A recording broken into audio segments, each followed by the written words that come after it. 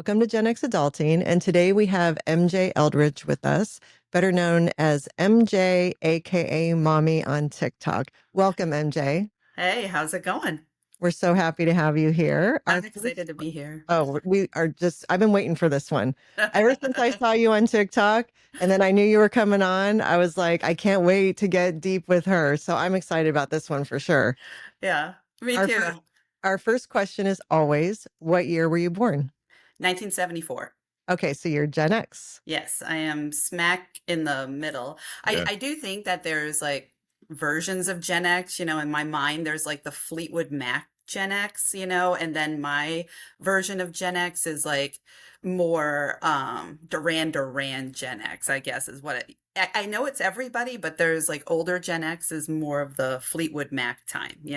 I never thought about that, but you're so right. Yeah, totally. Because Makes we're sense. we're we're 1971. So we Duran Duran, like all of that, Madonna, Culture Club, that is more Mhm. that time for us, even though Fleetwood Mac was there, but that was more going on when we were like 2, 3, 4, 5, I guess, right? Right, right. So it was like more of it wasn't my parents' music, but it was Yeah. on my parents' radio, Yes. like it was their station.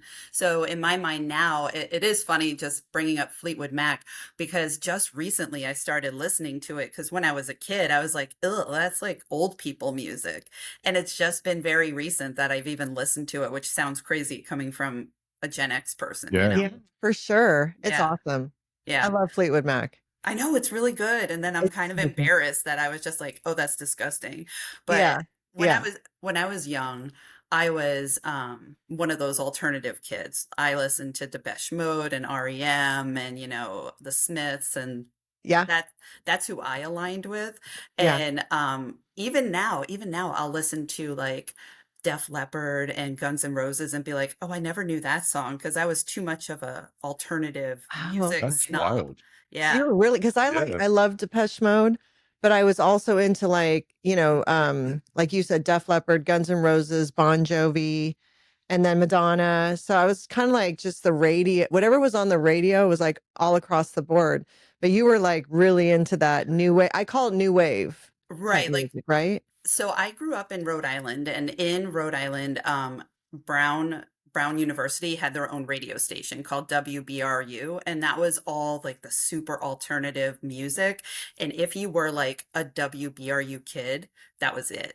Like Okay. That's you cool. you were a You're straight up cool. snob. Yeah, I That's know. it. I thought Yeah. it was so cool with my Doc Martens and Oh my yeah. black turtleneck, Yeah. Yeah. Yeah, it was That's our hilarious. goth, I think, right? Or as close as we would have, because goth Yeah. really wasn't a thing. That was more like the millennials, I think, was really right. We Yeah, had it was punk. like proto goth, I guess it would Yeah, be, like my God. I did try to dye my hair black. And I remember I went to the CVS and I got like a box of hair dye, but I have so much hair that only like all I could afford was one box. And I Oh, that's didn't know awesome. I would need more than one. And so I had like half dyed black hair. That's hilarious. Yeah. That was the look, though. Yeah, that was probably cool. It We're wasn't like, cool the way I thought did. it was for sure. Okay, so where were you born?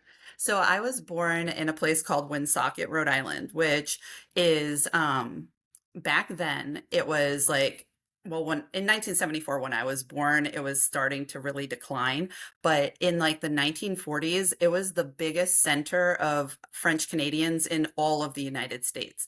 Like most everybody spoke French. My entire family is from Montreal. Like it was all the Canadian immigrants had come down from Montreal to work in the fabric mills.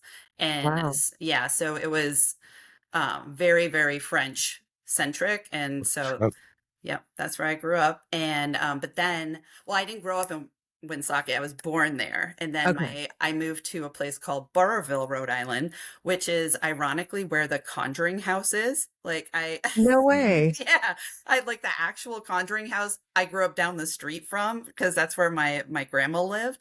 And so, which is bizarre if you think about it because like no man's land.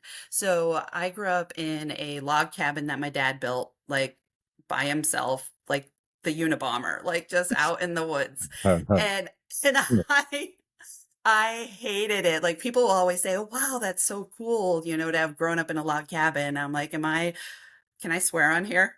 Or Oh, yeah. Totally. Oh, absolutely. okay. Like I Yeah. was always like, am I fucking Abe Lincoln? Like this Yeah, yeah. sucks. That's Like hilarious.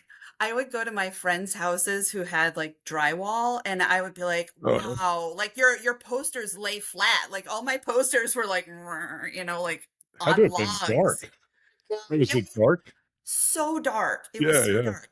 And then it was also for years, it was actually cold because people don't realize like logs take a while to settle. Yeah. So like Mm, you could see outside, like no. in between That's between the awesome. logs. Wait, don't they normally fill in between, like when they do it now, right? Because they do it like because people want it because it looks cute or whatever. Don't Yeah. they fill those logs No, traditionally? they do like now with better materials, but back Right. then my dad had like the sticky tar paper type of tape, and like Okay. even the logs aren't perfect, right? So even Yeah, with yeah, yeah. that, there's gaps, and so I was always freezing, and in my house was like kind of half built for a long time, and so yeah, Were it was. you were you off the grid?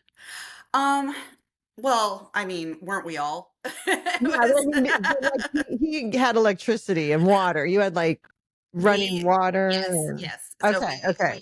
we did have running water, but we for a long time we didn't have doors because my dad didn't build the doors on the inside of the house. So we just had like curtains for the bathroom door and Okay. our bedroom Oh my doors. God. And then for a long time we had coal heat. Like, and so my Wow. brother and I would have to shovel coal, and then we had to stack like there was no reason for this.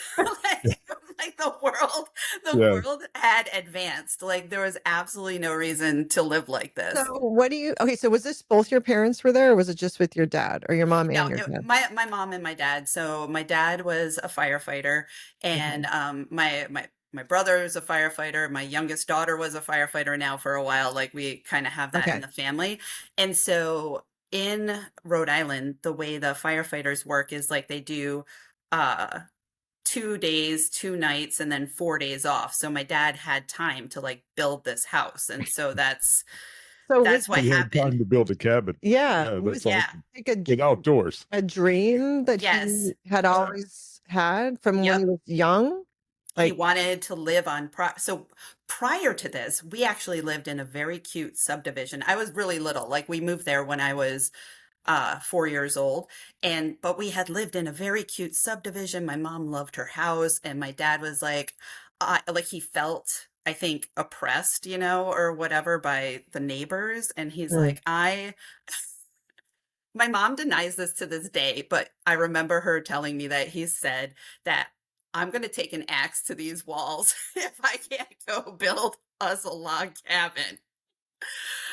And so, gosh. That's yeah, awesome, though. It is yeah. cool. So wait, how did they meet? My mom and dad met in high school Okay. in Woonsocket, and my mom tells a story that she would look for my dad in the halls to just think about how much she hated him. Uh, She's like, I hated his face. He always looked so smug all the time, because and he was tall and he was handsome. Like he had dark hair and blue eyes and was tall and handsome and smart. And my mom just hated his guts. I love this. I love this. hilarious. Okay, so they didn't date in high school because she hated him, right? Right. And then it was pretty scandalous, honestly. Like it was like a year or two after high school that he was dating one of her friends, and they went to a party together, and he pulled my mom aside and he's like, yeah, I really like you. I don't really like her. And Oh so, my gosh. and then they got married 6 months later. And Wow. yeah, in all Wow. reality, my parents just like to bone. Like that is it. They just wanted to bang. Like I swear to God, that's the only thing they had in common, because they ended up getting divorced when I was like 14 years old, and like most of my life they were always like at odds, Yeah. because my mom is very she's a sweetheart, and she just wanted like a little family life and all this stuff, and then my dad is like, I'm gonna chop this house down and build a log cabin. And then he was a partier also. So there Right. there was that. But yeah, I think at the beginning, and if my mom, if you do listen to this, I think you and dad just like to bang. That drama, that tension, all of that. And then Mhm. they instead of kind of just like writing it out, they're like, let's get married after 6 months. 6 months. Wow. Yeah. And then did they get like an apartment together after they got married, or a house, or what did they Uh, do? they lived, my so we're French, like I said. So I like my uncles are called mononc. So like my Okay. mononc Andy and his wife owned an apartment building, and they lived like in the upstairs from Okay. them. And Okay. then they bought a house. And I want to say that their mortgage was like $96 a month. It's amazing. Yeah. Yeah. And this would have been what, like, well, how long were they married before you were born? I think 3 years, maybe. So like So 1970, 1971. yeah, yeah. That's crazy. Isn't that Yeah, houses crazy? were cheap back then. Oh, absolutely. Yeah. So Yeah. are you older or your brother? I'm older, and then my brother is 48. 40. He's about to be Okay. 48 So you're next both Gen week. X. Okay. So the Yes. spacing is like 2.5 years. 2.5 years. Okay. Mhm, mhm. So they get married. They have you in the apartment, or they have, Yes. okay, they have you in the apartment. Mhm. And then do they have your brother there too, or do they move into their home in the No, suburbs? the house in the suburbs, and that's Okay. where my brother was born. And they're having Yeah. their nice little family in the suburbs, Uh-huh. and your dad is feeling the walls close in and is like, I gotta get Apparently. out of here. You gotta let Apparently. me out. I gotta go make us live in this piece of shit. And what's your mom That's like? my dream. They wanted to go in the woods, probably. Yeah. Your mom like, what's where Oh, did she was so upset. She was endlessly upset because like then she's living in this house that is like never finished, because Yeah. we had to move in. And in the meantime, we sold the house in the suburbs and we moved to Woonsocket, which had already like kind of turned pretty ghetto. And where we were living was, that's probably not okay to say, but like it was not nice anymore, Mhm. and so we lived there for a year in this small apartment while my dad built the house. And then we had to move in, and it wasn't, I don't know if it's still done, to be honest. Like we sold the house when I was 17. No. Like my dad passed away in 2012, but we sold the house when I was 17. And so Okay. yeah. So you guys go live in this apartment. Wait, were you in school during this time, or were you too No, little? I was Okay. just still So you little. guys didn't have to change schools or anything. So you go No. live, so your mom's leaving neighbors and this nice little life. Was she a stay-at-home mom? Yeah, she was. But you Okay. know what?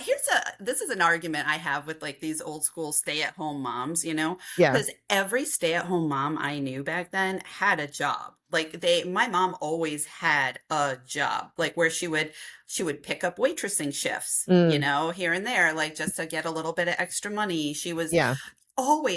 she's like, I can always go work breakfast and, make some money. And all the other stay-at-home moms I knew, like they were They were selling hustling. Mary Kay, like they had shit going on, They they had were like a side hustle. always, Yeah. always. Something. Yeah. And also back then, I think in general, I make sure and say that because we always get somebody, it's like, not my mom, but in general, a lot of moms were home. So there was also a village of support. Yes. So if Yes. you needed someone to help maybe with your kids for an hour or two, or there just was that more community feeling, and women had more Mhm. support, I think, from each other, Right. and so I think sometimes for boomer parents, they don't totally understand the grind that Gen X moms, millennial moms are going through, because that community isn't as available for us and for the millennial moms as it was for them, because we're Right. having to do all the things without that support. So I just Right. think parenting in general was harder for us, and is harder. Plus, you can't afford anything now. So it's Yeah. just like if you go to compare it, you just can't. But I don't think they Right. see that, No, not at all. And then also like the rules have changed. Yeah. Like it's not just that there aren't other people around to watch your kids. It's that we decided, I think, and I wrote an article about this a few years ago about like how we invented helicopter parenting. That's Absolutely. on us.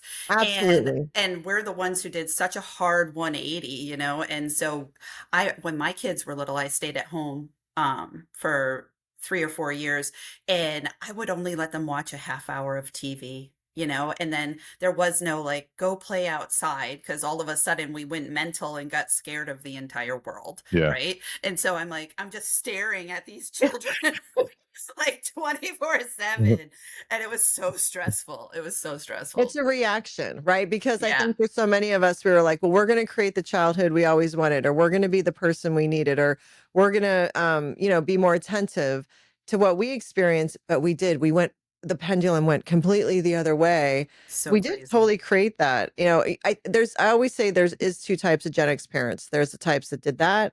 And then there's the types that like, it was good enough for me. It's good enough for my kids. And then you're starting to see the children of those two types of parenting and then observing the relationships those kids have with their parents.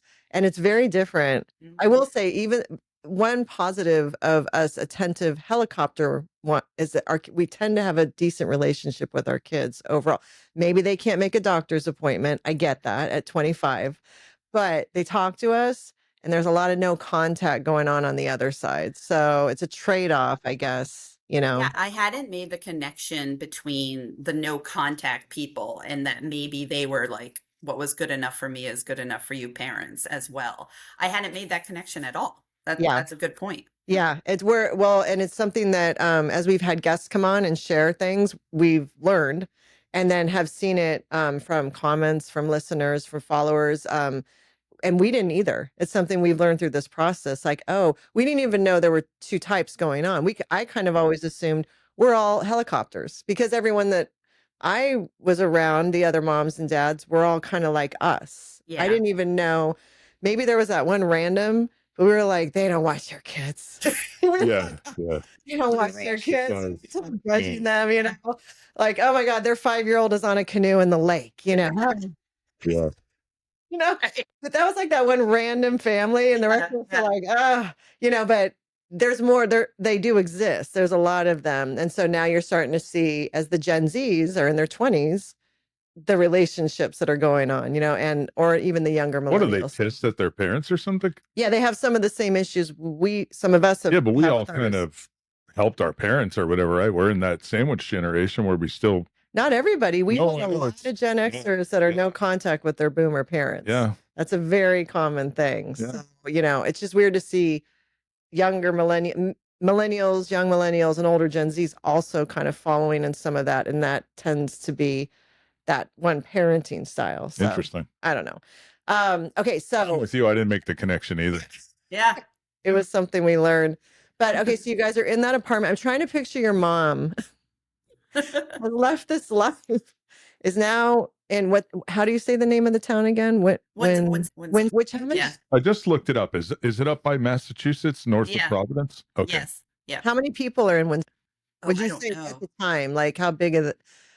It looks kind honestly- of out there. It's Yeah. pretty rural, right?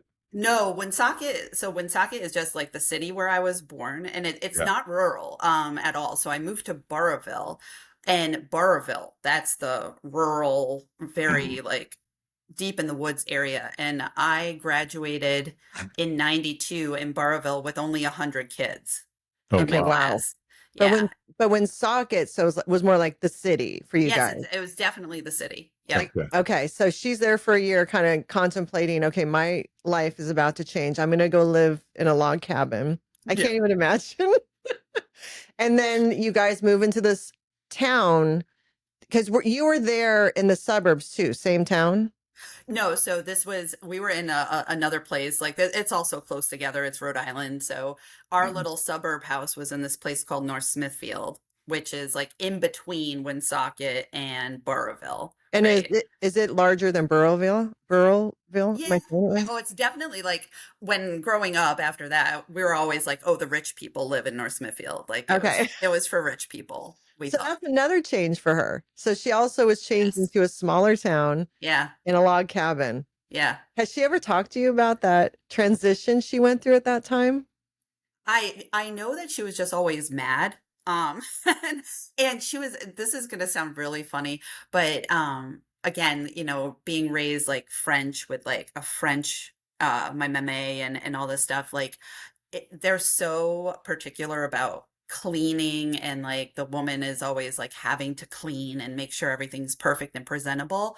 And she was always trying to clean the logs. Like she was trying to wash the logs, and they were not like the pretty finished logs, like in some aspen cedar chalet, they were like rough hewn logs, and it was just dark. So wait, She's trying to clean them. That's hilarious. it's like, is it almost like if he went and he cut down a tree and then just built a house with those trees without doing anything to it? Because I taking out the branches. So there. There's twins. I'm literally picturing a squirrel might have come out of the wall. No, so they sell these houses in kits. Right? Okay. And you can get different versions of them. Mhm. And this was like, it must have been the cheapest version because the logs themselves were just like treated so they wouldn't rot, but they weren't like Right. shellacked and shiny and pretty. So Okay. So, yeah. and that's really all you kind of knew, right? Because what were you? You said 4? Yeah, I was 4 years old when we moved in there, but I did remember my old neighborhood. I have a very weird good memory from like 2 years old. Like I do remember being in that house when I Mm. was really little, and also our summertime babysitter was in that neighborhood, so we would go back, and like I could Oh, see our old house and be like, this could have been my life. I could have had pavement, like because we lived on a dirt road, right? And so like we couldn't even ride a big wheel I'm because like dying. Yeah. you can't ride a big wheel dirt road. You just peel out all the time. Like There's a part of me that's jealous. I know. I would love. all men are Yeah. always jealous. Like you secretly you Yeah. want to like George Washington it up. I know. Oh, Brian would be happy living on a hill in a log cabin with me and dogs and no one else. 100%. I And still never see go. anyone else ever. I know. Yeah, I I know. still go We log go cabins. through towns like where there's no one that I think we're going to get murdered any moment. He's like, oh, I could live here for the rest of my life. I'm like, you're insane. Anyways, okay, so okay, so wait, 100%. when you said summer babysitter, like, would you guys go back to your old neighborhood and be with the summer babysitter for the day while your Yeah. Well, parents? that was when my mom, I was probably like 8 or 9 when my mom did go back to work. She didn't Okay. like stay at home forever. So it was when she worked and we had a summertime babysitter. And so you'd get to go revisit your old life. Oh yeah, I'd be like, look at this. You can like write with chalk on this tar. Exactly. Like I still remember the day that they repaved because it was in a cul-de-sac, right? So Yeah. you could just ride your bikes in the middle, and then they came and repaved, and that fresh tar smell. Yeah. I was Yeah. like, this is living. Nice and smooth.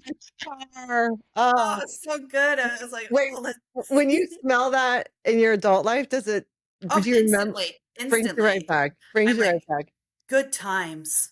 So did your dad must have stayed, did he remain a fireman there?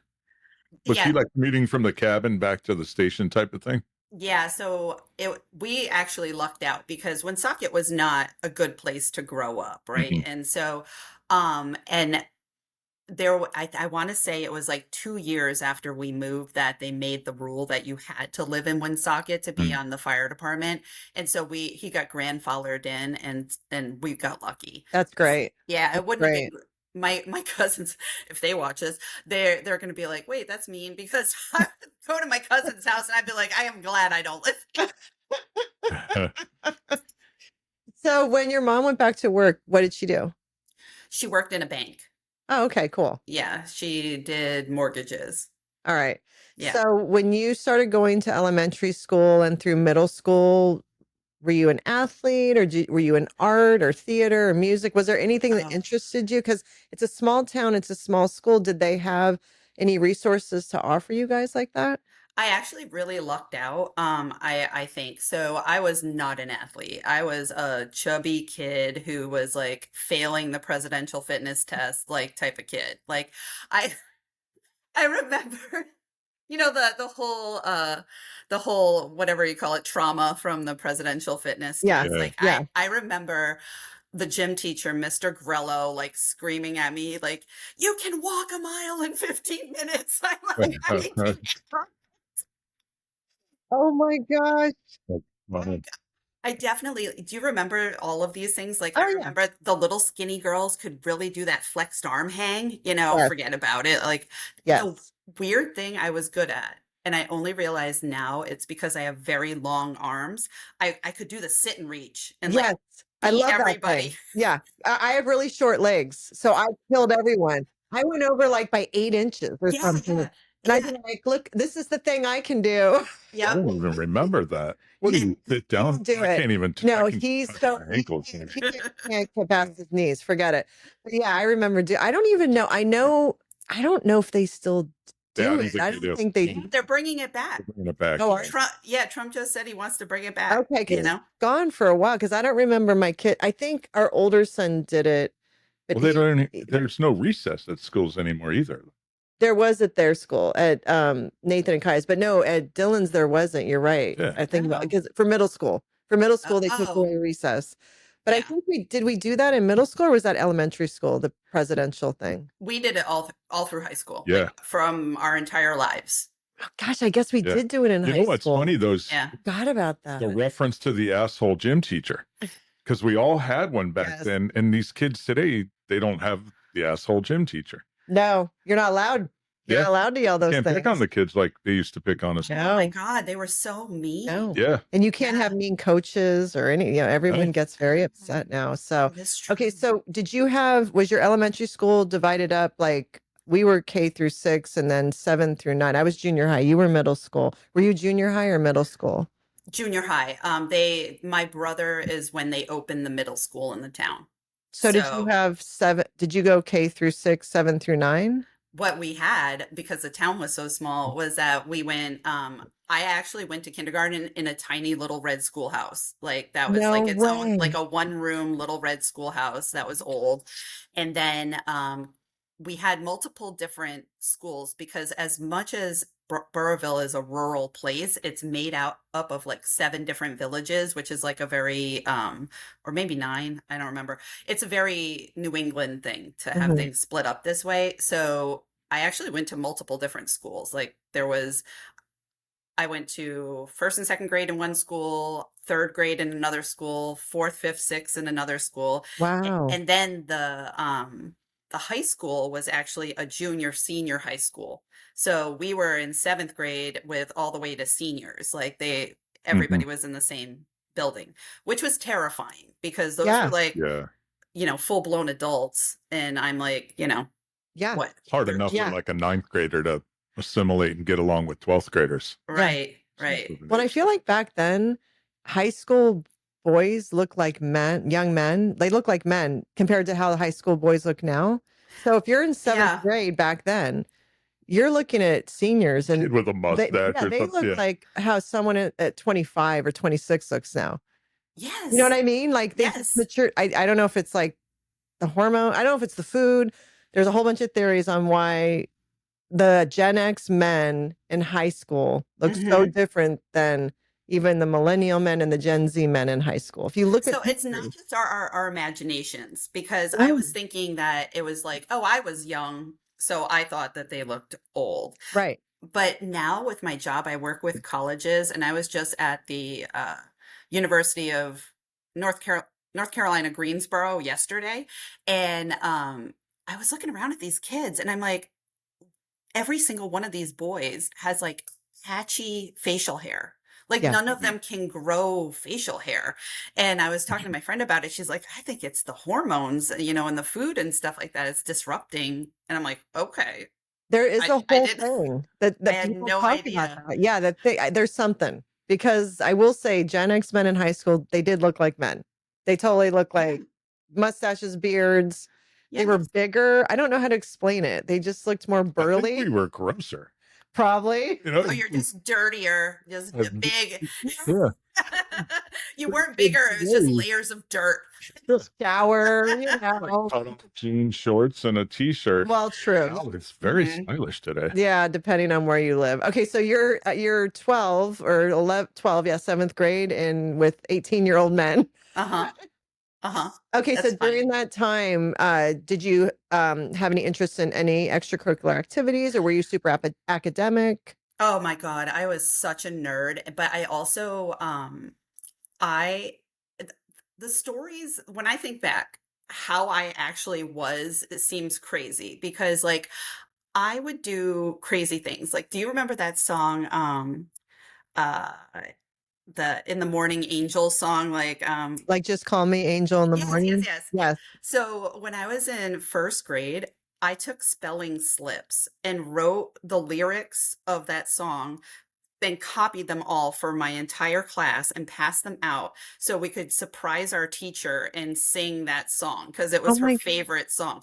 No, everyone hated me. Like I was such a nerd. And so then Horrible, though. yeah, as an adult, Awful. but at the time they're like, who is this? Because I went by Missy back then. I was Missy Eldridge, and Missy Eldridge had like short hair, and we need to talk about hair. Like, well, we could talk about that. But I had short hair. I was fat. I was tall because I was also very big for my age, like taller than everybody. Mhm. And I was a huge nerd, and I had a big mouth, and I like it's the recipe for like just endless bullying, but I was relentless. Like I was relentless. Like okay, in fourth grade, I wrote a play and made a deal with the principal that I directed the play, I starred in the play, I cast my friends in the play. It was a Christmas play, and I made a deal with the principal to cancel recess one day and have all the kids watch my play instead of going to recess. That is amazing. That's This is hilarious. insane. Like this is I insane might have been pissed. behavior. I'm sure there were kids that were pissed that they had to watch the play, right? Instead of going out. Recess You know? skip. That's a big Yeah. deal. I love this. I love this. That's amazing. Did your parents know this about you, that you were going to school and just sassing it up and Oh, yeah, arranging because things? I drove them nuts. Like I was always like when I was this all kicked off from Romper Room. So remember, you're 3 years old and you would sit Yep. there and watch Romper Room and Yep. wait to see if she said your name, right? Yep. Yep. And then I was like, those are kids on that show, Mom. Like they're kids like me. I'm a kid, they're a kid. How can I be on the TV? And so I could read when I was very little, and so I would find the newspaper. I would get the newspaper and I would look for auditions, and I would like circle them and beg my parents to take me to auditions. So I Amazing. didn't like they didn't do anything because they're boomer parents, and they're like, fuck you, kid, I'm not Yeah, yeah. driving you anywhere. That's hilarious. Like your dream? Right. Knock it off. With you. And this may be amazing talent. Yeah.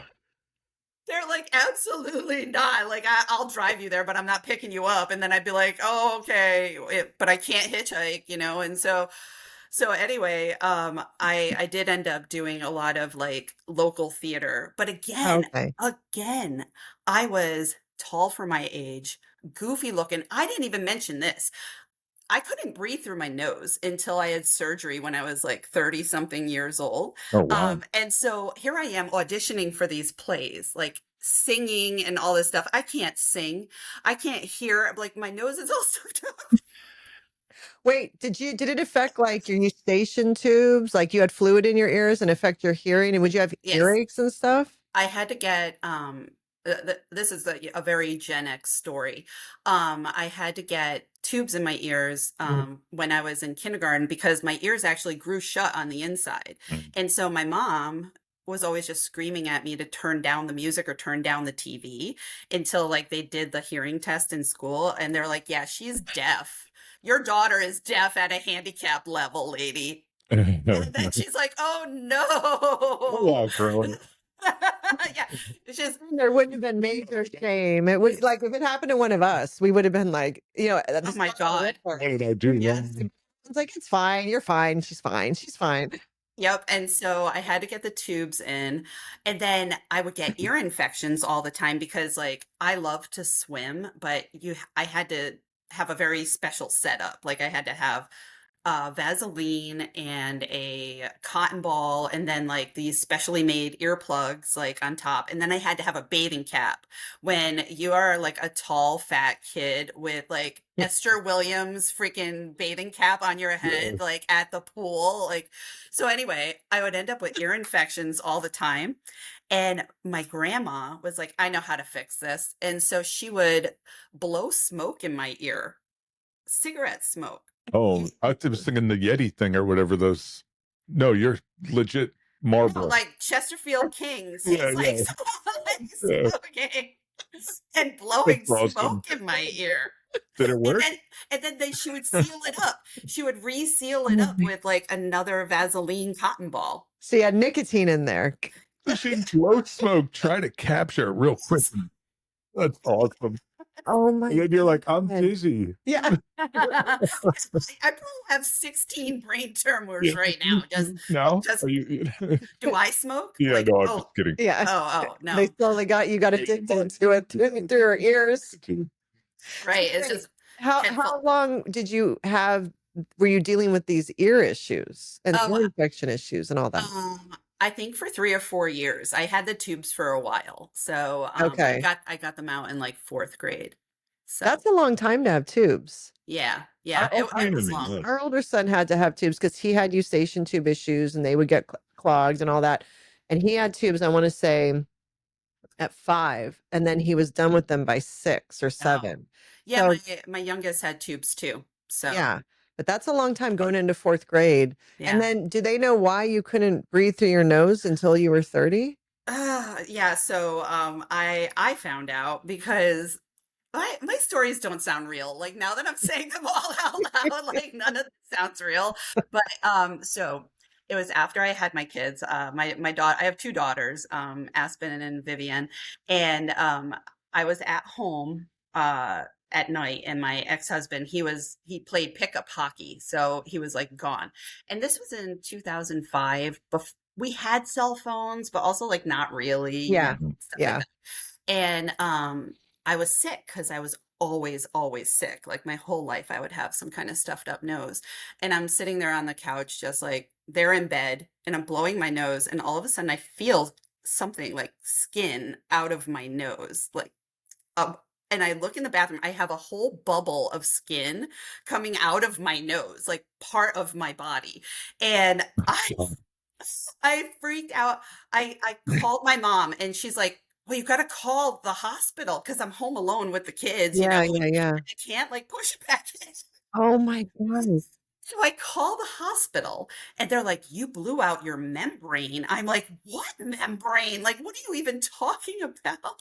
Oh And my so gosh. I had to have my neighbor come over, watch the kids, because I couldn't get a hold of my husband. He was at hockey, and I drove myself to the hospital. And it turned out all this time I had been growing like the biggest nasal polyp anyone had ever seen. Like the doctors all brought the other doctor friends in to like look at my, scans and all of this stuff. And so then I had, like the rotor surgery or whatever that they give you. And I've been amazing ever since. I was like, this is what breathing is like, because, Wow. when I was a kid and you would see like movies where people get kidnapped and Yeah. stuff like that, and they would put like duct tape over their mouth. I was like, how do they not die? I was like, movies are lies. Right.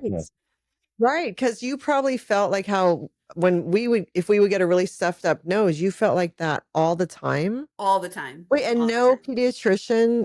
I mean, I shouldn't be surprised, but no pediatrician caught this through your whole childhood. No. What did they just keep saying? You just have a sinus infection? They thought I had allergies, and I did have allergies, but I lived inside a tree. Like, Yeah. Yes. so Yes. I was allergic to my entire house. Like, Do so, you think you had this problem before you moved into the house? I don't remember a time where I could like breathe. So Okay. I think I did have allergies, and all the resulting like endless nose blowing my entire life made the polyps like bigger. I think that's Jeez. what That's it wild. is.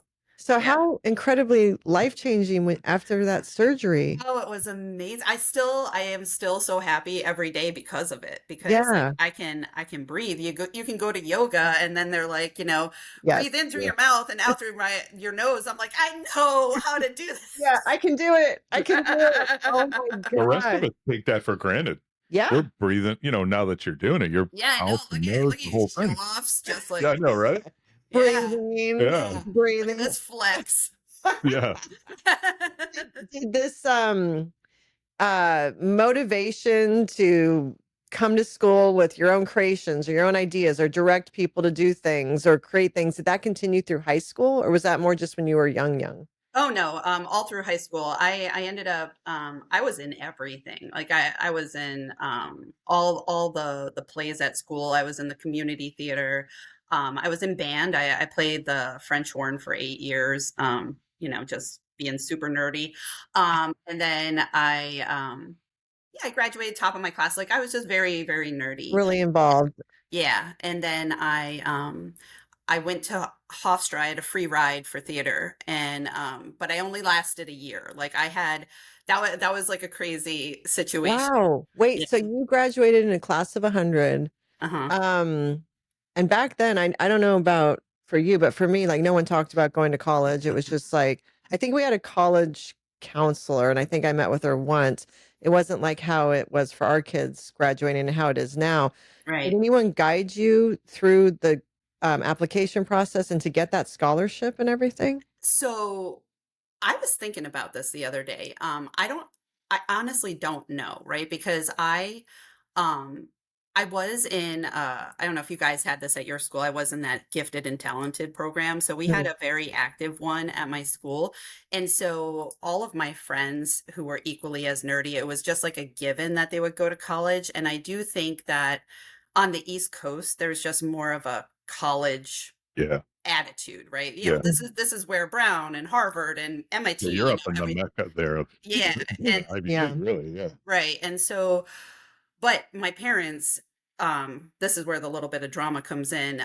They just want, like, they were the first in their family to graduate high school. Like when I say I'm from like immigrants who, didn't speak English and whatever, graduating high school was a big deal. And then I was the first in my family to go to college. And so there was a bit of a dust up. So even though so my mom took me, I don't know how I did it though. Like, to be honest, like looking Yeah. back, right? If we didn't But have, that's a big deal. A free ride yeah. So like, Hofstra. to Hofstra. yes. We've been to Hofstra. Yeah, we've been to Hofstra. Yeah. liked Hofstra. So that's so cool. So but this is the part I don't remember how I did. Like I think I wrote to the schools, somehow found out what I was interested in. Like without a computer, I don't know how this happens, right? And Yeah. so I auditioned at Boston University, at Ithaca in upstate New York, at Hofstra, and at Emerson. And I did go by myself to the Boston and the Emerson auditions. I took the train and did that. But my mom drove me to Hofstra and Ithaca to do those auditions. But then this is where it all falls apart. So I had gotten that free ride to Hofstra, but when it came time, and I'm very curious to know if other Gen X people went through this or if it was just my parents.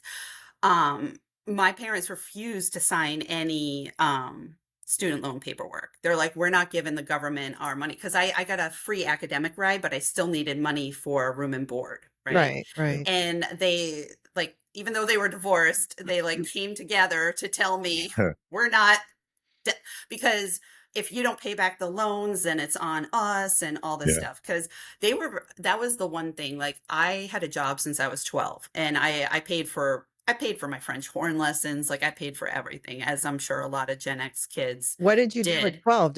Was it babysitting or I washed dishes in a diner. Oh, Okay. wow. So that's back when It's good they can underage hire labor. underage labor. Yeah. Yeah. So you worked from 12, and what kind, Uh-huh. other than like your French horn lessons, what other things were you responsible for paying for through your Oh, teenage years? My mom would give me money for school clothes. But I would buy like anything else. Like if I wanted, makeup or hairspray or anything, records, Toiletries. Yeah, stuff like that. So Stuff you like would that. have to cover all that through. And then like oftentimes school stuff too, like whether it was field trips or like, band stuff for band, like uniforms or like any of the clubs that I joined. Because I was varsity tennis for a while, so I paid for like all of that, Oh, the so you did fees. play sport. You were an I athlete. did when I got to high school. I did play tennis and volleyball. So Okay. So, but that's so foreign though to kids that we raised, right? Because we pay for everything. Like, yeah, never would I ever think to make my son cover any of that. Like, that's, right, we just, right. it's a different experience. I did make my kids pay for makeup, 2 girls. And so I'm like, I'm not buying your makeup, although Right. I will treat like I still to this day, they're 22 and 21, and and they live on their own and all this. And I'm just always like, here's $50. I just Yeah. Venmo them money, Yeah. that would have like made me shit myself when I was a kid. Yeah. And for sure, like extra, like with my daughter, once she started working, I think at 15 or 16, then if she went to Sephora, she would buy her own. But I mean, the Right. basics, we covered. Like, I Yeah. bought her hairspray. That's, you know what I mean? That type of stuff. Where it was Right. like that. Right. But I don't think there's very few kids in any Gen Xers, that Gen Z generation or younger millennial, I think, that would have had to take care of all that. I think that's such a foreign concept. I'm sure there are Yeah. some, but I think a lot of us did. I didn't work like that, but I was expected. I think I started babysitting at 11 or something, and that was my spending money for like candy or any Mm. the mall. But I don't know if you worked, because you were always in sports. Yeah, I always worked. I worked from a ridiculously young age. Wait, for your cousins. My cousins. Yeah. I also worked for this insurance guy when I was like 9 or 10. Should never have been doing it. Yeah. Digging holes and Yes. shit like that and filing. I don't, totally inappropriate today's standards. But no, I worked. But I also had my dad's, what was it? A Shell card. So we could go to the Shell station. Yeah. And, buy soda or whatever. Oh, Like, wow. That's like rich. Yeah. Rich. Gas Like a was gas super card. cheap too. Gas was like 98 cents. In Jersey. In He's Jersey back then, yeah. So it wasn't the worst thing. And that's where they pump it for you even. Yeah. I'm from Oregon, so gas has been expensive my whole life. Oh, no, Yeah. it was like 98 cents here too. And it was funny because it was like 98 cents. And then we had like the self-serve or the full serve, right? And I remember when I was 16 years old having the distinct thought, like, this is the one luxury you'll always be able to afford. And like you will get somebody to pump your own gas. And then they took it away. Yeah. It's not even an option. Yeah. In Jersey, they still pump gas for you. I know, I've heard about that mythical place. And Yeah, Oregon. It's weird. It's the only two states, Oregon and Really? Jersey. Yeah. We have a couple here, but like I don't really know. Like I know that there's one out by my mom's house, and No, but you're not allowed to get out and touch in New Jersey and Oregon. You're not allowed to get out and touch the gas pumps. You just have to sit there like a princess and wait. that's It's the a way it trip. should be. I know, but then I feel like I have to tip them whenever We're ready to tip the guy, and we're like, do we tip? We're not sure.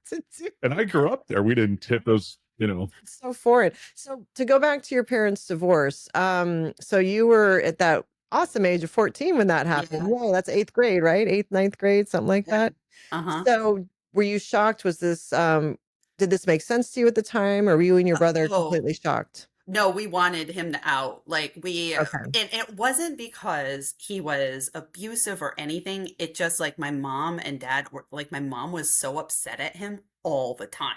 Yeah. Like our entire lives. And he was never around because he was either, working overnights at the fire station so after the house was built and stuff, and this is common for all firefighters around here who work that schedule, you have another gig. And so Yeah. we owned an oil company for a while, like one of those home heating oil companies. Mhm. And so he was always doing that. And when he wasn't doing those things, he was out at the bar. Like I think my dad never drank water. I think he was 90% Budweiser and like 10% coffee. There's water in Budweiser.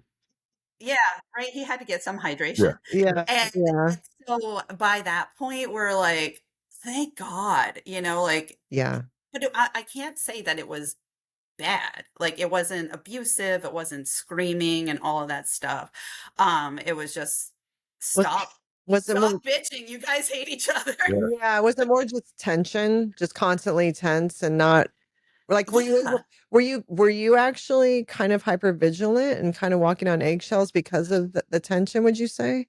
It was when my dad was around, it was weird because he was always like when I was little, we had a very good relationship. My dad and I like he would always talk to me about books and whatever, and I would help him like down in his workshop and stuff like that.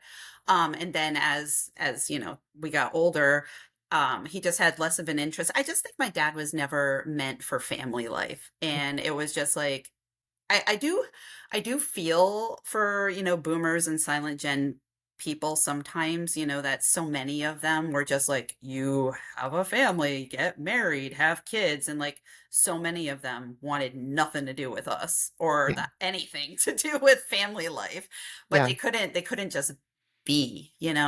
And No. so I always felt sad for my dad about that because my mom, conversely, all she wanted was, Mhm. she would have had 900 kids or, and so it was just a bad match, Well, and back really. then, and even for, I don't know, when we kind of changed before we got married, we had this conversation, but I don't know if it's normal for Gen Xers, but definitely boomers. There was no conversation about how do you see raising kids? How do you see our roles in our marriage? How do you Right, see sharing the domestic load at home?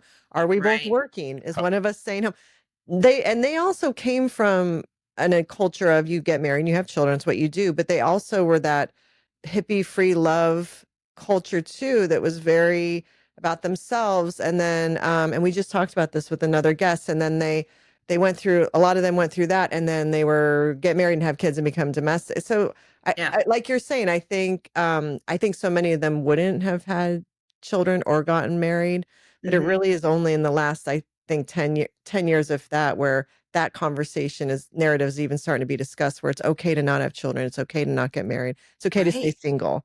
I mean, that's just right, really Yeah. new, where it's to talk about that in a normal way. Because even Gen X right. women, we kind of all thought that's what we're supposed to do too, Yeah, and I you think know? that oftentimes people don't really realize that about us, about Gen X. Like they look at us like, oh, you guys, were the different generation, whereas in reality we're really not. Like my when I was young, I never fantasized about having kids. I didn't play with baby dolls, that wasn't like my thing, but I also knew it was just going to happen. There wasn't like I was always going to get married, I was always Yeah. going to have kids, and I didn't ever think I wouldn't want that. Because nothing else was discussed really of other options. It was just kind of like, Right. this is how life goes, right? And Yeah. then, and I think now, especially with younger millennials and Gen Z, they really are changing that whole narrative. Hmm. And also I think if they do choose to get married, they're going to have such better communication before they even get married, especially the Right. women. And this Right. is what I expect. Like, But that's and we had that, but I drove that because I came from such a dysfunctional, crazy childhood. I didn't want to repeat it. I was determined to break the cycle. We got married at 23.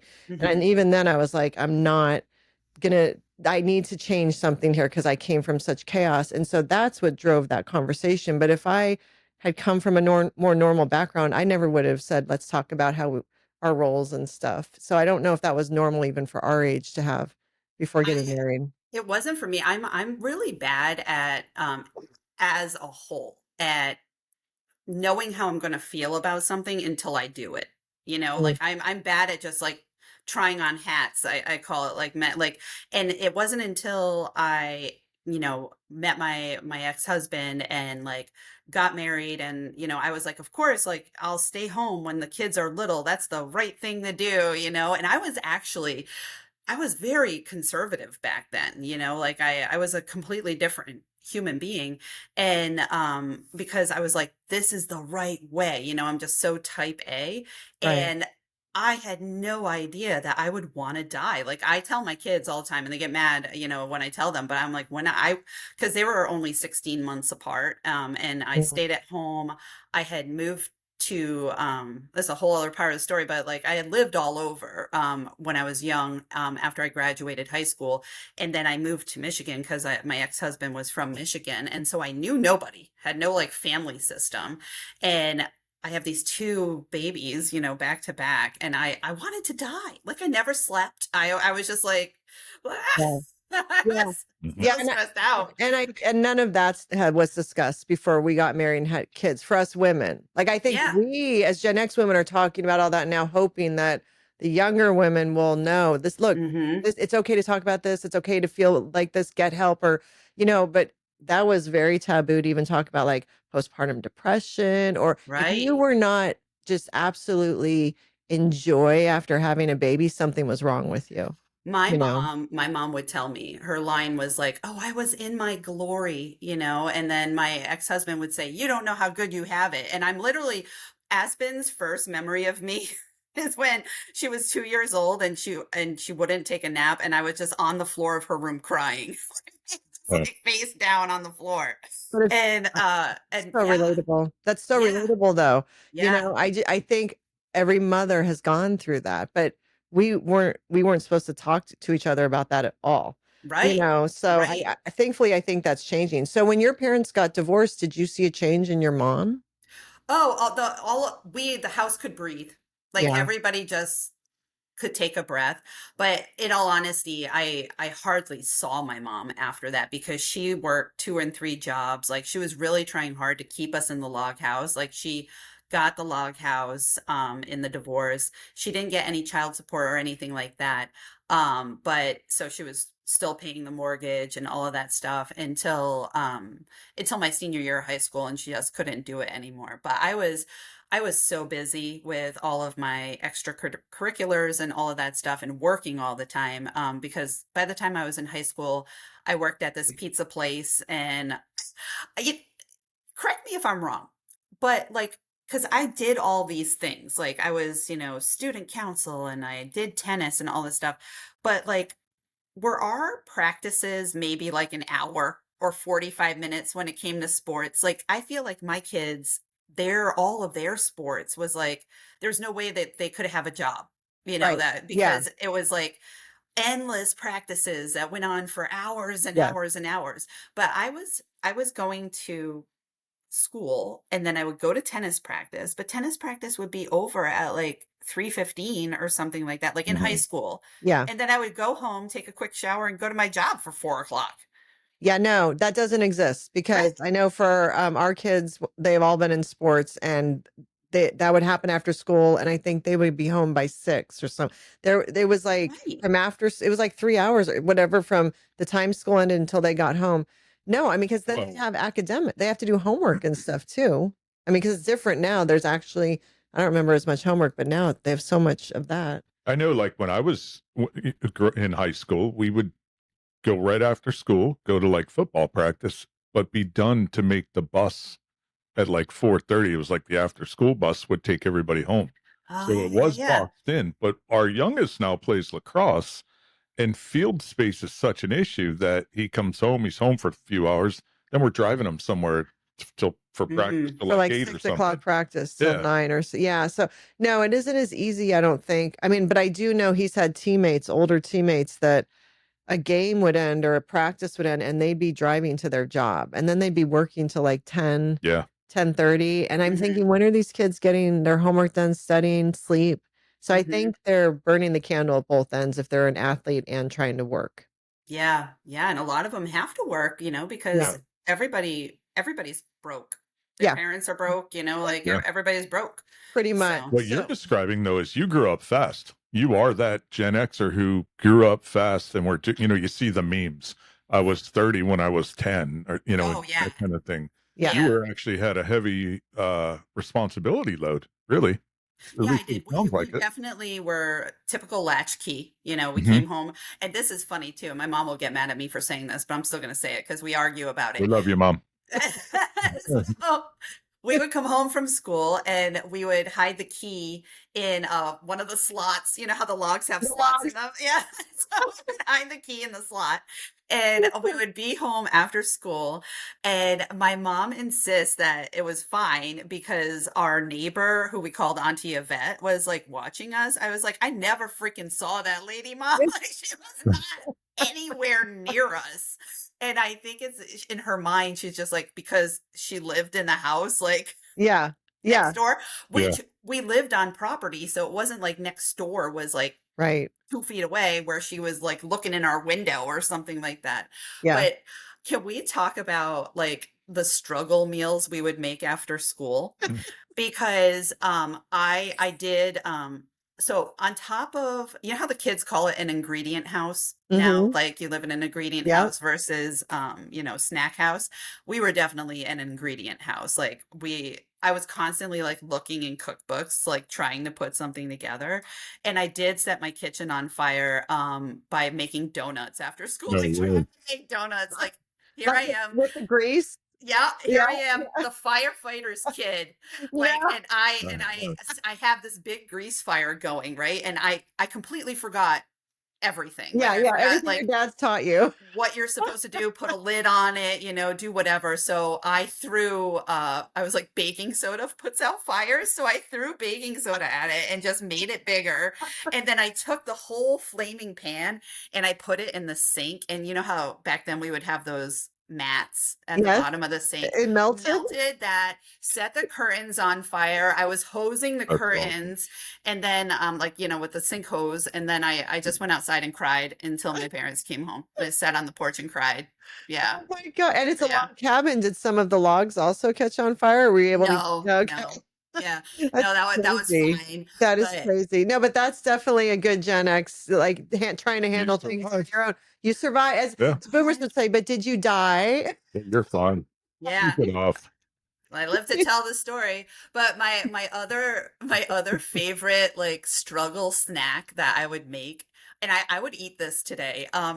I would take Ritz crackers Mm. and I would put a little dollop of ketchup, a little dollop of mustard, and a slice of pickle, and a little square of cheese, and I would bake them in the oven. Oh, would- interesting. That I would make, actually like- sounds good. Like little fake burgers, like with Yeah. no burger on it. That Like, actually hey- sounds good in a weird way. It sounds Yeah. really good. Next time I'm drunk, Yeah. next time I'm drunk, I don't drink a lot anymore, but next time I'm That drunk, pickle is where it's at, I think. I'm gonna send Yeah. you a picture. I'm gonna send you a picture. That actually, you know, it would be good if you actually did make a little like meat patties, like Yeah, maybe I could make and them stick for it like a in there. party. Like Yeah. little party appetizers. It sounds more like a stoner meal than a I drunk think meal. I think you need to make a TikTok on that. Yeah, That's funny. what I eat in a day. Yeah, as a latchkey kid. Like that would Yeah. actually would be really funny. Throw the fire in the background for a Yeah. bit. Yeah, all of us Gen Xers, we should start putting what we ate in a day as latchkeyers and put our weird things and make. I think that's something. I think But that's yeah, I something think that's a that- really good idea because I would Yeah.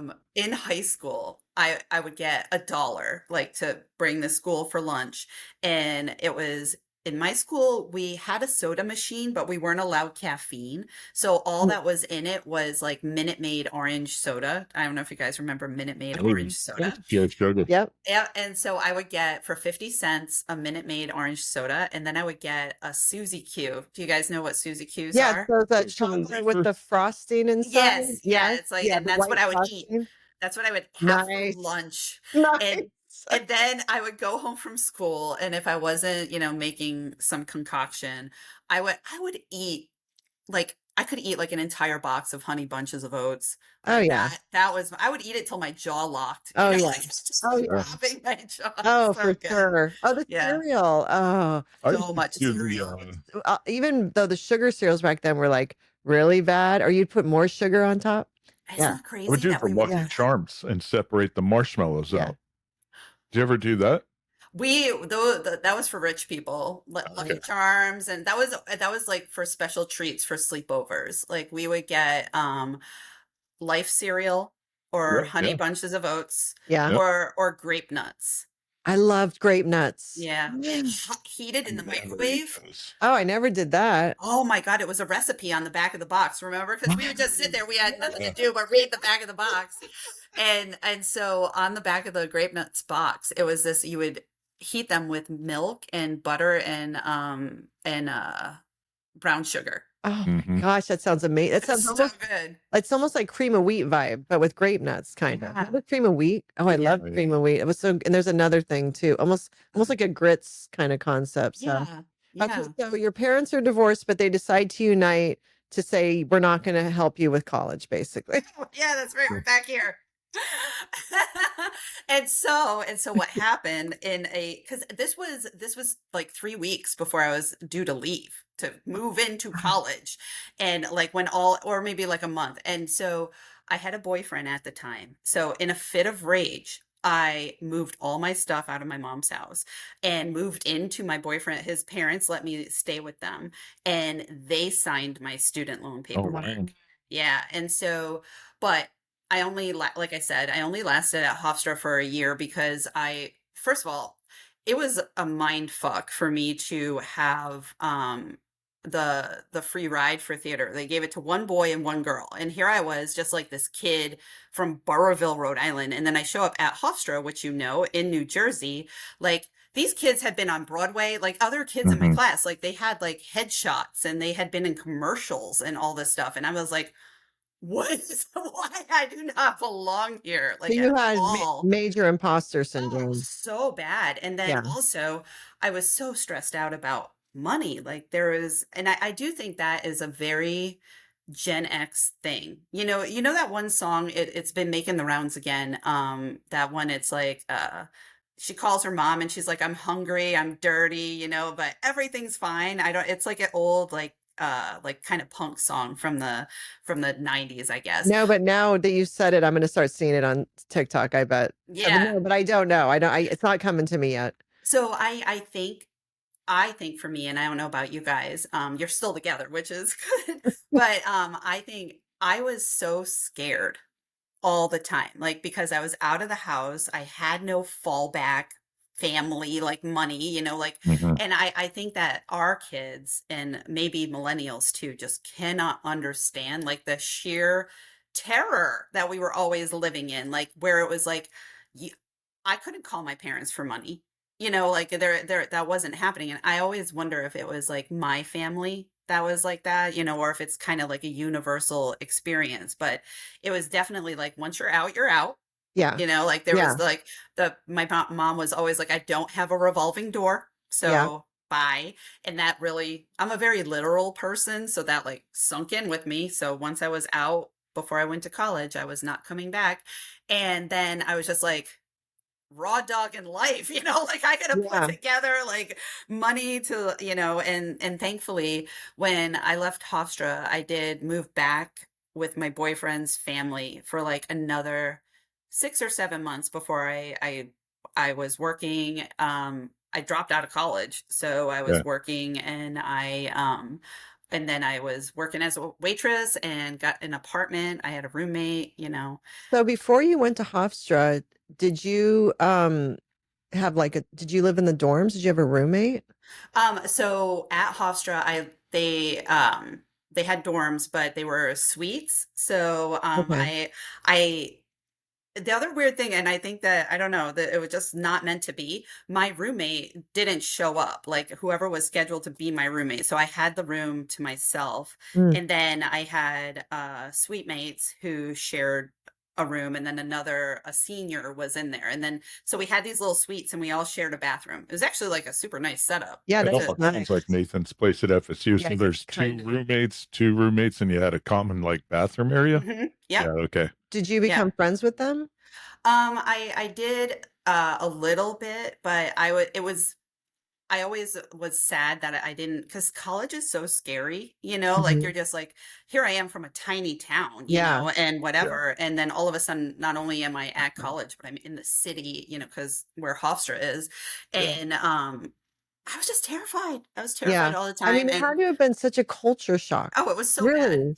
It's like, it's almost like going to another country in a way, just totally different culture. What's going on then? So much, because not only are you leaving and going to college for the first time, like as you said, is scary for just any normal kid, but from where you're coming from, and you weren't just from a small town, you're from a small town and you live in the woods in a log cabin. You know what I mean? It's just, there's levels to it that you take that young woman and then you stick her in Hofstra, and you're so great, you get a scholarship, and and everything's wonderful, go enjoy your beautiful college life, and you're kind of like, I have no skills on how to do this. No, and like I hadn't even met a Jewish person before I show up at Hofstra, and Hofstra's like half Jewish people. And Right. so like they have all these holidays and all this stuff. I'm like, what's even happening? Yes. Like no idea. Because Yeah. I grew up like extremely Catholic too. Yeah. So there was that. And oh my God, I was just scared. Yeah, Like, you were just treading water, it sounds like. And Yep. I mean, were you able to at least, was it a positive outlet for your passion for theater? Did you have positive experiences when it came to your major? um no. I think because it was always just like my imagination, like it was just my imagination of what I thought being on a stage is like, being, in a movie or whatever. Like I just lived in my mind, out in the woods. And I didn't like a lot of the classes in the end, where it was all these like things that I thought were very dorky, like these dorky, like you do a lot of dorky things when it comes to acting classes. Mhm. And I was just like uncomfortable all the time. I'm like, why are we like groaning, and crawling Right. around on the floor and Right. mirroring people? Like I literally, I was like, this is What embarrassing. Whatever we're doing is embarrassing. That's was there a hilarious. lot of like improv and stuff like that? So no, I have done improv now though. So after I got divorced in my 30s, I joined an improv troupe, and I Okay, cool. loved that. That was probably my favorite thing I've ever done ever. But they And didn't have that at all your freshman no, year I in was high only school? there for a year, So so I maybe think they like would, yeah, yeah, maybe That's a that's lot how I of intro. survived. yeah, Probably a lot of intro classes and yeah, stuff. yeah. Yeah, The Probably dorky take. stuff. Yeah. yeah, real dorky. How did your parents react when you said, "I'm not going to continue on for another year"? Were they okay with it, Oh, or we weren't really talking because okay? of Oh, the so you kind of went no contact after that for a while. a little bit. Like so I did go no contact. My mom did end up being the one to drop me off at school, but our relationship was extremely strained, and I hardly had talked to my dad anyway, so it wasn't like any kind of purposeful no contact. It was just, Yeah, not talking. yeah, and yeah. and then it did end up though, again, this kind of goes back to us not knowing stuff. Like I was screwed for a very long time. I did not graduate college until I was 28 years old, because you can't get student loans without your parents. Like Yeah. even until Yeah, you're like, I think even now until you're like 26 years old. yeah. And so I would have had to become like legally emancipated, like all this stuff. So I had to like pay as I went until I could, get my own loans at 26. So you leave Hofstra, you move back in with your boyfriend's parents, you get a job waitressing, hmm and then how long until you started taking classes again, just over that time? I went to Rhode Island College for a couple of semesters, and then by then I had broken up with that boyfriend, and I had a new boyfriend, and he had a master's, and he wanted to move out west. He had friends who lived in New Mexico, so we left Rhode Island and moved to New Mexico when And I how old were was you then? 20. Okay, so that's an adventure. Yeah. Yeah, so I did not last in New Mexico. So we on our way there, because we drove cross country, and so That's we cool.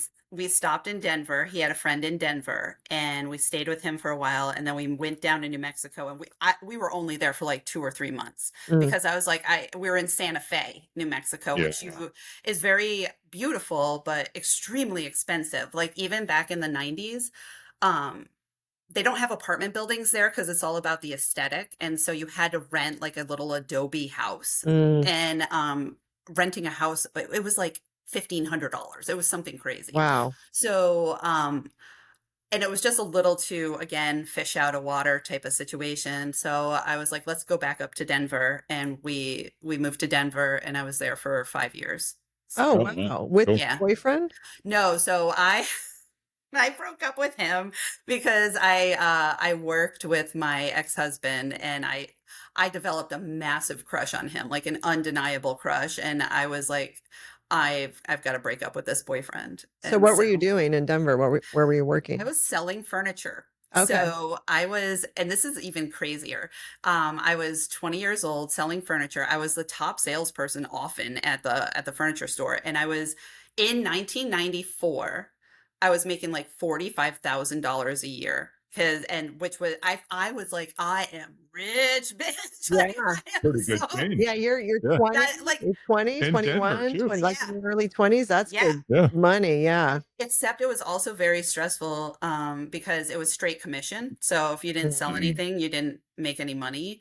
And so prior to getting on the podcast with you guys, I was just thinking about like being Gen X in general. And like, I don't think I've ever just breathed my entire life. You know, even now at 51, I still feel like, especially with what's going on in the economy and all this stuff, I'm like, I will breathe when I'm dead. Like there Yeah. hasn't been a second where Yeah. I'm like, okay, looks like we're doing okay, folks. You know, like Yeah. no, No, no, Gen Xers have been grinding their entire childhood, yep, teenage years, 20s, 30s, 40s, yeah, especially Gen X women have grinded through perimenopause in their 40s and didn't even know they were in perimenopause. So they were having all these symptoms and being treated for all these symptoms that really rooted to perimenopause. If somebody would have figured that out, that would have been nice. mm-hmm. And then now we're in our 50s and looking around and realizing I have not stopped to even look around and Right. how insane that is. And now I'm halfway because I always say I hope to live to be 100. I'm viewing it halfway, but I'm halfway, and I feel like this is the first time where I've actually taken a breath and looked around. And I think a lot of Gen Xers, not just women, I think a lot of Gen Xers feel that way because we've just Yeah. been, because that's how we were raised. You just grind through Well, it. You just go through it. You just go through it. Do you mean that like literally, or can you unplug and kind of decompress on a weekend, or if you take time off or anything like that, or you literally still just kind of going and going and going? I just mean about breathing in general. You know, like I was saying, like being 18 and out of the house and like having to survive on my own. I Yeah. do think that's why I married my husband like really young, you know, and because I was just like, please, like I need somebody by my Yeah. side, you know, Yeah. and Yeah. I don't want to do this by myself. And then you know, we were together 11 years and then we got divorced, and then I'm a single mom, you know, and then you know, and my career being what it is very volatile. And yeah, so even like I hear what you're saying, like, do I relax on the weekend? Like, sure. But I just mean like in general, Yeah. it's just No, I like, got you. yeah, Yeah, you know, no, like at all yeah, times. yeah, it's Yeah. so true, and I think it's very common for all of us to, and I think it's also one of the reasons so many of us have drank. Like, you know, I had a good period of my life where I was a functioning alcoholic, meaning I would have at least 2 glasses of wine a night easily without even thinking about it. Hmm. Friday and Saturday we would party. I think a lot of us dealt with that to come down from the, you know, the tension. I guess Yeah. I've just learned that I'm a functioning Yeah. alcoholic. Yeah. Yeah, I definitely am having a couple of glasses of wine, like because I always joke, I'm like, I do not need to stay this aware. Like, what am I, fucking Jason Bourne? You know, like I do not need to be this aware at all times. Like Turn it off. Okay, but then you know what also has helped us? It's just been just the cherry on top. The gift is social media because and 24/7 news network, because at least growing up we didn't have that. But then they handed that to Gen X, and now we're really plugged in, and now we're really worried about everything because it's like now we're super aware of it. So I think that just like for us, we have to make an effort to unplug, or else we'll go crazy. We'll literally be, you know, our mind will just be, you know, without. So, but I think that has not helped us at all with that tendency. No, you know, definitely not. And knowing too much.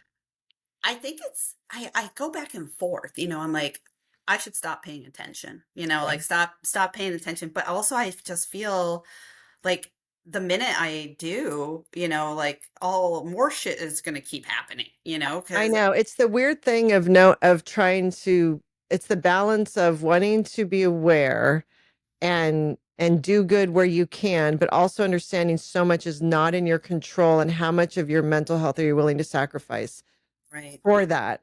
And it's that constant balance and struggle. And I think, and I don't know if that's Gen X or if that's just I'm not sure, but I feel like Gen X, because Gen X, as much as we're like, we don't care, we drink from the garden hose, but we do. Well, it happened in our lifetime. We're very empathetic, and we will mind our business, but if you need our help, we're the first ones to step up. We're not nosy, but we'll be there for you. So we do care, but we also we kind of also can stand back and just kind of let things happen, because it's a weird thing really with our personalities, I think. I don't know. That we've gone through so much. Like, I always think it's very funny when the millennials are like, we went through the recession and 9/11. I'm like, we are alive. Like, we were here too. Yeah. But add to that, I don't know, AIDS, add in, you know, like thinking that Russia was going to blow us up our entire lives. Like, add in acid rain. Do you remember acid rain? Everybody forgot about that. And the hole in the ozone layer. Like,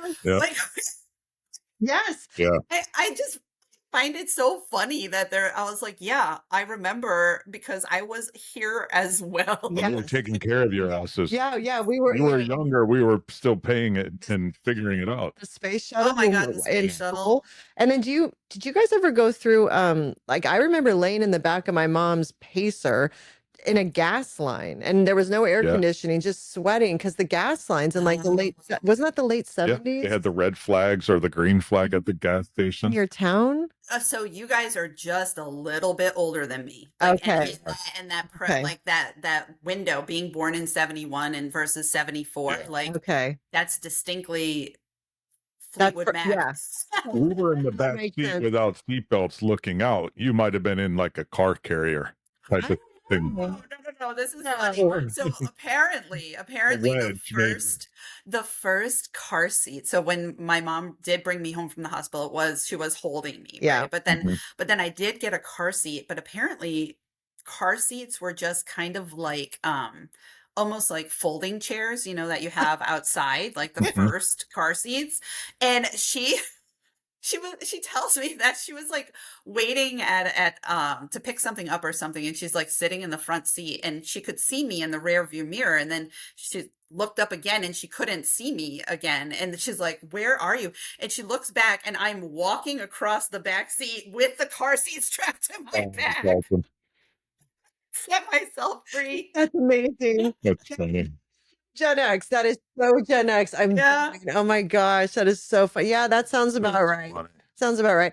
Okay, so you meet so he was selling furniture too then, right? Yes. Okay. So how long from the time you guys started dating till when you got married? I met him when I was 20, but I was still dating the other guy, and so I broke up with him. I want to say maybe we got married when I was 25. So yeah, so you knew each other for quite a while before getting married. A couple of years. Wasn't like my parents, you know. Yeah, like 6 months. Now, was he from Denver? No, he was from Michigan. Oh, that's right. You said that. Okay, he just happened to be living in Denver at that time.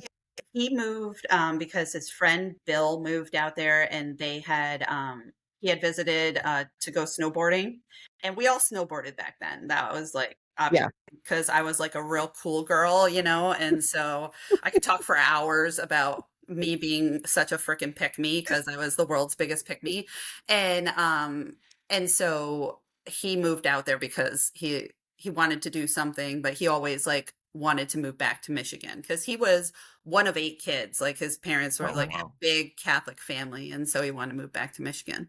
Okay. We're in Michigan. He grew up in Troy, Michigan, which is like just outside of Detroit. We ended up living in a tiny town called Milford, Michigan, because it's funny, because if you think about my trajectory, like growing up on the East Coast, right? Beautiful New England. Yep. Then I moved to New Mexico for a little bit. Beautiful. Moved to Colorado. Gorgeous. Yeah. And then we go to Michigan, and we drive to go to Michigan, and we end up at his parents' house at night. And then the next day, driving around Troy, I just sobbed. I was like, this is the ugliest fucking place I've ever seen in my life. It's not. I was so upset. Yeah. It was nothing but strip malls, and it was all flat, and I had never seen anything like it. And so at the time, he had moved with the furniture company. The furniture company actually forced me to quit. They were like, you guys can't be dating. And we never had a rule against dating. He didn't even work in the same store as me. He worked in a different location. And but they forced me to quit. So he moved with the furniture store that had made a location in Flint, and I worked in Ann Arbor, and it just so happened that we literally looked at an actual map and picked a town that was right in between the two, and that's where I ended up raising my kids. And How'd you like What- Ann Arbor? So I love Ann Arbor. My oldest went to the University of Michigan, so Yeah, cool. I love it there. Why did they make you quit, not him? I took one for the team because by then, because I'm the girl, I don't know, and also Yeah. by then he was like an assistant manager or Okay, something yeah, so at he the was, like, a other little bit higher up. location. He was a little bit higher up, yeah, Okay, so did you guys get married in Denver or Michigan? in Michigan. And did you get engaged in Denver though? Like when you moved, you knew you were going to get married? So it was a controversial topic at the time because I did not want to move unless we were engaged. And he didn't want to get engaged until I moved there and decided I liked it because he didn't want me to like hightail it out of there. And so I ended up being like, okay, I'll do that. And so we got engaged in Michigan. And then, and you lived in Milford. Did you keep, and then you said once you had your first daughter, you started to stay home? So I had a semi-traumatic miscarriage, like around 15, 16 weeks. Like I had already seen the heartbeat, all that. It was kind of traumatic. And and I had a very stressful job at the time. And when I got pregnant again, I quit like relatively early into the pregnancy because I was like, I don't want to, have Yeah. a stressful job. And so I started staying home before Aspen was even born. Were you And still selling furniture in Ann Arbor? Is that what you were doing? no, I was working for a place called Mobile Dentist, which I know does not sound stressful at all, but we It was really stressful. we would go to all the schools like throughout the state, and we would take care of all the kids who like had Medicare or Medicaid and couldn't, like, their parents, very like kids who needed assistance. And we would do like all the teeth cleanings and all of that at the schools. But Michigan's a big place, so oftentimes like my call time would be like 3:45 in the morning to like go drive to Paw Paw, Michigan or something crazy and see kids all day and then do it again the next day. That is a stressful job, so I understand why you quit. Yeah. It was just crazy. Stressful. Yeah. It was like a crazy and stressful office too. Like the culture was terrible. So, Yeah. How long between your miscarriage and your daughter being born? So I want to say a year, maybe. Okay. Yeah, it was kind of crazy because I got pregnant the weekend of 9/11. Because we were supposed to go to Greece for our anniversary, and 9/11 happened. We were supposed to go to Greece on 9/12, and 9/11 happened. Oh, wow. And I felt so guilty because I cried a lot about not being able to go to Greece. And that's very selfish of me. But so instead we took like a little road trip to Chicago. And do you remember that people back then were like standing on the side of the highway with candles and like flags and all that? And so we drove through a lot of random people doing that. And then I ended up getting pregnant that weekend and had the miscarriage like at the end of November, beginning of December. And but then I want to say I was pregnant for Aspen in the spring by that year. And then your second daughter was 16 months after. So you were pregnant. Yeah. Aspen was 6 months old when I got pregnant for Viv. Yeah. So, and you'd had this traumatic miscarriage, and then you're pregnant again, and then pregnant again, and living somewhere with no family. And I had bad postpartum too. Like I remember that was the first time I ever went to therapy because I remember after Viv, I got really scared of the knives in the house. Like I was like, I don't want to touch the knives because the babies were so small that I could hurt them. Like I was just like, I was scared of my own hands. Like I remember feeling that way because we had a big brick fireplace. And I remember this was with Aspen, actually, coming home with Aspen. And I was like, I could just huck this baby. Like it was Mhm. too much, you know, it was Mhm. just like Mhm. overwhelming. And I had to go outside and like take walks around the house because I was like Do, my hands are scary. is that how you would describe postpartum to people? Is that you're just filled with intrusive thoughts? I guess I hadn't thought about it like that, but yeah, that right? Because that makes Yeah. sense. Because that is just an intrusive. Like I'm obviously not going to throw the Right. baby, Right. and that's what the therapist had told me at the time. He said the difference. Like you're not evil or anything like that. The difference is that like some people, like the evil people, are the ones who do it. Like you Right. just like are thinking it. You're just having those intrusive thoughts. And I don't know if your therapist told you this, or if I don't know if you know this. Is it related to the hormone fluctuations? I has to be because I remember having that after I had the miscarriage, right? Because like Right. this is what also like drives me crazy about like and this is a tangent I guess, but like people who are like um anti-abortion and all of that stuff to like the when they always have this like talk track that like women are just like having abortions rather than like, you know, using birth control. It's like your body is instantly ruined. Like the Yeah. second you get pregnant, you are in a whole new chemical soup. Yep. And like I felt pregnant still after my miscarriage for months. Oh Like wow. for like for your body to clear that out, like it's an incredible thing. Like people don't talk about that portion enough, you know, where your a pregnancy is a whole new chemical experience that Yeah. doesn't just like flush out the minute, you know. Gosh, it's so funny that you say that. I had never thought about that because I did have an abortion at 22, and I was 6 weeks, so I got it early. But no one talked about any of that. But I know I can remember for months after that, I was so fucked up in the head, like more fucked up than my normal fucked upness.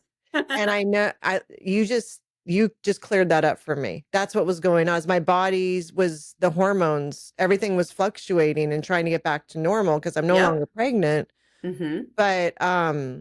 But my body doesn't know that. Like it's still trying to Right. figure that out. And I'm 22 and I'm still in college and I'm losing my mind. And Mm-hmm. that's what it was. Yeah.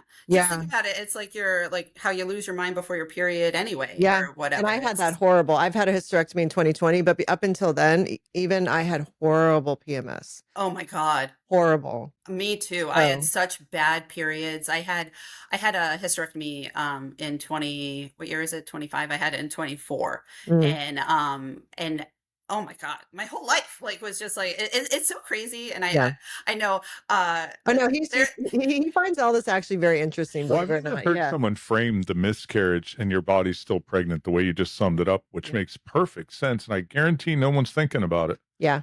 And I'm a no. guy, so it doesn't impact me nearly as much. But for you, as women, you know, and our But it daughters, does impact the men no, who are with it those does. women. But it's as a, You know, at a personal level.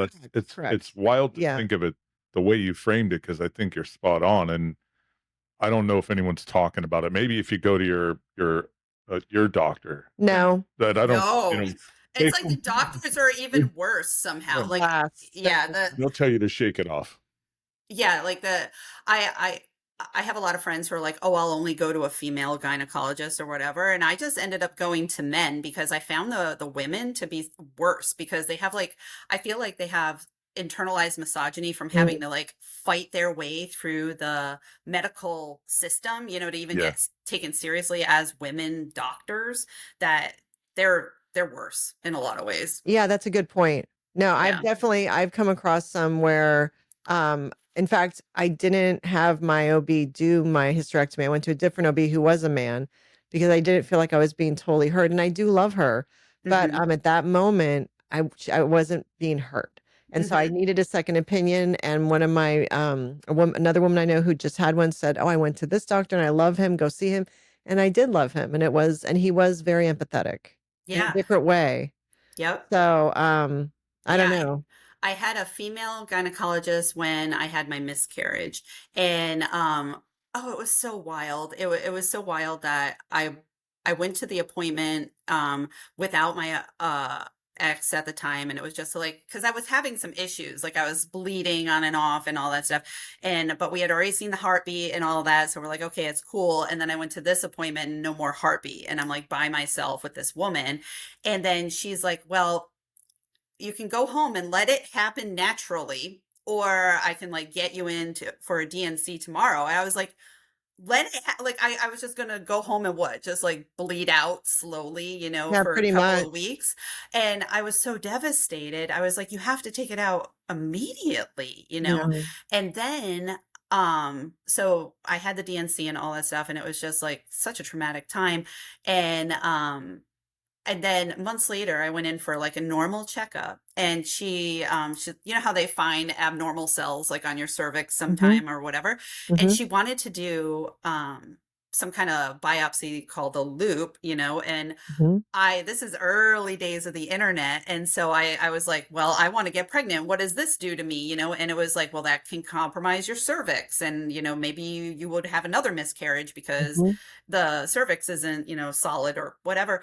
And I was like, that bitch knows I want to be pregnant. And how dare she want to just chop me up, Yeah. And so I found another gynecologist, a guy, and for a second opinion. He's like, yeah, you don't need that. And then this guy, he had his dad had been a gynecologist, and he had taught him to keep all of his tools heated. Like he had a heating pad inside the drawer, so all of his stuff was all heated, and he like showed me on the TV like what the cervix looks like and all this stuff. And it was just a great experience after My gosh. that. I mean, how low is the bar that when you said he kept his tools heated, I almost wanted to start crying. Right. It's like, what a gesture. But how It's do freezing what they put Yes. inside. Oh no, I get it. Yeah. I Freezing. made the instant connection. I was like, that's Yeah. pretty good. No, but I mean, what a gesture. And that's the bare minimum if you think about it. Come on. But these women doctors aren't doing this. Like, this I is what know. I don't understand. Like, I don't know Yeah. anybody. Today? Like No, today, no, it's no. not heated. No. Well, and think about it. There's so many things that we have to go through where they don't give us any pain med. Oh, And yeah. we should have it like if they do a biopsy or if they need to do because I did have that. I had to they did a biopsy and that is painful. Or if they have to just different I just had something because I have a little bit of prolapse going on, so I'm having to have them look at that. And when I was there for that appointment, she's like, "We're just going to check your bladder." And I'm thinking, well, and I just was there just to talk to her, and we're just going to put this thing up through inside and through your urethra or whatever, right? That's what it is. And or is that guys? No, we have a urethra, right? Yeah. We all do. Need to be like, women don't have that. It's worse if they have to do this, by the way. Oh, and she's like, "We're just going to put up your urethra," and they did. And I'm like, and now I'm older. I'm like, "Wait, are you doing anything for pain?" She goes, "Well, we can put some lidocaine." I'm like, "Yeah, whatever you have." Well, 20 years ago, I would have been like, I'm like, "Whatever you can do, Right. do it." But Right. even that, there was no real pain, and I had to. And I love it. It's always taking deep breaths, just relax, Just a little pinch. Yeah, Just a little pinch. Yeah. So many things that are just a little pinched, but I know that if men had to do it, they'd get pain medicine. It drives me crazy. It just, it makes me think it's good to be a guy. He always says, like, it's good to be a Good to be a in guy. those Because what you guys go through, what you women go through is crazy. No, it Well, pisses me off. Did you hear about, there's a whole podcast about it. This woman nurse who was stealing the fentanyl she was she was supposed to be giving it was at a fertility clinic. Yes. And she was supposed to be giving it to the patients, and instead they were just doing bags of saline. And so all these women are complaining about all this pain, and they're like, shut the fuck up, like, this doesn't hurt. And because nobody gets believed, and yeah, Insane. I didn't know that. forever. I saw a nurse stealing fentanyl. I didn't like read So she's into it. selling it on the side type of Or thing. using it. Using it. Something. Yeah. Yeah, no, she was selling it. Was she selling it? Yeah. Asshole. Yeah. No kidding. My God. Talk about internal misogyny. That's like internal Well, then you're misogyny getting level other people 1,000. addicted to it as well. Yeah, absolutely. It's a double hit. Absolutely. Right. So you're home, you've got your 2 babies. Yes. And you're going through the postpartum thing. When did you start to feel okay, I'm okay? Couple years. Okay. And mainly it was the lack of sleep. I never slept because I also believed we believe so many things, you know, like Gen X was just not that advanced the way everybody is today. And like I was of the attitude, well, my husband's working and I'm at home, so he should never get up at night. And he never did. And Hello, me too. I never Yes. slept. I fell asleep driving twice, like with the Wow. babies in the car. And it was my youngest, Vivian, she did not sleep because this is a whole other thing. You know how it was all back to sleep for us, you know, and Yeah. but when we were little, because we didn't want SIDS, right? We don't Yes. want our babies to die. But when we were young, it was just like, however you sleep on your stomach, you know, whatever. And Yeah. our parents were like, if they live, they live, Yeah. or whatever. So here's Viv, who was a thumb sucker in the womb, but then we're doing back to sleep, and so they're noodles, right? So she couldn't get Yeah. her thumb anymore because we're also like swaddling her because Yeah. that worked for her sister. Yeah. So she cried for the first 5 months of her life, like did not sleep. Did And you not take a binky? that was also me being type A, and I'm Okay. not giving these, I'm breastfeeding, I'm not Yeah. giving them passies, you know, like all of this stuff, because I'm like, I'm fucking Yeah. doing it, you know. Because that's what good women do, right? That's what, and you know, and it was all this competition too of like, Oh who's a my good mom God. and who's a better mom? Because Gen X women in general were raised to compete against each other with everything. Like, not the Gen Z girls are really supportive and Yes. girlhood and you go girl. We weren't like that. We were like, I'm competing with that woman for a man. Yeah. I'm competing with that woman for how good of a mom I am compared to Yeah. her. It was so different. I never So thought about it that way, but you're right. Like like my level of like pick meism, you know, because it was a competition. You're everything. right. You're right. Everything. And we should do it all, and we better do it all well. And whoever does Mhm. it the best is the winner of what? Yep. Exhaustion, burnout. Falling asleep while mental issue. driving. Kid's first memory is you crying, you know, way woo. But to the outside world, you looked great. Yeah. The illusion, the illusion. You're rocking the illusion. No, that's Oh, no. oh. He also worked, and I was home. Part of it, my chaotic childhood, I just went into that 1950s lifestyle because it was the exact opposite of anything close that I ever had. And I just needed it. I needed the stability. I needed to make the cookies and all that stuff. But I was young, 23. And so I did really, I was like, I shouldn't wake him up. And I think that's very common with Gen X women. We just were like, they're traditional, like they're doing, even if they were working, even if the woman was working, she still would take it all on because no one ever talked to us about, you don't have to do that. He should be doing half, especially if you're both Right. working, he should be doing half of what you're doing in the home. That has You know? changed, though. I work with two Yeah. guys who've had younger kids, and they'll tell me how they're sharing that load at night. They're millennials, though. They're millennials. Yeah. I will itself admit I didn't get up. No. Yeah. Yeah, he's I had to self-aware. get up and go to work type of thing. You did, Yeah. and I was That home. was the rationale. I'm not defending it now. I was exhausted and I was burnout and all the things I was going through. You know, I will say I did not have postpartum, so I can't speak to it. That was the one thing I didn't get, but I got all the other stuff. Yeah, me too. But yeah, but I do think it's awesome whenever I hear about millennials, that I think they've been huge in the cultural shift of all that. Well, even my brother, so he's Gen X, right? And Yeah. so I'm 51 and he's actually about to be 49. I lied. He is 48. And but my nieces are 10 and 6. So he had kids like way later, Yeah. you know. Yeah. And the way that they worked it was that when the baby would cry and need to be fed in the night, he would go get the baby, bring it, he would change the baby's diaper, bring, you know, the baby to his wife to be fed. And, you know, they were both working at the time. Yeah. But like that already big, huge shift, you know. Partnership. But yeah, but we were the first. I was just talking about this the other day. We were the first to be like, oh, we're pregnant. Like we did that to ourselves. Yeah. We gave away all of our credit. Like we're just like, we started that. Yes. I totally didn't think about that. Yep. That's so true. Yeah, Gen X did that. What to expect when you're expecting bullshit. Maybe. I don't know. I liked that book. That book helped me a lot. That book, yeah. They use the word we.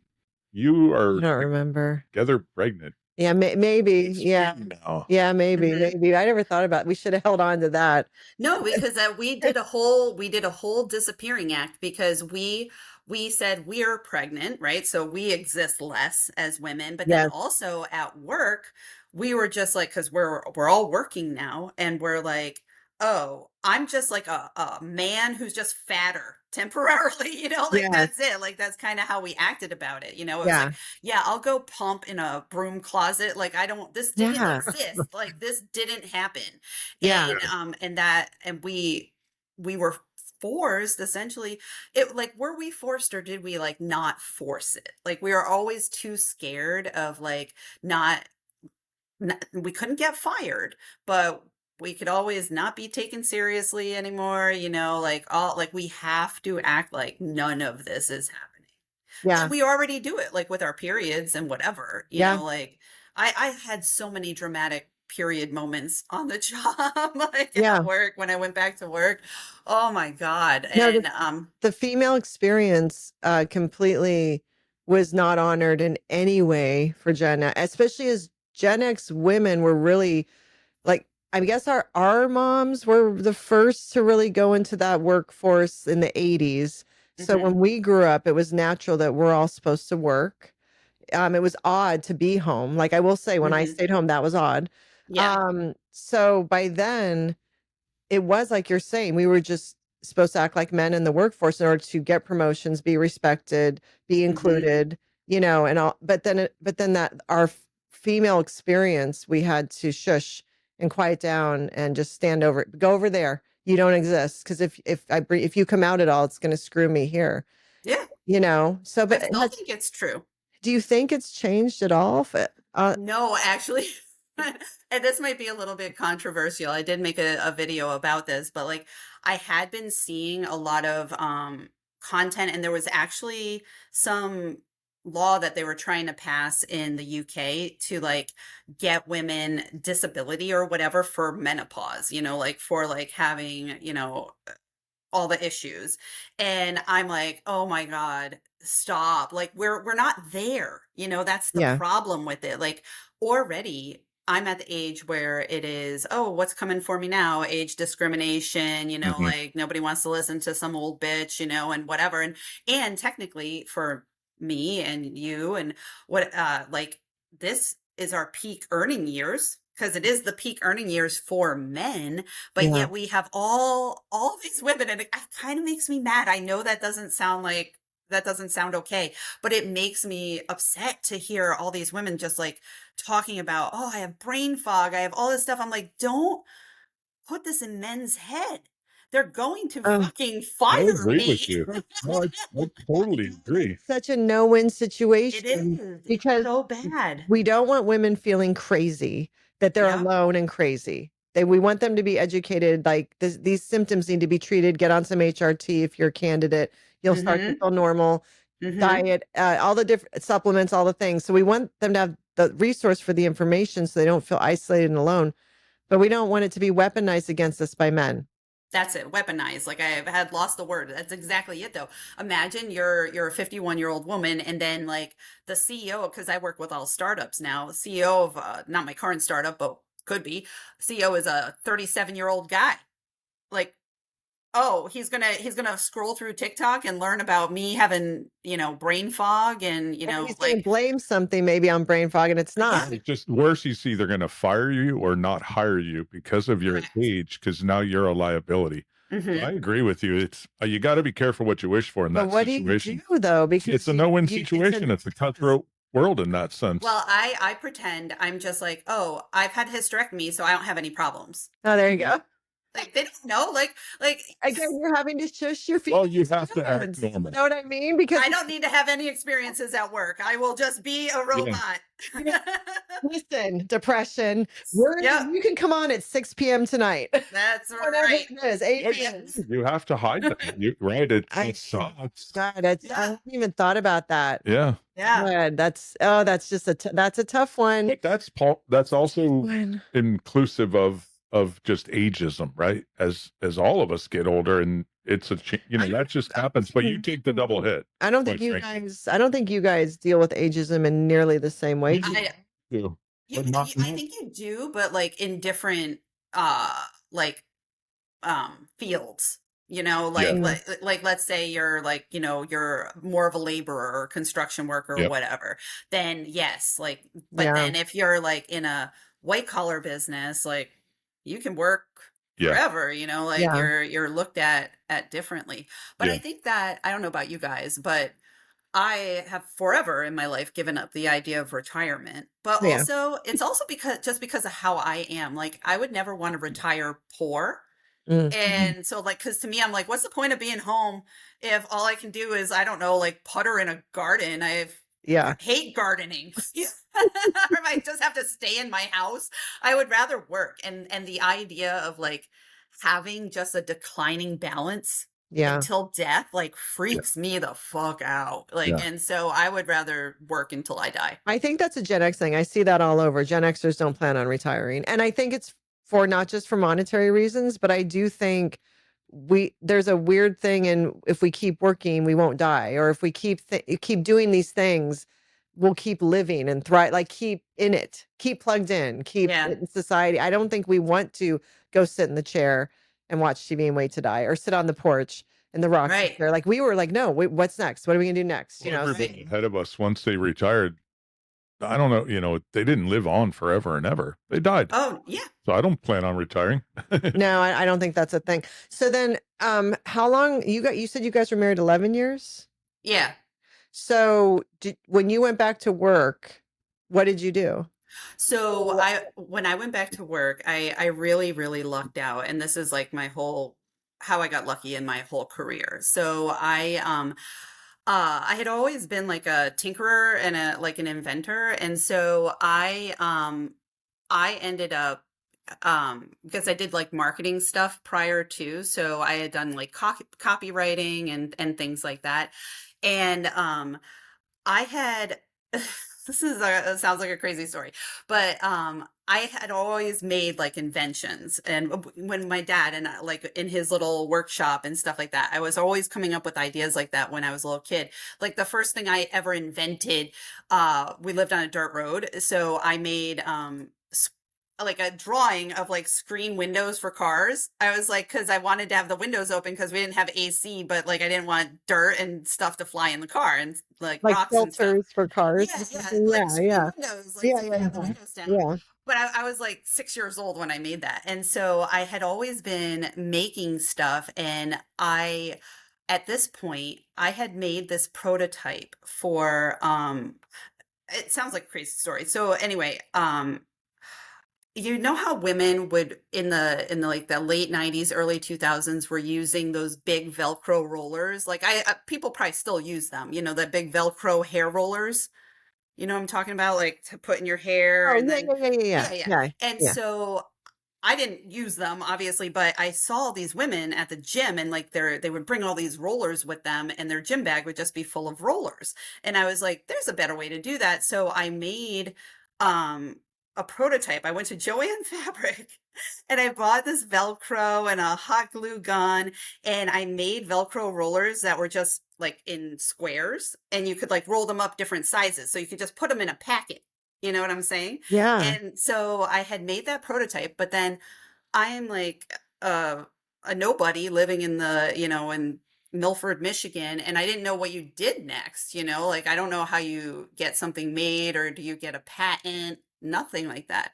So it just so happened that there was a company called Homedics, which maybe you guys have heard of or not. Yeah. So that company is in Michigan, and they had an opening for like a marketing position. And so when I went, I was like, I'm going to bring this prototype with me that I made.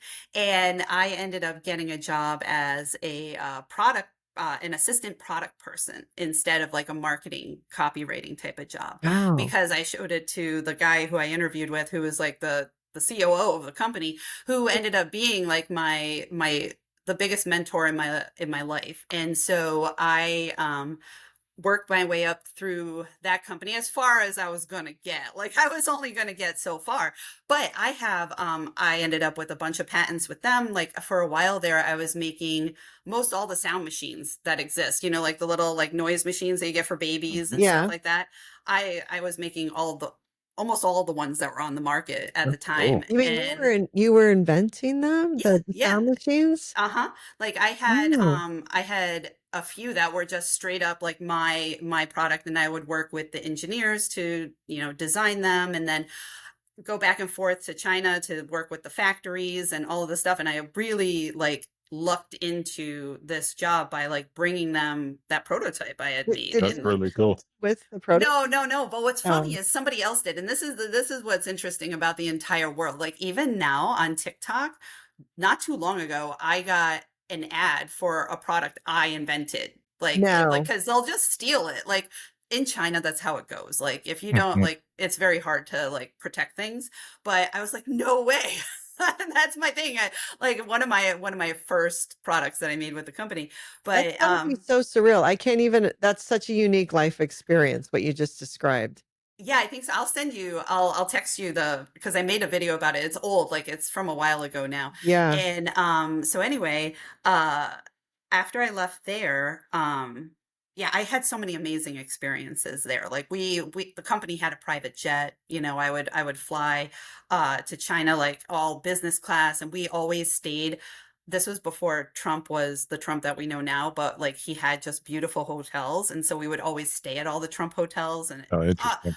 I had I had such a fancy life And this is in working your there. what? Early 30s? Mhm. Yep. And so Aspen and Viv were like 5 and 4, I think, maybe when I started working there. And so And then, you're traveling then. well, this is what happened. And Okay. so I didn't really start traveling until after my ex and I got divorced. And I tell everybody the only reason why I have my career is because we had 50-50 custody. If I had Mm. never gotten divorced, I would not have my career, because it was always like I had to come home, you know, Mhm. like Mhm. what you're saying, like even if you're working, you're still mom who is doing everything. Yes.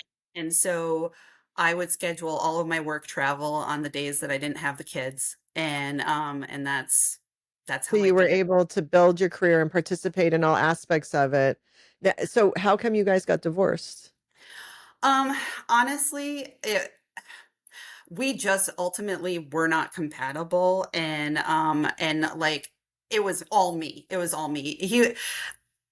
It's gonna sound so bad. I don't think he actually liked me. Like I honestly think it was more like what do they say in Sex and the City, like when the taxi light is on, Yes. Oh, and it's like my daughter she always brings it up. It's like the taxi cab theory or something like that, but it's not yeah, that. Yeah. yeah, Like when it's they're ready, the next woman that shows up is the one they're going to marry. and that was me. And even Yeah. when we were dating, before we even left Denver, I was like, you don't like me, like you Yeah. like, and I tried to break up with him. I was like, I swear too much. I'm too wild, like all this stuff. Like, you don't actually like me. And he was like, So no, no, so no. he never fully accepted you, like he was always kind of trying to change you? That's how I felt. Yeah. Right. And so, yeah, so I was like, Did I can't. do you think your professional success had anything to do with it? It definitely didn't help, like me Yeah. wanting to go back to work, because Yeah. I was dying at, like I was saying, about being a stay-at-home mom, and I was like, I can't do this You anymore. probably went from dying to thriving, though, in some it Yeah, sounds like yeah. it. Yeah, it really, and people, it was very guilt-ridden at the time, because people would be like, well, why did you even have kids? Which is a crazy assertion to make. Yeah. Nobody says that to a man. And I remember when I first started working there, like the guys that I worked with, are because I'd be there late, because I was thriving and like loving Mhm. life, and they're like, "Don't you have to go home?" And I was like, "Well, my husband's home, with the Yeah, yeah, yeah. kids, like, Yeah. don't you have to go Yeah. home?" Yeah, no one's saying that to them. No, no, Yeah. exactly. And so, yeah, that So then was. did you file? Were you the one that Oh yeah, yeah, okay. I was the one. I was just like, I can't. Um, Yeah, I could, and we had there's probably more stuff that I don't want to get into, but we had a lot of political disagreements Mm. where he had over time become very, very conservative. Mhm. And we went to therapy, and I remember the one time the therapist said, you know, like some couples grow together like this, and then other couples grow like this. And Yeah. I was like, that's That's it. what's happened. So then Yeah. when you got divorced, I assume you had to stay living in Milford, right? Because the Yeah. girls. So I just got an apartment like down the street, and I let him have the house because I was like, just, you know how it is. Well, maybe you don't know how it is, but you just like want it to end, you know? Right. And so I was just like, whatever, you have the house. And so I got an apartment down the street, and we always lived, even after I bought a house and whatever, we lived down the street from each other. So the So girls didn't have to change schools, oh, no. and everything was very smooth for them. Yes, yeah. And Yeah. you guys co-parented really well together. Yeah, I mean in the end, like he does not like me. And so like but it was, we were always there for the kids. Mhm. And Mhm. he is an awesome dad. And he was probably better at a lot of things than I was as a mom. You know, when it came to like as the kids got older, um with me traveling all the time for work and stuff, he was always the one who was like taking the kids to like their sports and all that stuff, and he got super involved. My youngest is actually like a third degree black belt in Wow.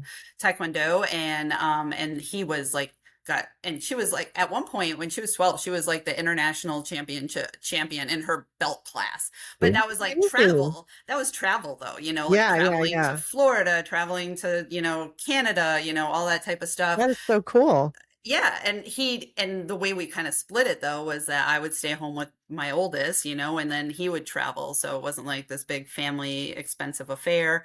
Yeah. And yeah, yeah, Probably you guys, when you got divorced, I think one of the pros, if your ex-husband, I'm speaking as a woman, is going to be a good father or is a good father, one of the pros of divorce is they have to step up hmm hmm and are more involved with their children, and it ends up being such a positive experience for their children, that relationship with their father, because the mother isn't there to fall back on, so hmm they have to do even more with them, and as a result their relationship is even better in some ways, because I think so. they have so many of those little nuanced experiences together because there isn't the mother there. So Yep. I think if he's going to be a good dad, that doesn't always happen, but Right, right. No, so he was a great dad. And he still is a great dad. yeah, that's great. So then you guys get divorced, you have your own place. That actually probably was pretty cool, right? Getting your own apartment. Oh my I'm God. It was thinking so, about that. yeah, no, it was I know. If we could have our own place and our house, that would be perfect. oh my God. It was honestly like, I was just like, wow. Like, it was very stressful, you know, don't get me wrong, because back then I was still like a young product person. I was not making a lot of money, you know, whatever. So it was very stressful. But yeah, definitely having my own place. But then also it was just like coming back alive and dating again was Mm, absolutely crazy because I'd been with my ex since I was 20 years old, you know, and yeah. I'm like 30, like I was like 34 at the time. And So, and that would have been when dating apps were like, what were the dating apps then? so it wasn't apps yet. Oh, okay. Yeah, so this all happened like very quickly. Like it wasn't apps on the phone, it was Match.com on the computer. Yeah. Oh, yeah, yeah. Yeah, and there were a few others that are now gone, like maybe it was called Chemistry, and then there was eHarmony, which I did not Mhm. do, but it was prior to Tinder and Yeah. like all of those. So what was it like going back in the dating world and meeting men and Oh all my of that? God. I Did can't I imagine. did I learn every single lesson? And this goes to like what we were talking about on text, but it was like um at first I was very much like, oh, I'm gonna find a love, you know, or whatever, you know, because like I had just picked wrong for me, you know, like we were ultimately not compatible and I had picked wrong. And I blame myself, you know, you got married too young, you know, all this stuff. So the world is my oyster. Like I had met my ex so young that I didn't like I didn't have bad ideas about men, in general. Yeah. Like I didn't have any kind of bad taste in my mouth. I was like, oh, it's gonna be a fucking carnival up here. Yeah. And so I was just like so excited. You're rubbing your hands together. Like, let's Yes, go. because like if I love anything on earth, it's making out, I'm Yeah. like, give me some good old fashioned dry humping, like let's go. And so anyway, I could not wait to get back out there. And I realized like things had changed, like when it came to sex, when it came to expectations, when it came to like anything. And a lot of it for a long time, I was very much like, we're just older, like, because Yeah. when you're with somebody from, you guys know, from very young, you're kind of like, this is how we do it. This is what we like. We know each other, whatever. Yeah. So this was when I first came upon like the expectation of hairlessness, because like, Yes. you're Yes. Gen X, we went into our marriages full bush. Yes. Like, Yes. it was just like Yeah. cleaning up a bikini line, so you Yes. didn't like, scare people out in public, but Right. like, Yeah. that was it. And then all of a sudden it's like, oh, I Yeah. gotta take this down to the studs. Like that's Yeah. crazy. Yes. True though. Like, Like not only now to the legs and the arms, and everything. then, We're hairless cats, basically. oh my God, getting Yeah. a Brazilian wax. Yes. Like what? Yes. The first time I did that, I'm pouring sweat. The wax can't even attach because I'm just like pouring sweat. And then she like rips it off and I'm like bleeding like Oh like my God. I'm French. We have like big hair bulbs, like so like we are hairy people. And I'm like, never doing this again, You like have to put I remember I had to put like my legs up, like I had to hold my leg, like I'm giving birth, like when you give birth and you have to hold your leg. It was like, I'm like, okay, you're just like Gen X, you're like, whatever you say, I'll do. I'm a people pleaser, but I. yeah, and then people like started getting it lasered and all of this stuff. Oh, And I did that too. I never went that far because I'm thinking now I think bushes are coming back. I think like, they are. Yeah, I think they are. I saw Gen X women wandering around with like a calloused hoof. Bars. No, we look like the Gen Zs that can't grow a full beard. We're all. It's gray. It's just out there like. Oh my Yeah. God. No. And so Yeah, well, we just well, no, but the young men, they like you didn't go through this, and I don't know if millennials brought it. They manscape. The Gen Z do. Yeah. I had my. He'll kill me. I won't say it because he's minor too. But I'm like, what the fuck are you doing? what? Well, and he's Gen X, so they barely shower. So he's like, Hold on now. But can you imagine shaving your balls? Like that is insane. but I think they do, and I think they eat their leg up too. It's so dangerous. I like know. it's like nothing but like it's like the thinnest paper. You want to have children, don't do anything permanent. Cut an artery. Exactly. No, but okay, so you're in the dating scene, you're a hairless cat, and then how's it going? And then also there's like, so I purposefully, this is where I made so many mistakes. Like I purposely was like, I want to date somebody who's also been divorced, same experience. I want to date somebody who also has kids, same experience, right? Like I'm just thinking about this completely wrong because I'm not dating a woman, I'm dating a man, Yeah. And so and then I wanted somebody who didn't want kids again, I didn't want to ever have more kids. Right. And so I end up dating just an absolute bushel of like busted divorced men, like men who like women In Michigan too. In Michigan too. Yeah, right. Like exactly. Like I love Michigan for the record. It's beautiful and we live there. So like they're everywhere. I have family in Troy, I have family in Milford, I have family name a town. I have family there, but I didn't grow up there. I just would visit my dad when they got divorced when I was 2. I'd go spend like 6 weeks of the summer and like every other Christmas. So I didn't grow up there. Oh, but a Michigan but I know. man. For a year after we were married, so he went through a Michigan winter. Yeah, like it's like Canada cold. So he knows he worked in Michigan during that year, so we are familiar with it. Right. So I'm dating, and like all of these men, like I didn't learn this until learning, right? Again, like I said, I have a hard time not like learning stuff until I experienced it. And all these men had been divorced by their wives, like, because women Yeah. are always the ones who file for divorce. And why did they do that? Either because he cheated or he ain't shit. Like, Yeah. that's like one of the two reasons. Like, Yes. because like a woman, and I do think this is hard, like, you know, in the online world and whatever, women are not just throwing out amazing men. Yeah. You know, they just aren't. And so I learned the hard way, though, you know, like, because you, but oh, my ex was crazy, you know, and like on and on and on. And then it like boils down to just like the sex world had gotten freaking weird. And I was thinking about this prior to our conversation, and I'm just like, for a while there, I think I just thought we were just older.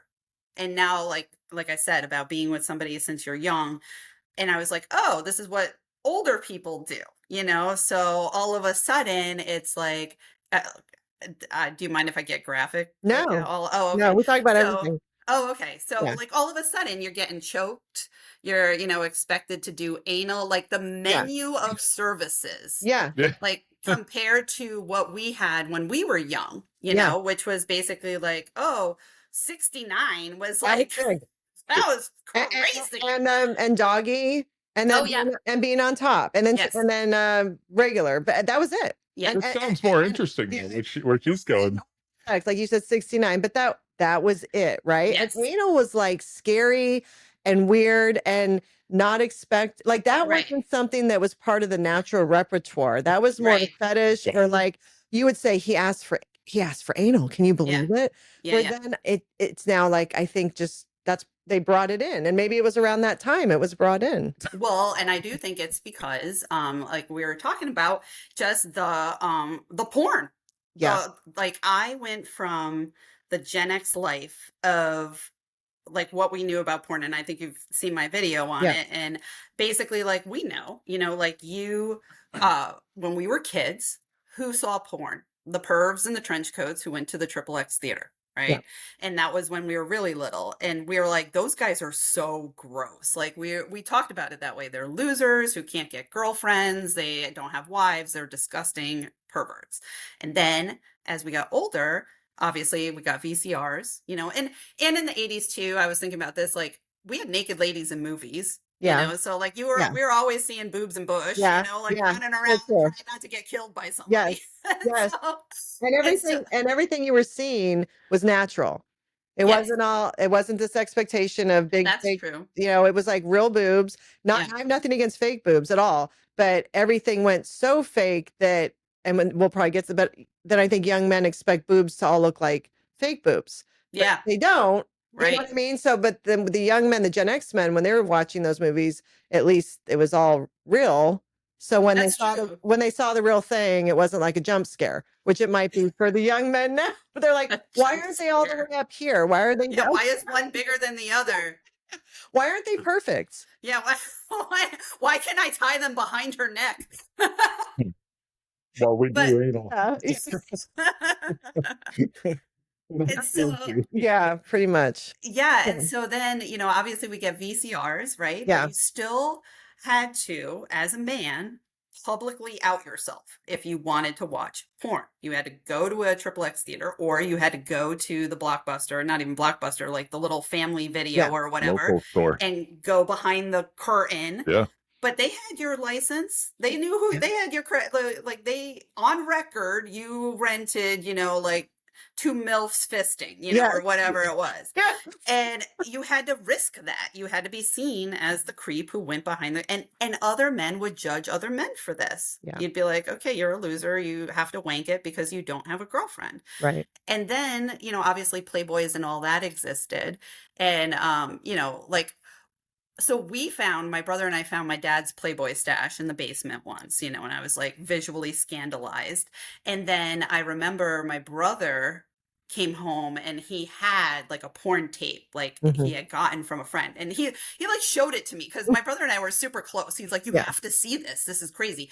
And I wanted to throw up. Like I was like 12 or 13 years old. And we put it in the VCR after school, right? You know, Latchkey Kids. Yeah. And I was like, that's what sex looks like. I was so upset. You're traumatized. Well, because it was also like the angle, it burned into my mind. It was like literally from the guy's butt, like going in. Yeah. I was like, The worst part. Because it's visual for men. Men want to literally see the medical act. Like they do. actually Yes. see the penis going in the vagina. It like turns them on. Where women are so much more nuanced. Like we like the idea of what's going on. I don't want to see it ever. You don't want to see it. We're not visual like that. But and we've talked about, I've told you, you know, we've had these conversations where I'm like, that's why I find dick pics to be such a weird thing, because no woman wants that. We really don't. No, but men would want it. But men would want it because they would want they're that like, from us. Yeah, I don't get that though. I don't get guys. You mean you don't get guys? You don't get guys that send a dick pic? It's Yeah, fucking crazy to me. yeah. So all that they had like throughout time until the internet was static images, or if you got a VCR tape, but then also like what were you even doing with it? Like sitting in the living room watching it with your family, you know, like no, like you had to figure out times to be alone. The struggle was real. The struggle was real, but the struggle needed to exist. That is my point. Because now, so I re-entered dating, and all of a sudden these guys are disgusting and expecting me to do disgusting things, you know, like I don't want to be choked. I don't want to be slapped. I don't want to be I don't want to be peed on, you know, like all this crazy stuff. Would they just try it, or would they at least communicate with you? So I've talked about this with like all of my friends too, and we all think that it happened to multiple of us, different stories of like the element of surprise. You know, like where it's just like, I slipped it in, you know, like by accident, all of a sudden you're like surprise analing a girl or whatever. Yeah. Or like, I remember being in a shower with a guy and he's just like, oh, I'm peeing on you, you know? And I'm just like, what is happening? And like, it's always like this surprise element where you're just like taken aback. I think that's part of the turn on too, probably. It's like, it's almost like not an assault, but it is. Let's be real. It's an assault. And it's no, what do you call it? Consent or anything. But I think that's part of the hotness maybe in that moment for them is that they can just force it on. And it's also, they're seeing how far they can go.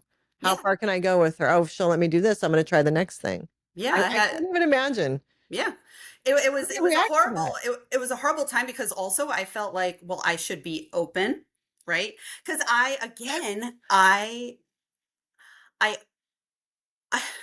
was so naive. Like I just honestly was like, oh, they have my best interest in heart, or they're going to think I'm having a good time with this, you know? And you were gaslighting yourself. Yeah, totally. Yeah. Totally.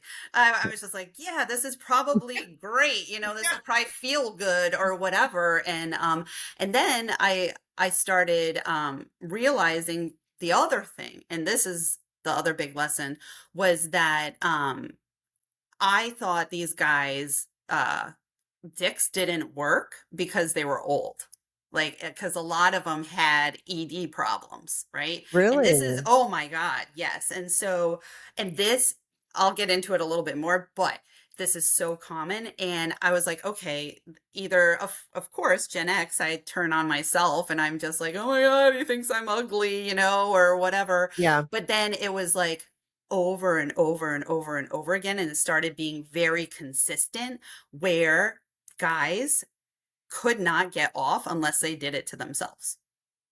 So I'm like, wait, what age are we talking? I'm in my 30s. These guys are like in their like 30s or 40s. And in my mind, I was like, well, they're just getting old. Maybe they need Viagra, you know, or whatever. And I didn't think about it. And it wasn't. No, okay. It wasn't until I started talking to my girlfriends about it, and I still talk. So this would have been in like 2013-ish, you know. So this is like well into like online porn, you know, whatever. And I realized consistently that these guys who had been separated from their wives and started dating again, they like binged it. You ever see the Family Guy where Quagmire discovers porn? No. Oh, this is very funny because like it is funny. So Quagmire discovers porn and like he doesn't leave the house, and when he comes out, his one arm is all jacked, like big muscle arm.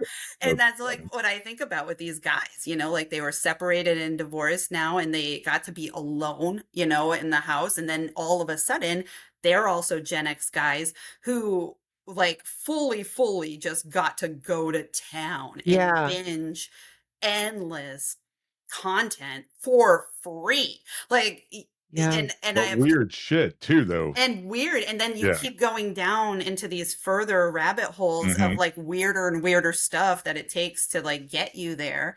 And I wrote about it like because I was writing on Medium there for a while, and I wrote an article about it in like 2017 or whatever. And it was basically like they get habituated to like the PSI of their own hand, you know? So like they can't even be with a real woman and like get off again because of the visuals. Like they've put those visuals of like women who have had medical procedures and all of that stuff into their mind. And it's what's really sad now is a bunch of things. Like I think as Gen X that we have a very unique perspective on this because we got to see the evolution. Like we were with guys in high school when it was just making out and fun, you know, and everything was a mystery. And now the kids in high school, I don't even know. It's honestly so disturbing. And I get really upset about it because I would love for us to do something about it as society. Like, I think we should be doing something to especially stop the kids from seeing this stuff. But it really seems like nobody is doing anything. And here's what I realized. It is because after I started experiencing this, because the men would also send me videos. That was the other thing. Like, they're like, oh, let's see, you know, oh, does this turn you on? Is this what you're into? You know, and endlessly sending me videos. And I'm like, what the fuck is happening? And so I started talking to my friends about it because we all had like younger kids at the time. And the moms did not know. They didn't know because they had been married and with their husbands and all this stuff. They did not even know what the kids had access to because even logically, they couldn't believe it was free. You know, because like, why would this just be free? And I was like, look, on my phone, like just here it is, you know, like here's whatever. And they were appalled. But I hate to say it, all their husbands knew. And that's just it. So what I realized is that it's always the moms who are doing what? Mothers Against Drunk Driving. Where like when we were young, it was, you know, whatever, Tipper Gore doing the whole explicit lyrics thing. It was Nancy Reagan with Just Say No to Drugs. You know, like it's women who stop this shit. But what's unique about the porn situation is that it's too embarrassing for us. And what I mean by that is that if I talk about it, like I get called every name in the book, you know, and then you're at like a certain age where you're like, oh, you're just an old broad who's not getting any, or you get accused of being like super religious. Right. Rather than just being like, no, I don't think your kid should smoke crack. And I also don't think he should be watching stepsisters fuck when he's 10. Yeah, I agree. 100%. And, like, that is like, we have to do something to stop it. And everybody is just like, what can we do? I don't think there's a solution, though, because in Florida, they do ask for age verification now. Oh, which is interesting, but there's VPNs to get around it. Or there's just sites that won't comply and there's just no way to block it. But so I don't, you know, I mean, I hear you. I don't disagree, but so with AI now there's AI porn. Well, I definitely think one thing that would help is that, and I think that they're doing this in the UK, is just give kids dumb phones. You don't get smartphones. If like I want to track you or whatever, you just you get a dumb phone. I don't care if you're friend. Like, but we all need to agree. We all need to agree. I know, because I love what I love about the my kids, when they've had phones, and our youngest still has one, he's 15, is the family group chat, because we all communicate with each other Mhm. throughout the day. So that's awesome. I love being able to track him, and we still track we have our 20-year-olds, the ones in their 20s location. We don't track them, but in case, there's safety, whatever. So I like the tracking. I like to be able to communicate with them, but I'm fine with everything else being off of our youngest phone. And because, yeah, he has you want Uber. full access. Yeah, he has full access to porn. And I know my oldest. So for my oldest, he's 28. So phones just really came on the scene when he was in middle school. Up until then, there were no phones. And I think it was 7th grade when they all started discovering porn on their phones. Mhm. And I know for my 15-year-old, I think I started hear whisperings of it, maybe 5th grade. Yeah. Which And is too young. It's too young. It's It too warps young. their mind. It can. because to me, it's like a kid in a candy store. Like, Yeah. Yeah. it's your favorite thing, Yeah. like it is your favorite thing. And even my brother will say, he's like, had I had access to that as a kid, I would have never left home. Yeah. Like I would be one of the kids in the basement, like, Yeah. because he was just that horny, Yeah. and he Yeah. and he Yeah. had like a couple of posters in his room, and that was Yeah. like as Yeah. far as it got. And so I do tie this all to, the whole male loneliness crisis that we talk about and all of that stuff, because I do think boys have largely lost their mojo. Like, if you never have to work to see a boob, if a boob is just in your Yeah. pocket and has been there Yes. since 5th grade, like, so much of what men have always done and pursued women for were like those moments and that access and, all of that stuff. It was like, it was a great thing, like we were like, oh, first base, second base, all of our GenX Waiting stuff. periods and everything. It's the slow Yes. burn. It's the slow Yes. burn. There's no slow burn. Technology, I've said this before, technology and phones have removed the slow burn, because even the pursuit, they don't even have to pursue in the same way. No. It's all through their phones. There's no Right. crossing the room to say hello. Right. It's and you can, and my older one, he's very anti kids having social media and all that. And he's like, it's messed up because, you can, you text back and forth, even with the dating apps, but you're giving everybody so much time to create their response. So it's like the perfect response. And then when you're face to face, it's like the communication totally breaks down, because you weren't that person who was able to come up with that perfect response. You had time to think of it. So then Right. you lose the ability to think quickly and have that natural banter, because you've been doing it all through technology and had been given the privilege of having all this time to come up with the perfect witty response. So that skill isn't practiced. Does that make sense? Yeah.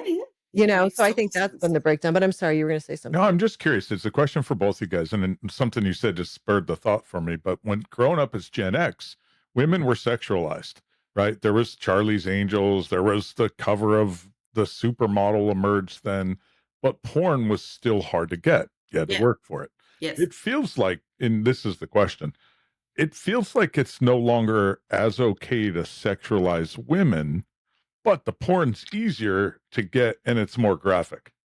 Yeah. I think we're living in a very a time that makes no sense, Yeah. because like Yeah, we're agreed. like on that front, because I've often said on some videos, like, how do we still have a movie rating system? Like, why bother having Yeah. an R-rated movie Yeah. when we have kids watching, sock puppet Yeah. porn, and like Yeah. knowing what a cream pie is, like when there's Yeah. Yeah. when they're 10. Yeah. Yeah. Like, what the fuck? And so I think that at the same, like what you're saying is like, this is why, and I know this is getting too in the deep weeds of like online discourse, but I think this is why we see so much manosphere content being obsessed with women's body counts. So just think about it this way. These guys, it is now 2025. So since the 2000s, because you could look at porn on your laptop, it didn't need to be a cell phone. And so all these guys have habituated their minds to believing this is how girls act. Like, this is how they act with sex. They're doing all these men, and that is what has been impregnated into their minds since they were 8, 9 years old. And they started, looking at this stuff. So that's why they're all like, oh, you have so many bodies, you're disgusting. And that's why they're just like, oh, a virgin, is like, you're not going to be like this girl that I believe exists, because that's the other thing. When they're looking at stuff like OnlyFans and they're looking at, porn, it is a seemingly endless variety to Yeah. where you think this is every woman. Mhm. I have looked at Yeah. every woman on the planet. Yeah. So like every woman is doing this. Yeah. And I think that is why, these guys have like, so what you were asking about, like not sexualizing women and all of that stuff, I think it's just like they end up hating women instead. They're like, all they want to do is sexualize us, but then they're being told like that's inappropriate, and that's why Yeah, they're yeah. so like angry about Me Too, and I can't go near a woman because what I would do would be inappropriate, because everything they saw and learned was inappropriate. They Yeah. don't know how to actually act. They have been watching, a sister screw her stepbrother because he was lying naked on his bed and she just pushed the door open, like Yeah. Yeah. like, Yeah. and I do think I'm sorry I get this so heated about this, but I do think that this is also why they can't connect, because they see that it's real people. Like, they don't learn, like, this is literally the WWE. Yeah. Like, you need to Yeah. think about this is fake. This Yeah. is fake reactions. This is fake activities. Like, she does not like what is happening to her. Like these videos of women just being like slammed on concrete, and like men coming at all angles, and all this stuff. Like, there's so much horrible stuff. And she's coming off like she likes it, but they don't realize it's acting, Yeah, Yeah. yeah. because it's really happening, Yeah. Yeah. and so it's not like a green screen or something. And I think it has warped them way more than we dare to admit. And I get very frustrated listening to podcasts that often talk about young girls getting affected by Instagram. Like all these, social media is just hurting young girls, and we're not addressing how this is affecting boys. Yeah. And I truly believe in a lot of ways, this is why, girls are pulling ahead. They don't have this interest. Like, they haven't been lost in the sauce, Yeah. which, like I said, I do believe this has a lot to do with boys' mojo, for them wanting to get out of the house and pursue a woman, pursue a good job, all of that stuff.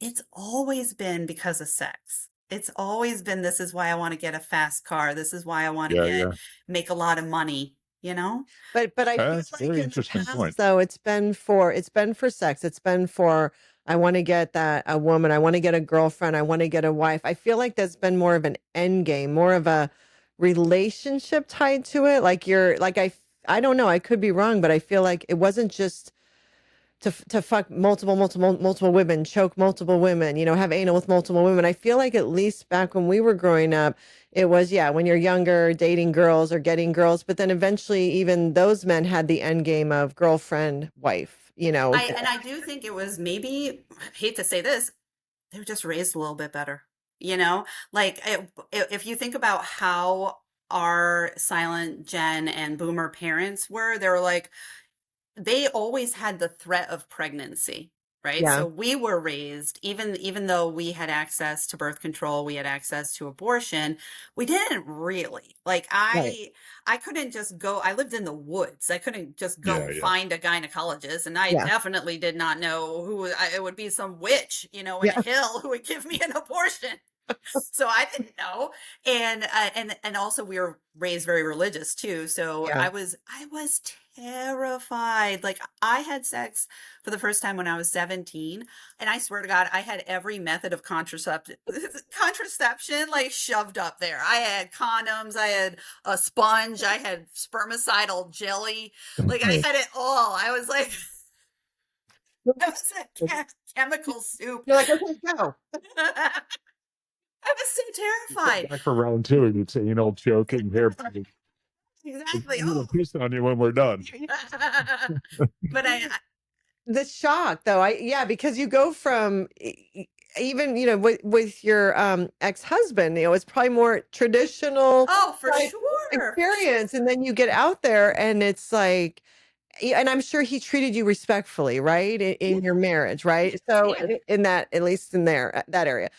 So then you get out there and you have these men coming at you so aggressively because they've been able to have access to all this shit. It had to have been, I mean, you had to have been like, well, it sounds like you were warring with, okay, I just don't know. And so I'm going to do this because this is how it's supposed to be. And I'm sure it's fine. Everything's fine. I'm sure it's fine. But also the other part of you is probably like, what the fuck? What the fuck is going on? And so Right. how do you balance that? How do you find any, like any way to go with that? What did you do with that? I went along with a lot of it because a lot of it happened. It happened. And then I would the next day or the later that night be like, what the fuck was that? Because it Yeah. was just happening to me, and I was like, I had already said like, oh, like, okay, like we're going to sleep together or whatever. And then everything would just unfold, Yeah. and, It got weird. yeah. And then shit got weird. Would you And, keep seeing the same guy? Like after something would happen, would you cut it off then and be like, okay, no? Or would you give him a chance because you're like, well, maybe this is how it's supposed I would, to be? I would, oftentimes I would tell them like, no, after I'd be like, I didn't like that or whatever, but I was having a time. Yeah. I was being I was doing all the things I didn't do when I was younger. Moment. Yeah. Like Yeah. there's every man in Michigan that they're 6 degrees of Kevin Bacon away from having fucked me. It's amazing. Like, you really did see what was going on out there. Oh, I sure did. Like I said, I love nothing more than making out and, Yeah. like all the things. And so I was like, let's go have fun, Yeah. and Yeah. I had it was like I had sprung out of jail because I had also been like, I didn't have my kids half the time. Yeah. Right. So I joined a band. I was doing improv. I was like dating like it was my job. Like one year I went on like I had a spreadsheet. I went on like 72 first dates. Like What? yeah, Wow. and like obviously didn't hook up with 72 guys, Right. but yeah. So in that time, because now dating is so different, like it's coffee dates and it's splitting the bill, or there's this whole like some of the young men are like, if I pay, then she should come home with me, and there's all this stuff going on. Back then, was it still fairly traditional, like where the guy took you out and he paid and it wasn't as complicated, or was it starting to get Yeah. that way? I really don't know where this whole notion of women feeling like if a guy pays for your dinner that you're supposed to sleep with them came Yeah. from. Like I honestly don't know where I that's think come it from. maybe came from some of those, I don't know what they're called, but those podcasts with the men you were talking about, Oh, Manosphere. Manosphere. Yeah, Plus? I feel, Oh. I don't know. So just to be clear, I don't know, but I feel like it came out of that a little bit, because it Yeah. is new and all of a Push sudden, that.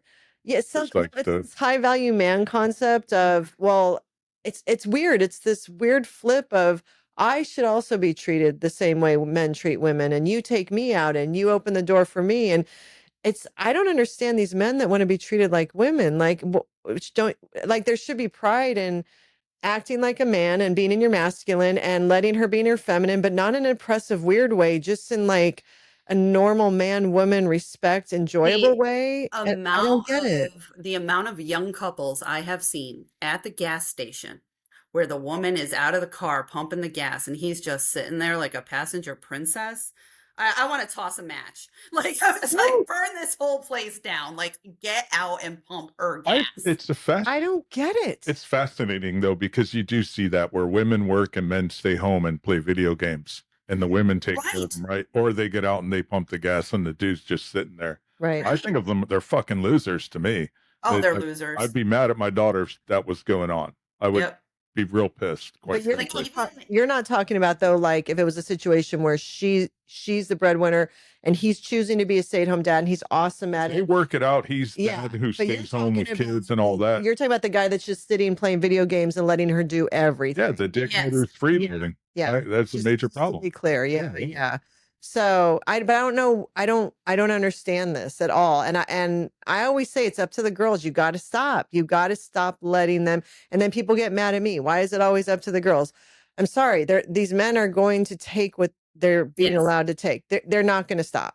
So Yes. it's up to the girls. It's to be 100% like, no. up to the girls. And That's I what say that it's my nicely, opinion. but It's my- no, it is. No, it because is my you opinion. let people treat you however you're going to let people treat you I mean, I can and Right. take advantage of you if you don't let that happen. parents need to raise their sons to do better. So as a mother, I don't open the door. There's plenty of asshole raised boys my out son. there, though. There are. Girls have to say, nope. Even my 15-year-old, I will not touch groceries. I don't touch the door. And the reason I do is not because I'm, That's getting old. and then, because I'm like, I'm the queen. It's because I want them to treat their future partner that way. Yeah. I'm trying to raise a man who does those special things for her because that's important in a relationship. I think. Yep. You Yeah, know. like my daughters, like I said, they're 21 and 22. And my youngest, she's been with her boyfriend since high school. And he's a great kid and, always like even will get out of the car, go around, open her car door, like Yeah. all of that stuff. Always has. He's awesome. And then my oldest, she's, dating sometimes and whatever. And we've talked about everything, all of this stuff. And, I think a lot of young women are always at risk of gaslighting themselves. Like you were saying earlier, like you're like, okay, I think I saw this. Like she was just dating this boy for like a little while, just a couple of months, but like on the first date, he like didn't, walk her to her door, and all of that stuff. And she was just like, oh, he's only 22 too, so maybe he has to learn, like what I like and all this stuff. And I was like, okay, let's see how that goes. And then fast forward a couple of months, she's like, absolutely not. Why didn't you stop me in my tracks? I was like, I can't. can't. I'm gonna tell you what I'm gonna tell you. But if by accident he's gonna end up being my son-in-law, I can't just like shit on the kids Yeah. the entire time. It's so true.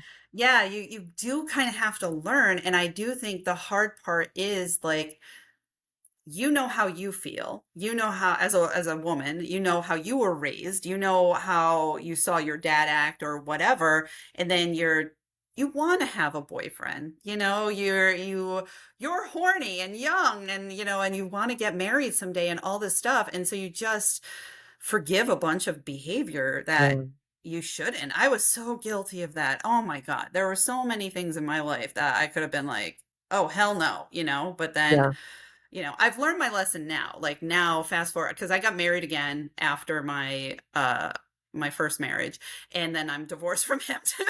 And I've not dated since, and I won't. Like it's been like 4.5, 5 years or something like that. And you will not catch me on an app. You will not catch me on a date. Like, So you're just done. yeah. Yeah, I feel, and my family gives me a hard time because they're like, oh, well, don't close off your heart. Like my mom is such like a fantasist. Like she's just like, whatever, maybe God has somebody for you. And I'm like, Mom, like, I can't tell her I've already fucked the planet. Well, at least all of Michigan. And and so I'm like, how many more men am I supposed to entertain on Earth? Like I can't. And so yeah. How long have you been done? For like since I broke up with my last husband, like 5 years. So when did you? Okay, wait. I want to go back real quick. What did you do in a band? You said you joined a band. I was a singer. So, could you always sing? Was that part of your theater? Well, wait, no, remember I couldn't because I had like at the nose shit shoved up my nose, but I could hear, and so I played the French horn, like I said, for 8 years. Yeah. And you have to be able to like sing through the French horn to play the French horn. Like it's a specific it's a specific thing, different than like other instruments where you just like press the keys down and you make a sound. Like for the French horn, you have to like you only use like 2 keys. So you're Of the actually whole using thing. your voice when you play the French It's horn? not your voice. It's like you have to hear that you're in tune and you're kind of making the sound also. It's hard to explain. Okay. And so, but you definitely have to, it's not like a piano where you tune a piano and then you hit a key and it's the right sound. hmm You have to kind of listen to it. So I could always like hear if I was in tune, hear if I was out of tune. And I knew like when I had my nose issues that I was always just horrible and flat. I just couldn't make the right sound. Yeah. And so after that I challenged myself and joined the band and was a singer there for a while. How'd you get connected with the band? Like, were they? It was I started at taking voice lessons, and so it was like a connection through the voice lessons. Was this after your divorce? Yes, because I got to do things. Yeah, I so it's like one of your new things you had your new apartment, and then you were trying new things. So you started taking voice lessons, and then through that, did you meet people that were starting a band? Yeah, it was all part of the school. So it was at the voice lesson school, and they had other lessons there. They had so it was all girls in my band, and they had lessons, for bass and guitar and drums and all of that stuff. So an all-girl band. Yeah, and it was really fun. And but it did get to with everything, even with improv and stuff. My career overtook. Like I had to travel too much. I had to get up too early. Had to be an adult, right? Yeah. Were you doing the improv along with the band, or was that like separate? I did the improv after I was in band. I was like, I got to do something else, So you're doing the band, you're doing improv, you're traveling for work. You're dating in this weird world. Yep. How long did you date in this world until you met your second husband? 5 years. Okay, like that. It was a while. Of your dates? Yeah, I met him on Natch. Okay. I met him the week after I turned 40. And then we got married. We flamed out real fast. Like we should have never gotten married, but at the time I was like, I definitely, we wanted to live together, but I wasn't going to live with a boyfriend considering we both had kids, right? And I was like, we need to be a family, and again, like very like romanticized ideas, but we're going to be a step family. I'm going to be a stepmom and all of this stuff. And he was my best friend. Like he was definitely, we were each other's best friend, but it was an impossible situation. Like there was just too much like partying, and he like, this is when edibles and stuff became legal in Michigan. And like, I truly believe like they're just too strong. They're scrambling people's brains, and I think he like, and he was undiagnosed ADHD, like all sorts of stuff. Right. It's not good to mix that. No. Yeah. No. How long did you guys, when did you get married? Like how long from the time you started dating to when you got married? 3 years. Oh, okay. That's a long time. Yeah. And then how long were you married? 5. Okay. 4. So you also COVID happened, and that really like made everything. Yeah, because then you're all together. When that happened, how do you co-parent? Oh my God, that was such a bad time.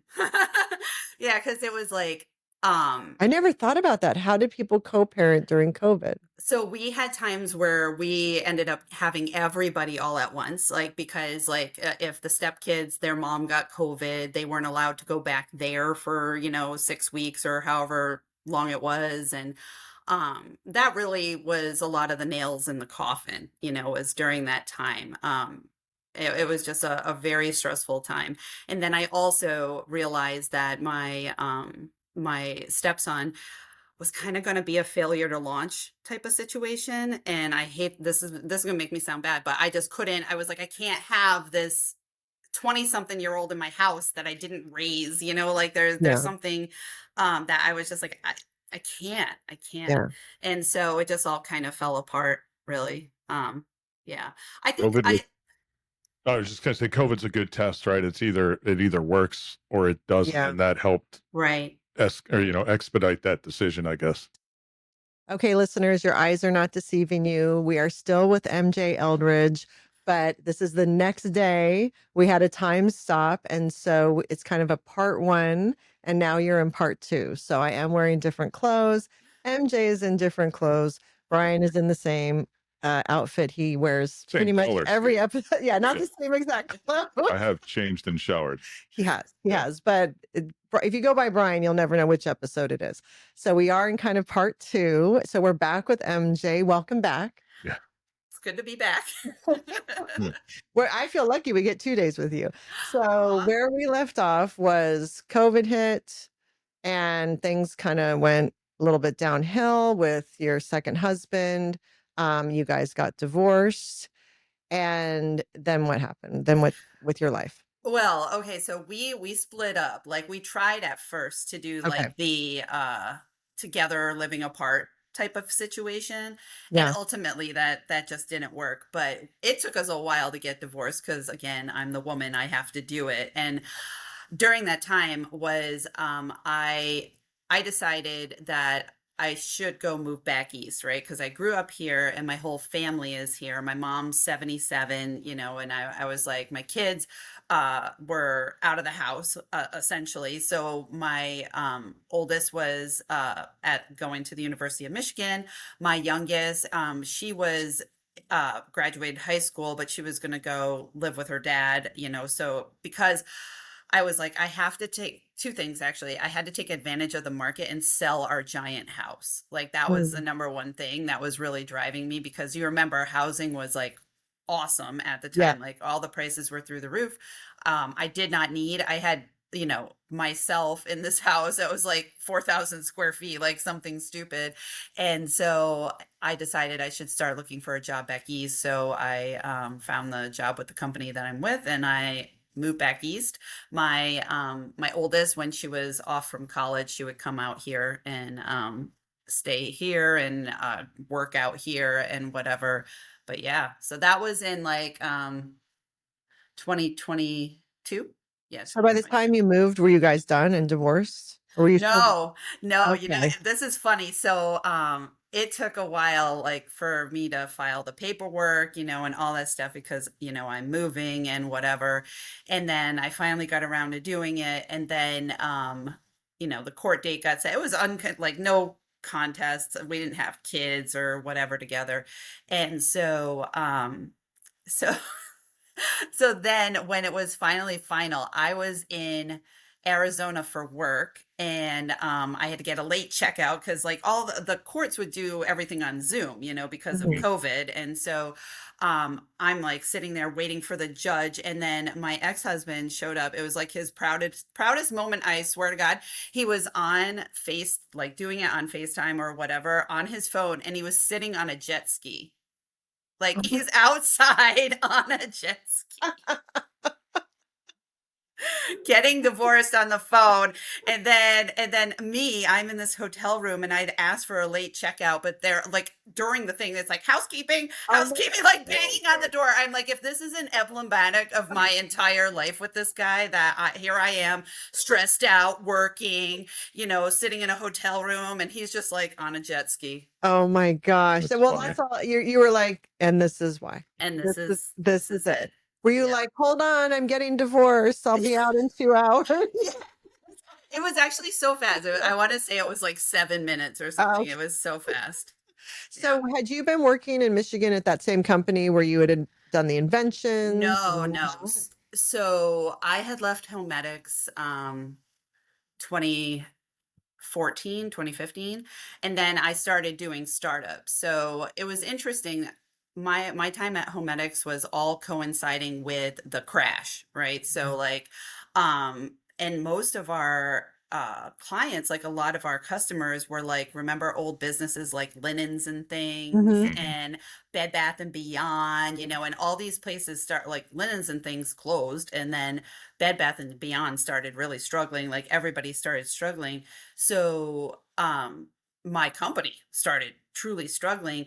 And because I was like a junior person, they were firing all of the guys who made a lot of money, you know, like, Mhm. so like all the managers and all of that stuff. So slowly over time, I got to learn like every single aspect of the business because I had to do all the jobs, you know. So I'm making products, but then I'm also learning about all of the logistics and the shipping and, you know, like, and, you know, working directly with the customers and all of that stuff. So when I left there, I started working with startups, and so now I'm on my fourth startup that I'm working with now, because I can like I can I can take a startup, like teach them how to set up all of their operations, all of their product development, all of their, you know, logistics, their sales, like all of that stuff, because I had to learn because of the crash, you know. Like Right. I lucked out. It was rough at the time because we had two major rounds of layoffs that were very devastating, because you have a lot of survivor guilt, you know. Yeah, and you But see your friends going too, right? mm-hmm, Yeah. mm-hmm. Yeah, like the first round, my boss actually, he got fired, and then they hired him like temporarily to come back and teach me how to do his Oh job. my gosh. Yeah. How awkward. Yeah, yeah. But I think he works there again. Like I've Oh, heard that he went back there. So it's such a unique place, and like that world of making products and stuff is like, it's just a very unique microcosm. And there's not a lot of places, you know, yeah. that you can really do that. So So On that though, um, not that you're underselling it, but I think what you're describing too is the international supply chain. So you probably is it kind of like you design it in the U.S., mm-hmm, you go to China, mm-hmm, probably Shenzhen and mm-hmm, or something like that, and get it made and sourced. mm-hmm, And then you've got to deal with the international logistics of it coming over on boats and figuring out the timing and then distributing it throughout all these retailers, right? yep, And yep. so you know that, and you're helping startups do that. Yep. Yep. That's cool. That's it in a nutshell. I've been to Shenzhen many many times, Yeah. but yeah, like I've been all over China actually.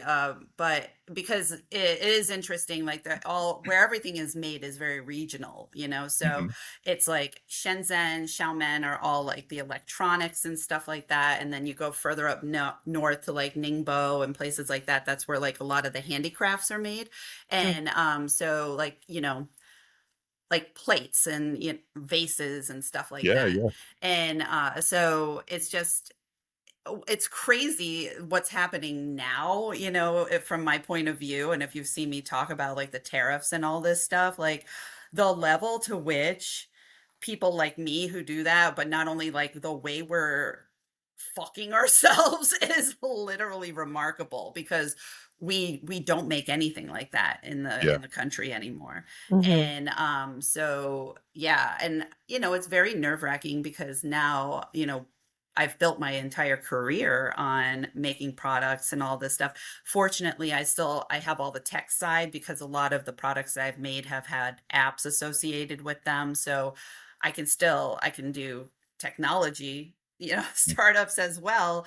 But we need things as Yeah. people, you know, like Yeah. we use things every day.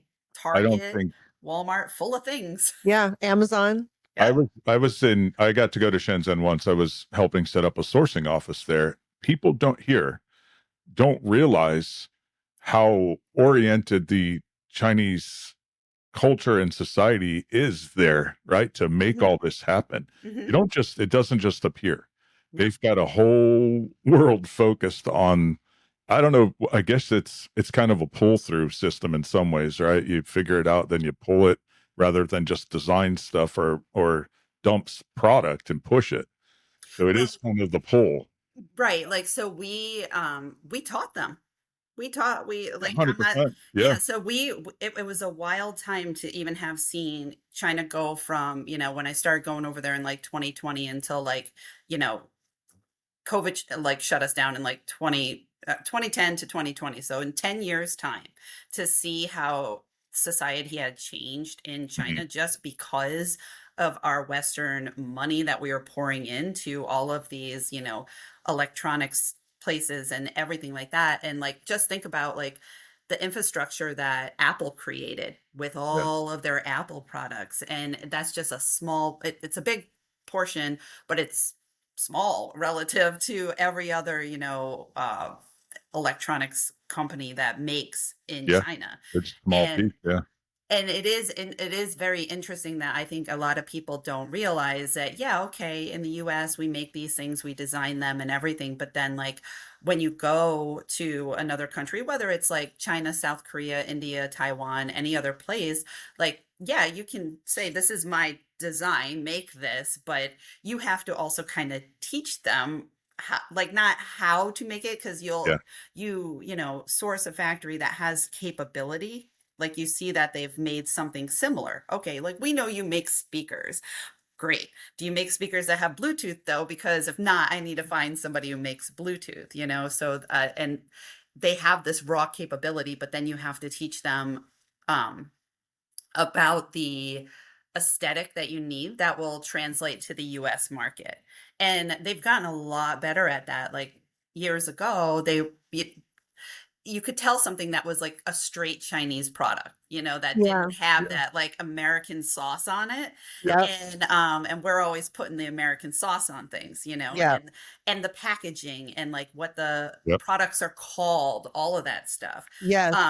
Yeah. So I've noticed it's gotten better even on Amazon, the way they're It's a lot describing things. And because I right away, as a consumer, if the description wasn't, you could tell, you're like, It was Chinglish instead of full-blown English. Yeah. Everything has gotten more Americanized, which is smart marketing wise. So, well, it's because there's a whole subculture of people like me who work explicitly with Chinese makers who want to sell into the American market. So you'll take somebody like me who has my skill set and you'll hire me to work straight with the factory to be like, you know what? No, you should use these colorways instead. This is what's popular right now. You should, you call it this, write this on the box, all sorts of stuff like that.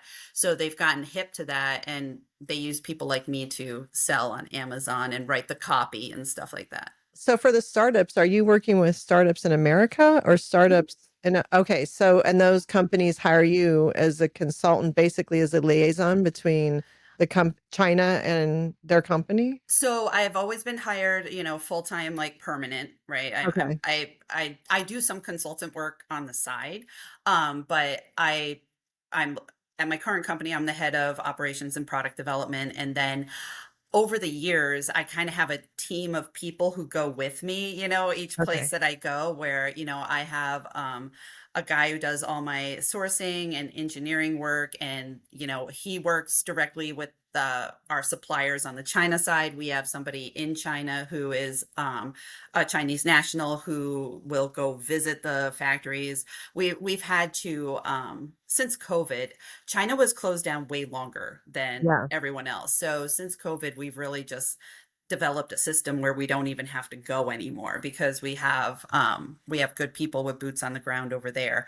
And that's what I've been doing. And it's not necessarily it's not a glamorous ideal life. Like, it's very stressful working with startups. But my family thinks I'm crazy. They're like, how do you not have like some stable job? I'm like, what is a stable job? My mom is like, I don't know. I think she thinks I should have like a pension somewhere. I'm like, well, that doesn't exist for anyone anymore. I don't, maybe government workers still, but other than that, those are out the window, I think. And maybe the railroad workers still get them. I think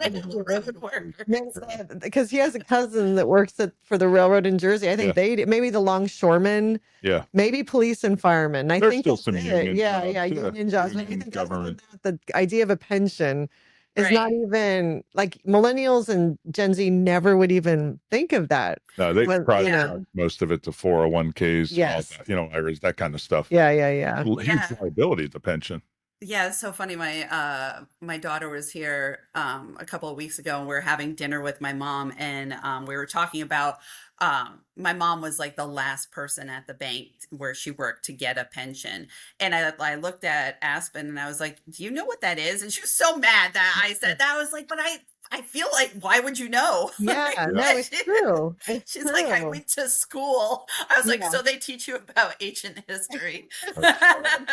Documentary class mom. I have two questions on I'm this. going to forget, so don't forget Okay. yours. But so when someone hires you, they're kind of hiring you and your team then? Everyone moves together like an amoeba a bit? Yeah, a little bit. So like the people who I reach out to, like they're not like my team that I pay, you know, but it's like this Right. group of people who have followed me around from place to place to place that I always know that I can be like, hey, this is our need. Do you want to jump in? Do you want to bid on this project? You know, whatever. Mhm. And my one guy, we've been working together for like 15 years now. So and we hardly ever talk, like we talk on text, we talk on email, we never talk on the phone. It's the best relationship I've ever had. I'm not gonna lie. You might be onto something. Yeah, Exactly how involved I want to be with a man. yeah, that's hilarious. But you know what? That's probably priceless. And part of your success too is that you have people you can trust and that you've completely vetted and Yes. can lean on, you Yes. know. Yeah, it's gotten to the point with him, like he's a little bit older. I want to say he's probably like 60 now. And I'm like, dude, like if he doesn't text me back like in a day, I'm like, I need to know what our death plan is for you. Like I need to know like if something happens to you, if you get hit by a bus, like who am I calling? And he's like, don't worry, I told my wife she's gonna contact you. And I was like, okay. And he's in China. No. He's No. here. He's here now. He was stuck. So he married a Chinese woman and he was in China for years and he essentially got stuck there during COVID, like where he would love to like move out, but and he would tell me and he would be like, don't like say like he would be nervous to text it to me, like because you know the government and stuff. Yeah. And but they were so strict, like they live in a high rise. There's tons of high rises over there, and their whole high rise, if one person got a whole high rise locked down, nobody can get out. And then they were also like scanning people the minute you walked in. And if you had a fever, you had to go leave and get quarantined someplace else. You couldn't even go home. Like it was very, very, very hardcore. Yeah, I saw some stuff during that time on TikTok. Like people would kind of get some videos out and it definitely was a totally different world. Yep. You know, things happened here too, but China, Well, they leveled up on that. And they have apps on their phones, and if you've been exposed or near exposure, you would get kind of not a social score, but you'd get kind of the red, green, yellow type of thing. Yeah. But I know someone who had that, and they weren't directly exposed, but they were at the mall the day someone else was exposed or showed up. Wow. So now you're within the blast radius, even though you might have been there 3 hours later.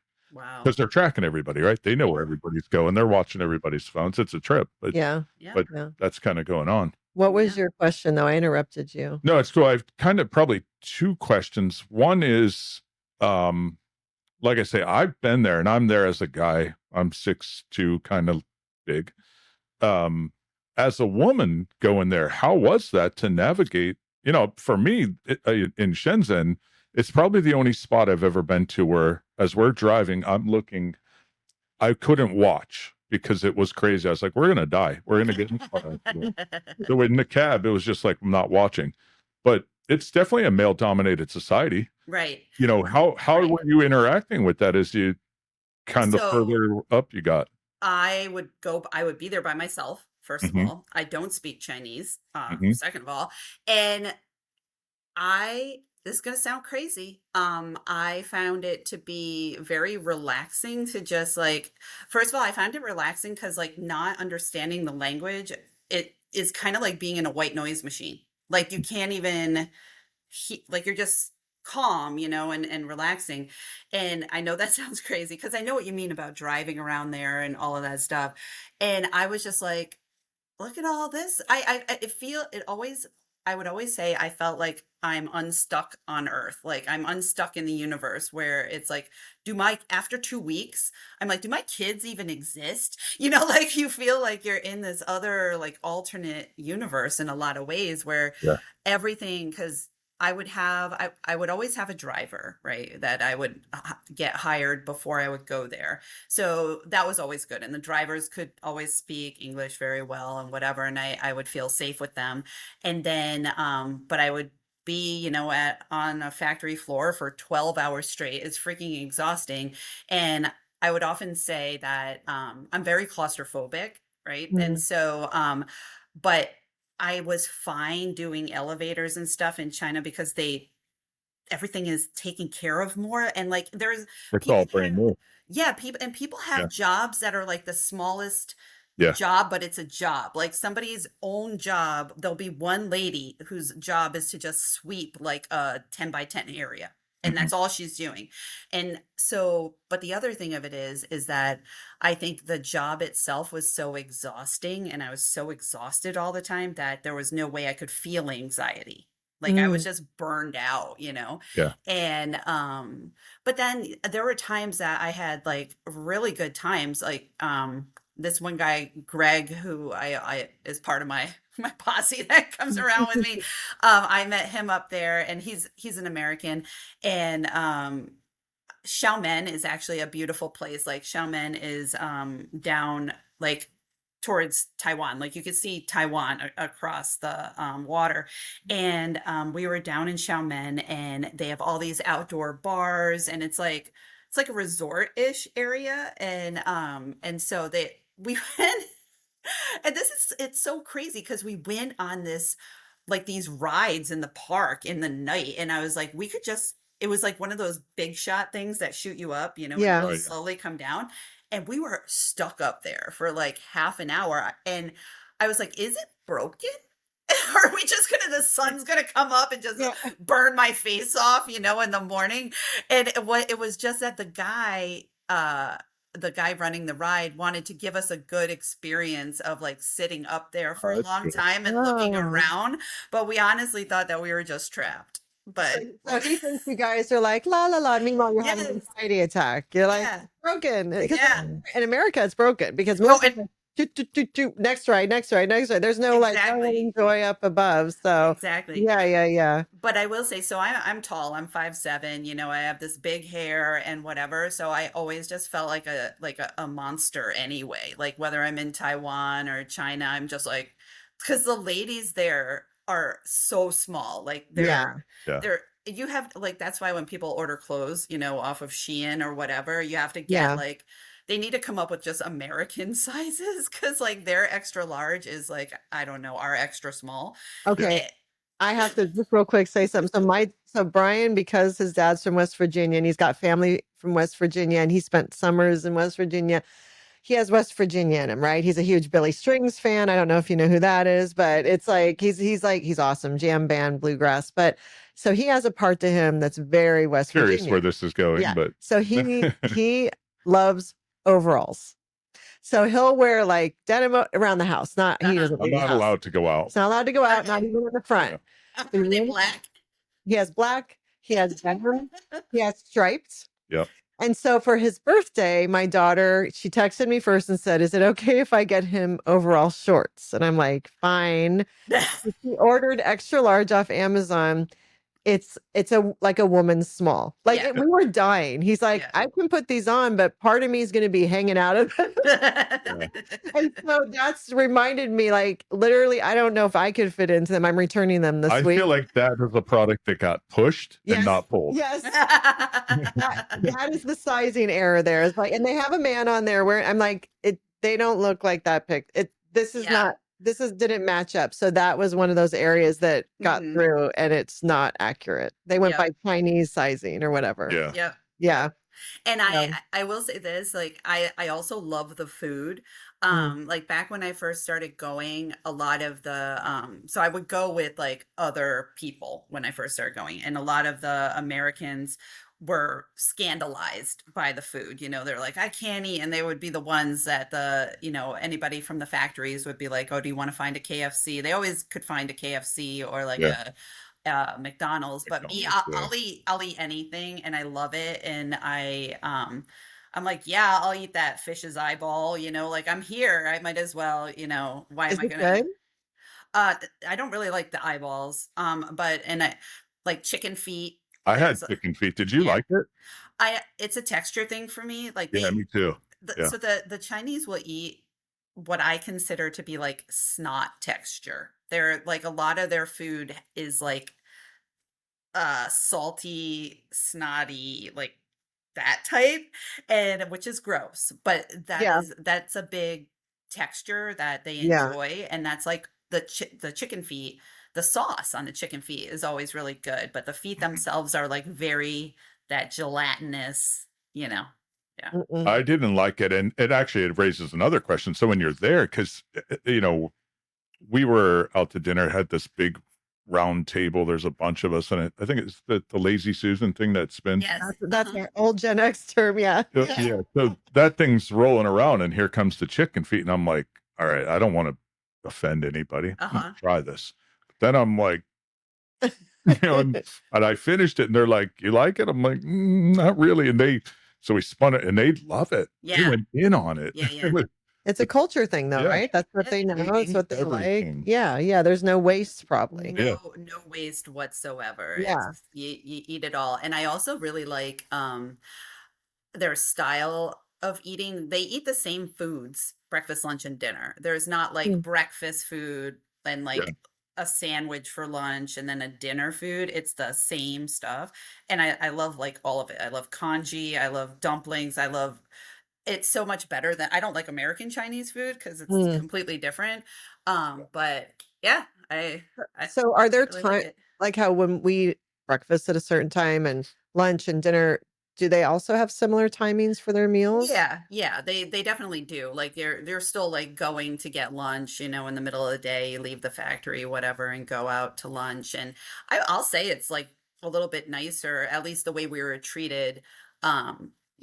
You sit down and have lunch, it's not just like let's sit in a conference room and I'll shove a sandwich and have a working lunch. Like Right. yeah, there's a lot about like American work culture that I do not care for. And like a working lunch is one of them. Like Yeah. let's eat in peace or I don't want to eat at all. Like I Yeah, want to sit here and look at your PowerPoint, Jared. What I noticed though is they would, and this is more office work as opposed to factory, but the day would start later, which was awesome. So instead of being in at 8, it's like, let's meet tomorrow at 9 or 10. And then to your point, at some point you go to lunch, you go and you sit down and it goes on for a little while. Yeah, it does. But then they work later. So they may go from like 9 to 9, something like that. Right. And then they have the family time, but they start later, they work later and longer. Yeah. But I don't know, it's different. It's a little more, I'll say relaxed, but maybe it isn't. I was a visitor. But if they're working till 9, so are they not, if they have young children, are they not seeing their kids and stuff? Like, They are, but my impression was the whole culture was later. It started later, it ended later, it was elongated. So like school starts later then for I felt kids? like it. I don't seemed like know. it, but Yeah, I can't really say about. I didn't come across a lot of kids in the factories. I know that's ironic, right? Because everybody says it's nothing but kids. Yeah. It's not kids. At least it wasn't by the time I started, going there because a lot of American retailers put an end to that because they would do factory audits and all of that stuff. And they would say to his suppliers like me, like, we're not going to buy from you unless your factories can pass these audits. And the audits were very strict about, the age of the workers and also like, I'm not going to use the right terminology, but basically there's always this risk of like indentured servitude type of practices happening, especially like in Taiwan and stuff, where like some factories will use like people from Cambodia or Vietnam or whatever as like, oh, you work off this to become a citizen or earn your housing or whatever. And those practices are obviously very frowned upon. And so the audits from, Target, Disney, honestly, like a lot of the factories always wanted to be like, we're approved by Disney. That was like a big thing. And and the Home Depots and all that stuff, they really improve the working conditions in a lot of ways. Like, I'm not glorifying it. I'm not saying it's great, but it's not, children Like at It's least, not forced labor. no, at least Yeah. not in like The big brands. the big brands and Yeah. where I would go. Like on Yeah. the further west, I'm sure there's lots of bad practices still Yeah. happening. Did you find that is there pride in are they pride do they find pride in what they're making to sell in America? Like are they really wanting it to meet the standards and like you said have that American sauce? Are they trying to do they want to get it just right and are they Oh yeah. Oh yeah. Like prideful they'll work, about it? they will work tirelessly to make sure that that they get it right because it's so competitive. Like they know, like even when they're pricing something out for you that like 5 cents off, another factory will steal that business, right? So they're super competitive with each other and they want the business, they want to retain the business. And so they will keep the quality up. And as you can see, I think a lot of people don't fully realize how long you haven't really bought anything made in America. You know, Yeah. like I think people, there's so many people who comment on my videos if I talk about the tariffs and all this stuff, and they'll just say, just buy American. I'm like, you haven't bought anything made in America since like 1998.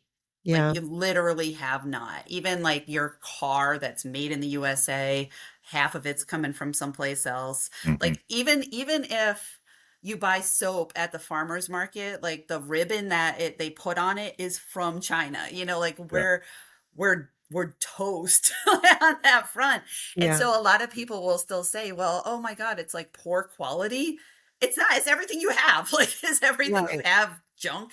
Like, I don't think it is, you know? So, Right. Right. Well, it's gotten a lot better, you oh know. yeah, because we kept working Yeah. with it because it was always worth it for us. The Yeah. the bottom line is that they have, so a lot of people I don't think realize this either, that the labor force in China is also migrant workers. A lot of times they're just still Chinese. They're just migrating from the countryside. China's a big place, and they're migrating from the country and going to the city to work. And a lot of them now are doing really well. So when Chinese New Year's happens and they get 3 weeks off and they go back to their families, like 40%, 50% don't come back anymore. Like so Oh, they're interesting. actually having a labor shortage because they're able to do really well working in the factories and then they go back and they don't come back. And they can just Interesting. live off of what they made And in then the go city. and then travel again. And Wow. it's very similar to migrant workers here in the United States, Yeah, so, coming yeah. up to like be day laborers or, work in Yep. a field or whatever. It's a very similar culture, except they're just all still Chinese. Yeah. Yeah, that makes sense. Mhm. So when you were there, you never felt to Brian's this is a piggyback off your question. You never felt like how women in America in general like I don't feel comfortable running at night alone. I'm on alert like that feeling of you could be hurt by a man at any time doing anything, walking to your car in the parking lot. I'm always on high alert. I have my daughter always on high alert, all that stuff. And I think that's fairly common for women in America. Did you not feel that at all over there? Honestly, I think because I feel like, because like I said, I'm 5'7", which is like tall for China.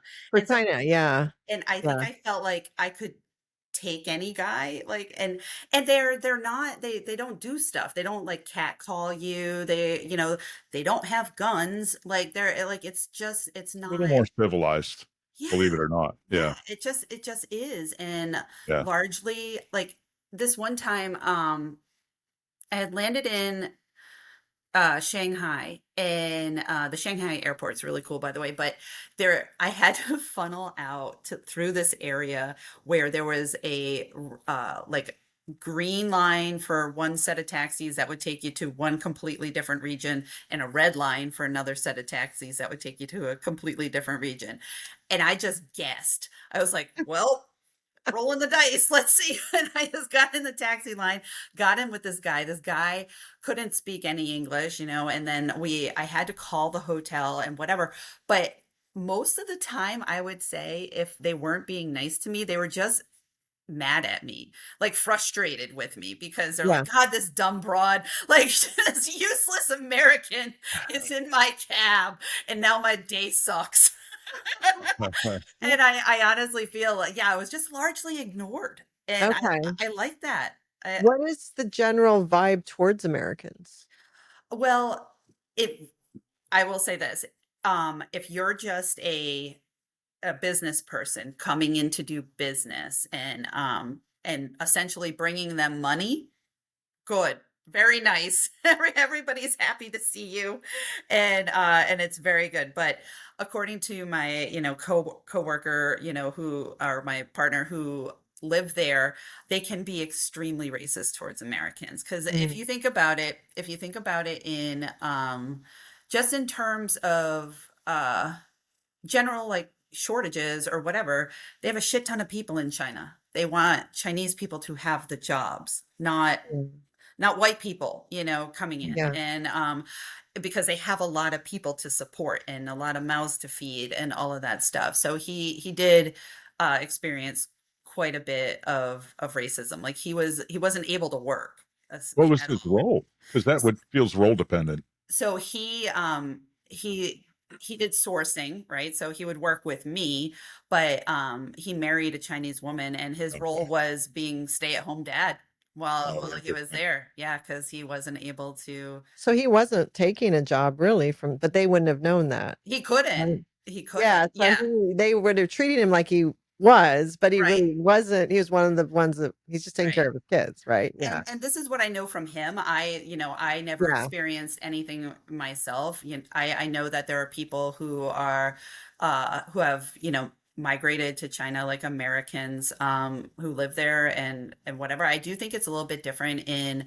like the city centers, like if you live in Shanghai, there's a lot of international people always walking around Shanghai. So I Yeah. think it might be different in different areas. Yeah. So the startups that you work with, are they all selling stuff? Is that kinda just to simplify it, I know I'm Yeah. simplifying it, but is that as someone who knows nothing about what that industry or anything, is that the concept behind the startups you work with? So I've done all different ones. So the first startup I was with, we were doing vitamins, and so I did vitamins for a while.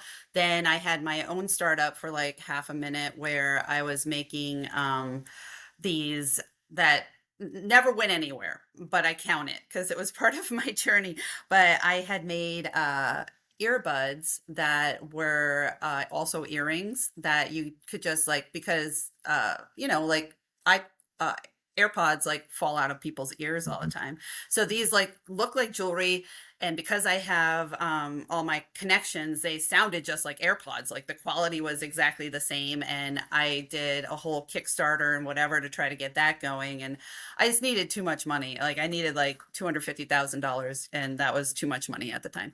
And so Great idea, though. yeah, Great idea. it was very interesting and enlightening to meet with potential investors because they were like, but this is only for women. I'm like, yeah, tampons are only for women. Like, what are you talking about? Like, women are half the population, Yeah. and they can also be for men who have pierced ears, or honestly, people are so integrated into their headphones now, people would probably pierce their ears to have them, like not Yeah. fall out.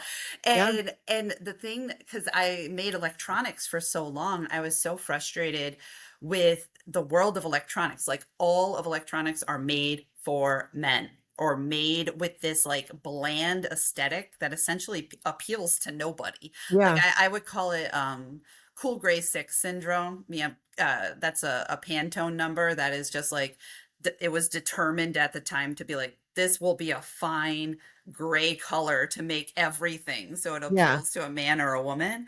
And I just think there's so much room in electronics to make beautiful electronics that would appeal to women. Nice looking speakers. Like I have this, no shade to the speaker, it sounds good, but how boring is this thing? Like it's just Yeah. like whatever. Just like it could be cute, Yeah. Yeah, yeah, yeah. And so that's my soapbox about electronics. But and then after that I made cosmetics. So I worked for a startup in Detroit called the Lip Bar. And they're now that was a really good time. I was there for 4 years. I was the it was all women. I was the only white Mm. woman. And it was a very big learning curve for me. But we went from essentially a practically a dirt floor warehouse in Detroit to, like, when I first started there, they had done like $400,000 in sales, and she got her first million of investment.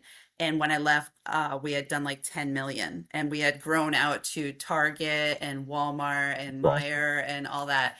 Yeah, so That's amazing.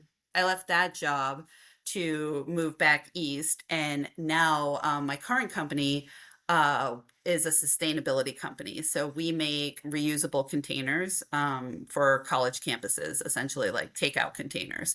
So That is yeah, so cool. So yeah. did you have that job before you went out back to Rhode Island, or did you move for that job? I moved for the job because hey, we're trained by our parents. You can't quit a job Mm, unless you have yep. another job. And despite the story of my life that I'm telling you, I am not a rich person. I need everybody to know this. Like, you can have patents, you can have like made products and all this stuff. I have still just been working to make white men rich. Like, that's all I've done my whole life. So if anybody wants to make me rich, like, feel free. I have a But question though. Well, yeah. go on. Sorry. Oh, no. So that's why after I did my startup, I purposefully worked for Melissa Butler at the Lip Bar, who was a woman of color. And I was like, I only want to work for women CEOs. My current CEO is a woman, and I'm like, at least trying to, Are you do that. finding a difference in the way the startup is run between a woman CEO and a male CEO? No, they're all crazy. Okay. Yeah. They're all crazy. Okay. Yeah, they operate differently. What was your question? So on the product front, getting a product developed offshore like that in China, you could do it anywhere probably, but it's not just like sending a CAD file over No. with color choices, right? Yeah. What goes on there?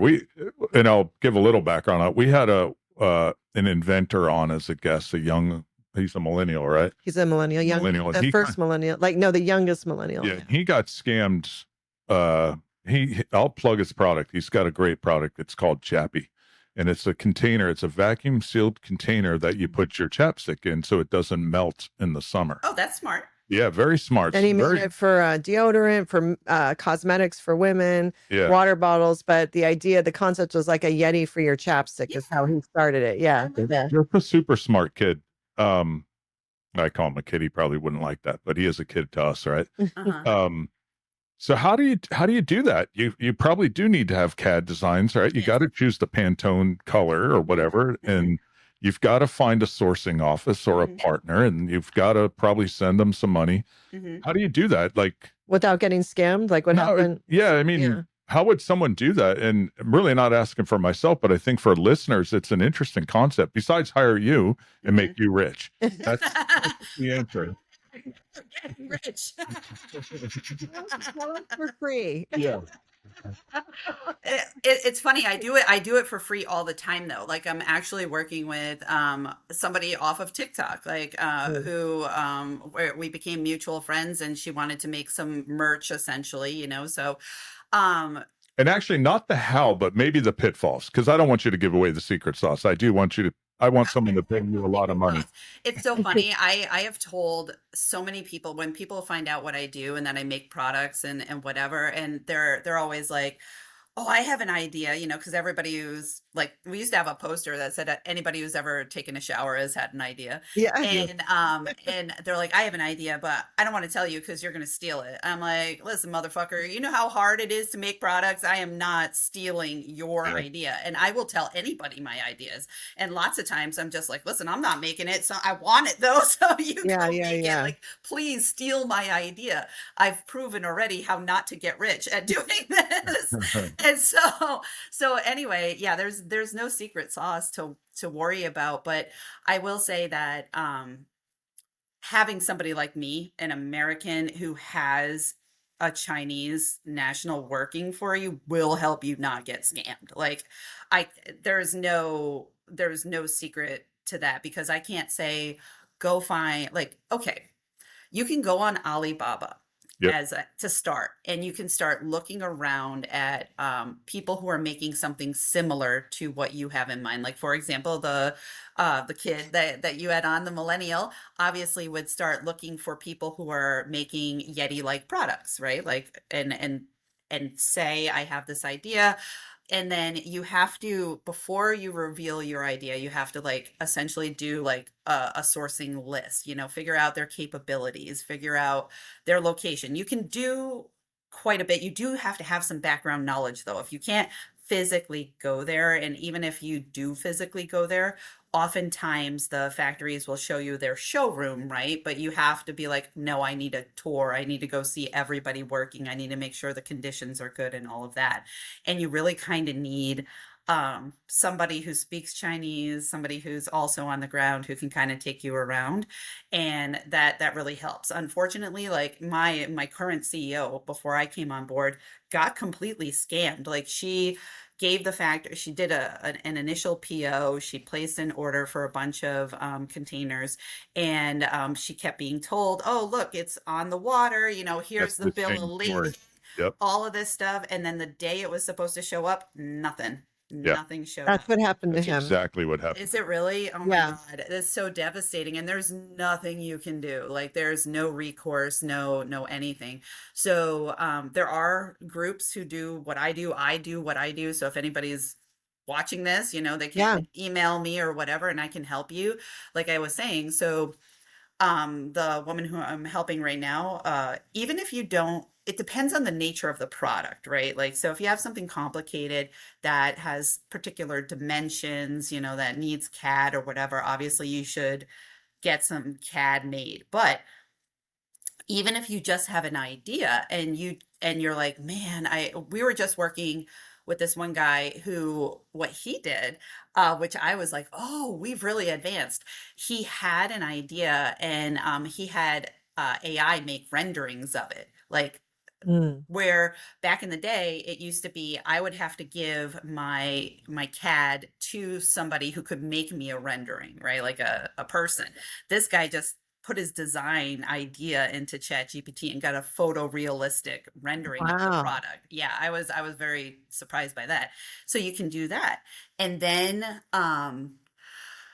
what you do is you can take that idea, give it to somebody like my partner that I work with, who is able to then make the CAD, right? Because it's hard to find people who do that. That is a big hole in the market. I was trying to get my oldest daughter to do this forever, because there are people who learn how to do product design, but they're always funneled into automotive, right? So they end up like just doing like automotive CAD and stuff like that, which does not translate into making CAD for a speaker like this, you know?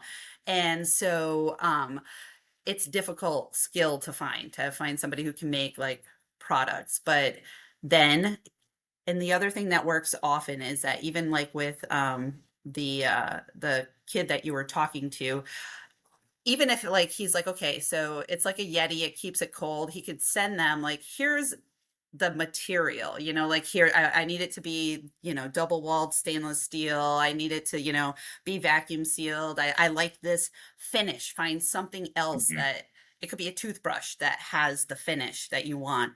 And that all helps make the soup to help them make the product. And then what happens is that you start doing some prototyping back and forth. The prototyping is just made out of, you know, SLA or whatever. It won't be made out of the finished material. But this is all very expensive, you know, like I feel sad for him. Like he probably lost a bunch of money. And because I'm sure they wanted deposits for tooling, and they want, you know, all of that. And so you do need a group that you can trust, for sure. So do you do consulting? Like, if we have a listeners that like, oh, I want to hire MJ to help me. Do you have the time in your life where you do consulting for people? So you do freelance type of stuff, I guess. Okay. Yeah, all the time. I've been doing that and I don't know why I'm so lazy. Like I should try harder to do stuff, but honestly, what I just I don't try very hard, and that, you know, that's why I was saying, you know, mediocre at best. Like I only try so far. And so anyway, but yeah, I've been consulting now probably for 10 years, and Okay. I've helped people make products of their own on the side. And the thing of it is, the hard thing about being an inventor, being somebody who has ideas and all of that stuff, is that it costs a lot of fucking money. Yeah. It really, really does. Like, so many people have said to me, why don't you just do your own thing? And I'm like, I need $500,000 for the electronics that I would like Yeah. to do. Yeah. But like the project that I'm working on now, her project is relatively low FOB, and so that's the cost out of the factory. Mhm. And then the other key part is that the minimum order quantity is low. So she only has to order 1,000 pieces. That makes this a lot more affordable to get into. And I think that, and again, this is maybe soapbox-ish, but we've had so many people in the United States be able to build little businesses, you know, whether it is like their own little shop downtown or at the farmer's market, or even like a website or an Etsy Mhm. store or whatever. These businesses are going to get so screwed by these tariffs because they Mm. just cannot. They cannot. It's just honestly so bad, and it's on every single country. You know, like there's. Do you say that meaning like their raw materials? Because I do know someone who does some silicone molding, and that's a concern. A lot of his source materials are coming offshore. Well, everything is, right? Everything's offshore. So here's my real life example, and I've made a video on this before. So the reusable containers that I currently make are stainless steel. They're stainless steel with a silicone lid. We are 100% plastic free. Super proud about that, right? So in January, I had an order of 8,000 pieces, and the tariff was 2%, right? That's the tariff rate that I've had on these things for the last 4 years. And so that order of 8,000 pieces, the tariff was $850. I just had another order come in July, same amount, 8,000 pieces, but with the new 10% on China, another 10% that was the flat tariff rate, the 50% on stainless steel, right? So now we're up to 70%. It's a compounding. And then the 2% that existed, my tariff that was $850 in January was $30,000 on the same exact product. Oh. Now, if you are just an Etsy shop, Yeah. what are you going to do? You know, and you were like chugging along, and yeah, I'm using Etsy shop, but you're also, say, Melissa Butler at the Lip Bar, which is still a small business. You know, it is a woman-owned cosmetics brand Yeah. in Yeah. Target stores. And then all of a sudden you can't have all your products just go from being, you know, a $14 lip gloss to having to be $35 Yeah. to absorb this. Yeah. And these things can't be found in the United States. Yeah. But they don't have a replacement. So even if I wanted to make my stainless steel containers in the US, I can't. And not only that, on stainless steel, it's on raw materials too. Yeah. And we bring all that stuff in. So did you have to pay that? Yep. If So you want to did you stay in have to business, raise you're your paying. Did you raise your prices then? Not yet. So this is what we've been doing. What you can do, and if people are curious, this is very nerdy now, but so I brought this stuff in, I put it in a free trade zone. Everything in Rhode Island, the whole state happens to be a free trade zone. What that means is that I don't pay the duty at the port like I normally would. I pay it when the goods leave my warehouse though. So I did that to buy some time essentially. I've had to ship out like 10,000 pieces, or I'm sorry, not 10,000, 1,000 pieces from that order, but I've had to pay the tariff then. So Okay, so you're not having to pay it because you're in Rhode Island when you get it, Right. But then you Well- can kind of piecemeal it out. Well, as I you- can because of how my customers work, right? But Right. if I owed that whole 8,000 to Walmart, Right. I'd have to pay it right away because You're Right. extending your cash flow, Yeah. but you're still paying it. well, I'm also hoping because the tariff rates change based on what it is that day then. So I'm hoping that somebody comes to some sense. Yeah. But I don't know. I don't know. It's interesting because the tariffs for someone like, say, a Walmart, they knew they were coming, so they just bought surplus and probably stored it in the free trade zone like you're talking about. They kind of gamed the system, or they bought it when the tariffs were low, got it through the trade zones and into sitting in their distribution network somewhere, knowing they're going to sell it at a future date, but they're not paying that high tariff that's coming behind it. I mean, possibly. I don't honestly know what Walmart is up to, but the distribution centers are like generally places of like turnaround, right? So you ship They your need to goods and roll that inventory quick. and Yeah. so to say that they have a whole bunch of storage available, Yeah. who knows? But then also Walmart doesn't make their stuff. They make some stuff, like they have their own house brand, like Yeah. Equate drugs versus Advil, but they have tons of suppliers and tons of seasonality. Like you go into Walmart Yeah, and yeah. it's like everything changes, in spring, summer, fall, winter. And so that's where I'm just like, now that the fall reset is happening, how we all get super mad that we start seeing like pumpkins in August when it's 40,000 degrees, like that's what's happening now. And Yeah. so that was nothing to be planned for, right? Because that was all done last year. Yeah. So, Yeah. yeah. I feel like I started seeing it beginning of July, even the fall stuff, depending on the Really? store. Yeah. I hardly ever go to the store. I avoid it. Yeah. It's just randomly, like I go to Costco a lot. I love Costco. Because just my children, I've grown up or I raised my kids where their friends, we were an open house. They could just come here. So I always had tons of snacks and drinks and Oh, food that's for like nice. the last like 28 years because my oldest son's 28. So I've just been in the habit. I have to buy bulk, even though now my older two are gone. I'm still buying them. I need to at some point adjust.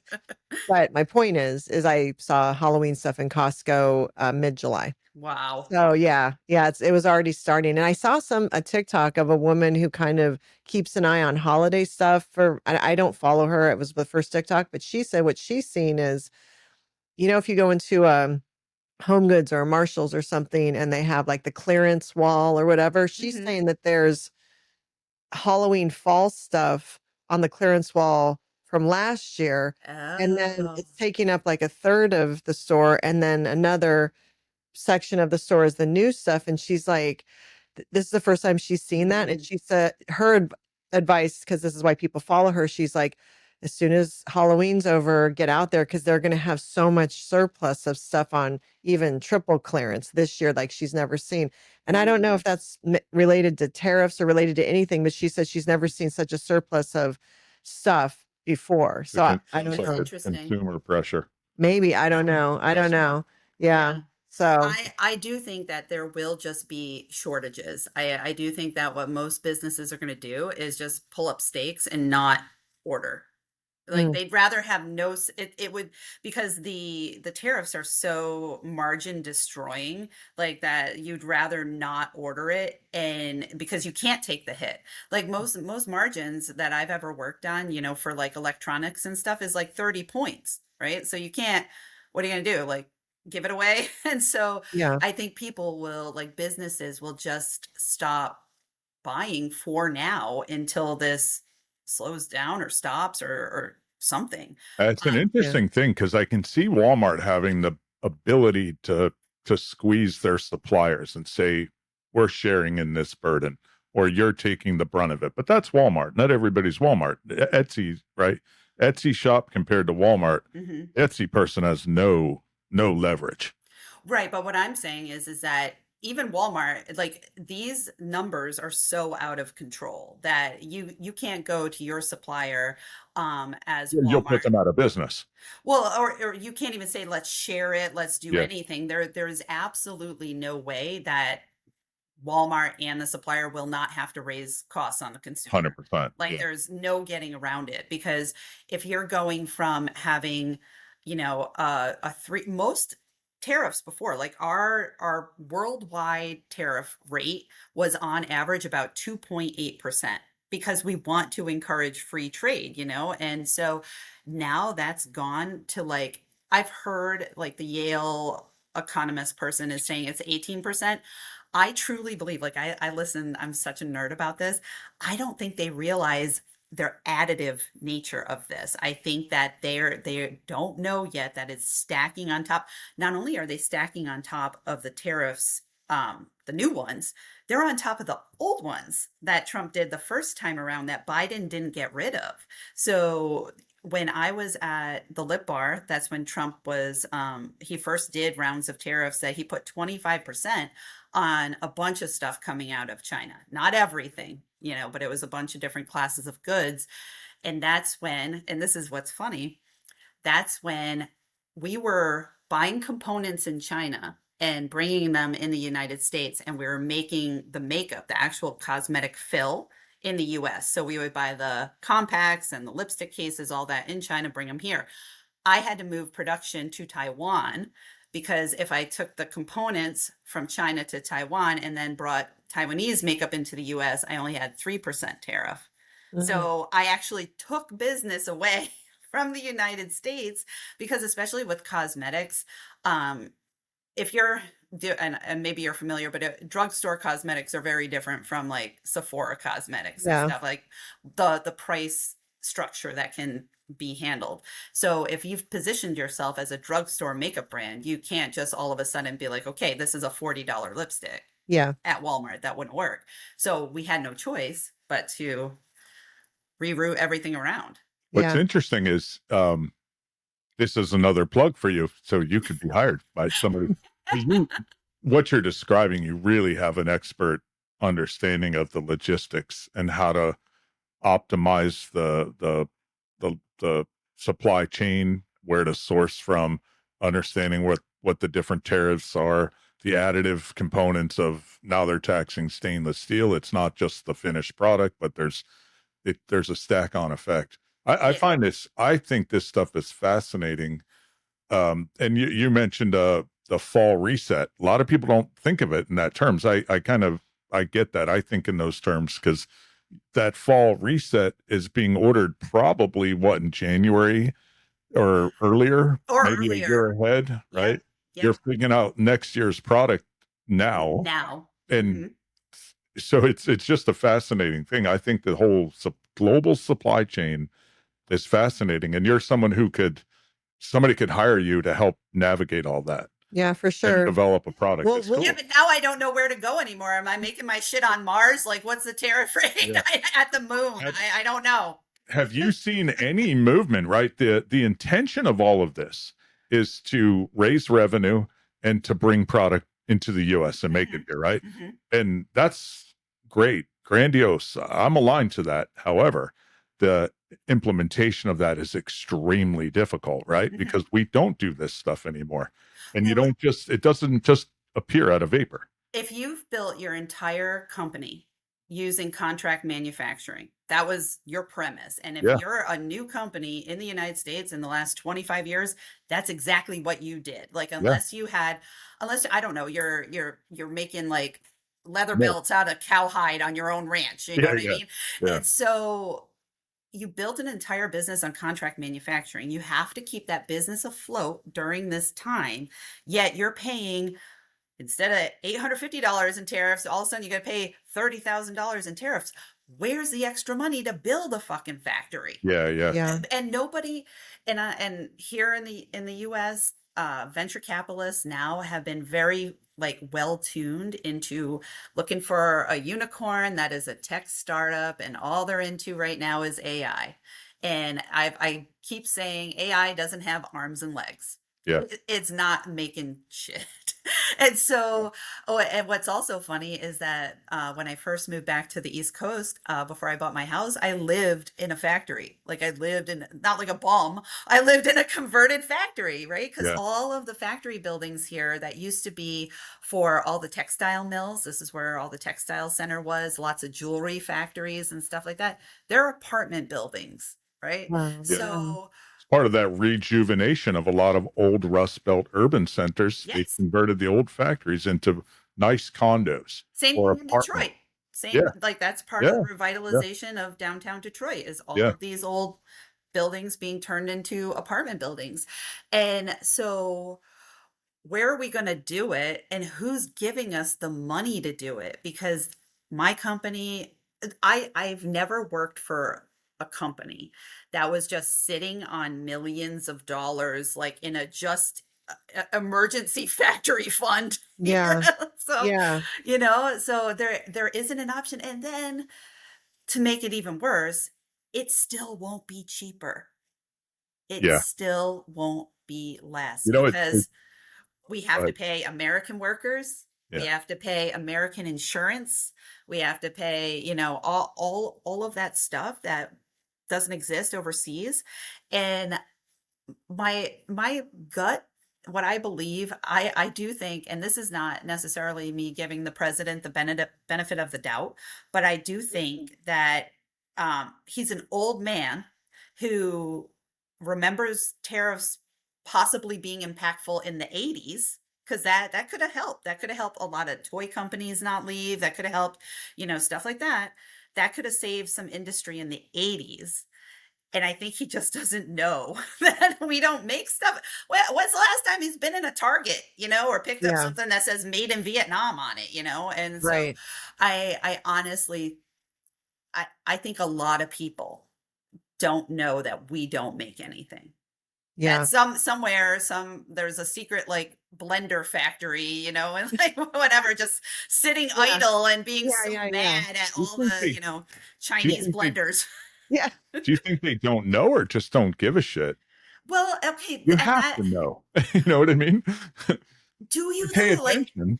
so many people have commented on my videos saying just buy American. I do Mhm. think that I think there's just a lack of understanding and they think that, you know, Chinese products are just getting shot into the country, you know, and then Yeah. just showing up at Walmart or that Walmart's doing it. Yeah. Like Yeah. everything inside a Walmart is from Walmart somehow. I just Yeah. think there's a massive disconnect because I'll often ask people, I'm like, well, who do you know who works in the vacuum cleaner factory? Yeah. Like nobody, you know, and I think Yeah. the country is so big that maybe they think, you know, It's somewhere out Arkansas. there. People don't realize, you know, everybody thinks of Walmart as a retailer, which they are, right? They're the largest retailer, but they're truly the largest logistical company in the world too. I Yeah. think. Yeah. Right? Yep. They're the largest supply chain. When I network. think of a made in America, I actually would think of like how you just said, like a person making belts from cowhide on their like if the you farmers market. if I buy something made in America, like truly made in America, I know I'm spending a lot of money because it's Yep. almost like a specialty item. I'm willing to spend this belt or this box or whatever. It truly was made from a tree on land and they carved it, and I'm going to spend $150 for this box. It's almost like art. Yeah. You know, and so those things I do think exist. Like people are making, you know, clay pots in their thing, and although maybe the clay came from China, I don't know. But, you know, but it was Right. made by an American Right. in America. So let's just say maybe not all It's an artisanal product. right. Maybe not every item was made in America, but an American made it.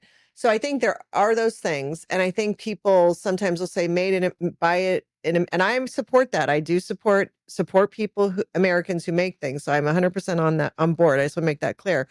But if you say buy American, you're talking more about that type of stuff. And yes, support those people. Support people that are making things in America. But they're not making a blender. They're not making a dishwasher. They're not making maybe a clay plate, but that plate might cost you $15 a plate because this is a piece of art they made with their hands. So that I think is the disconnect. Sure, you can buy American, but you're not going to go get plastic plates that were made in America to put your kids lunches on. Does that make sense? Yeah, So I think that's a disconnect a little bit. It's completely a disconnect, but I also think the one silver lining that I think could possibly exist is that we'll cut back on the consumerism. Totally. Like I'm not a big consumer. Like I made a joke the other day. I'm like, if you scroll back through all my videos, you're probably seeing me wear the same 8 shirts that I've owned for the last like 4 years. Like I'm not a big shopper. Yeah. And I think a lot of our culture, like through social media, is also like added into by the consumerism, by the availability of things. Like now you can have a whole gender reveal party that has a whole packet of accessories that go with it. You know, like Yeah. we do all these things. We do uh I don't know why I'm stuck on babies, but like we do like sprinkle baby showers, right? Yeah. Now, like instead Yeah. of you just get one baby shower, you had one kid and that's And now it. you have I know, and that's Yep. so foreign to me because when we were growing up having kids, you had your one baby shower, and then that was I don't know what the hell you're kind of talking it. about. Yeah, and then you just Yeah. have everything for your whole life. And then Yes. but if you think about it now, like all these little things, all these little Instagrammable moments or Yeah. whatever, they have accessories, they have shit to buy to Yeah. make this party, make this picture. Like, and I do think this was the end times when it was like the peak consumerism of seeing did you see videos of people decorating the inside of their fridge? Well, I would see videos of people like buying like organizers and is that Yeah, what you mean? there were the organizers, but then I Yeah. saw people like putting like little like directory picture frames up and stuff like that, like inside their fridges. No, I Yeah, missed that. but even all those organization things, you Yes. know, like consume, Yeah. and it's all Yeah. plastic and it's all Yeah. gonna Oh, be it's all shit. Yeah. Yeah. on the planet forever. Yeah. Yes. And I do think that inadvertently, between the less trash, if there's nothing to buy, you're not buying trash. And that's part of the reason why I got into sustainability now at this stage in my career, because I realized, oh, all this shit that I made is just actually shit. Like, I don't care if it was, I was making air cleaners for a while. Those air cleaners are in a landfill. Like, Yeah. nobody fixed them. Like, I've just polluted the planet for the last 15 years, you know?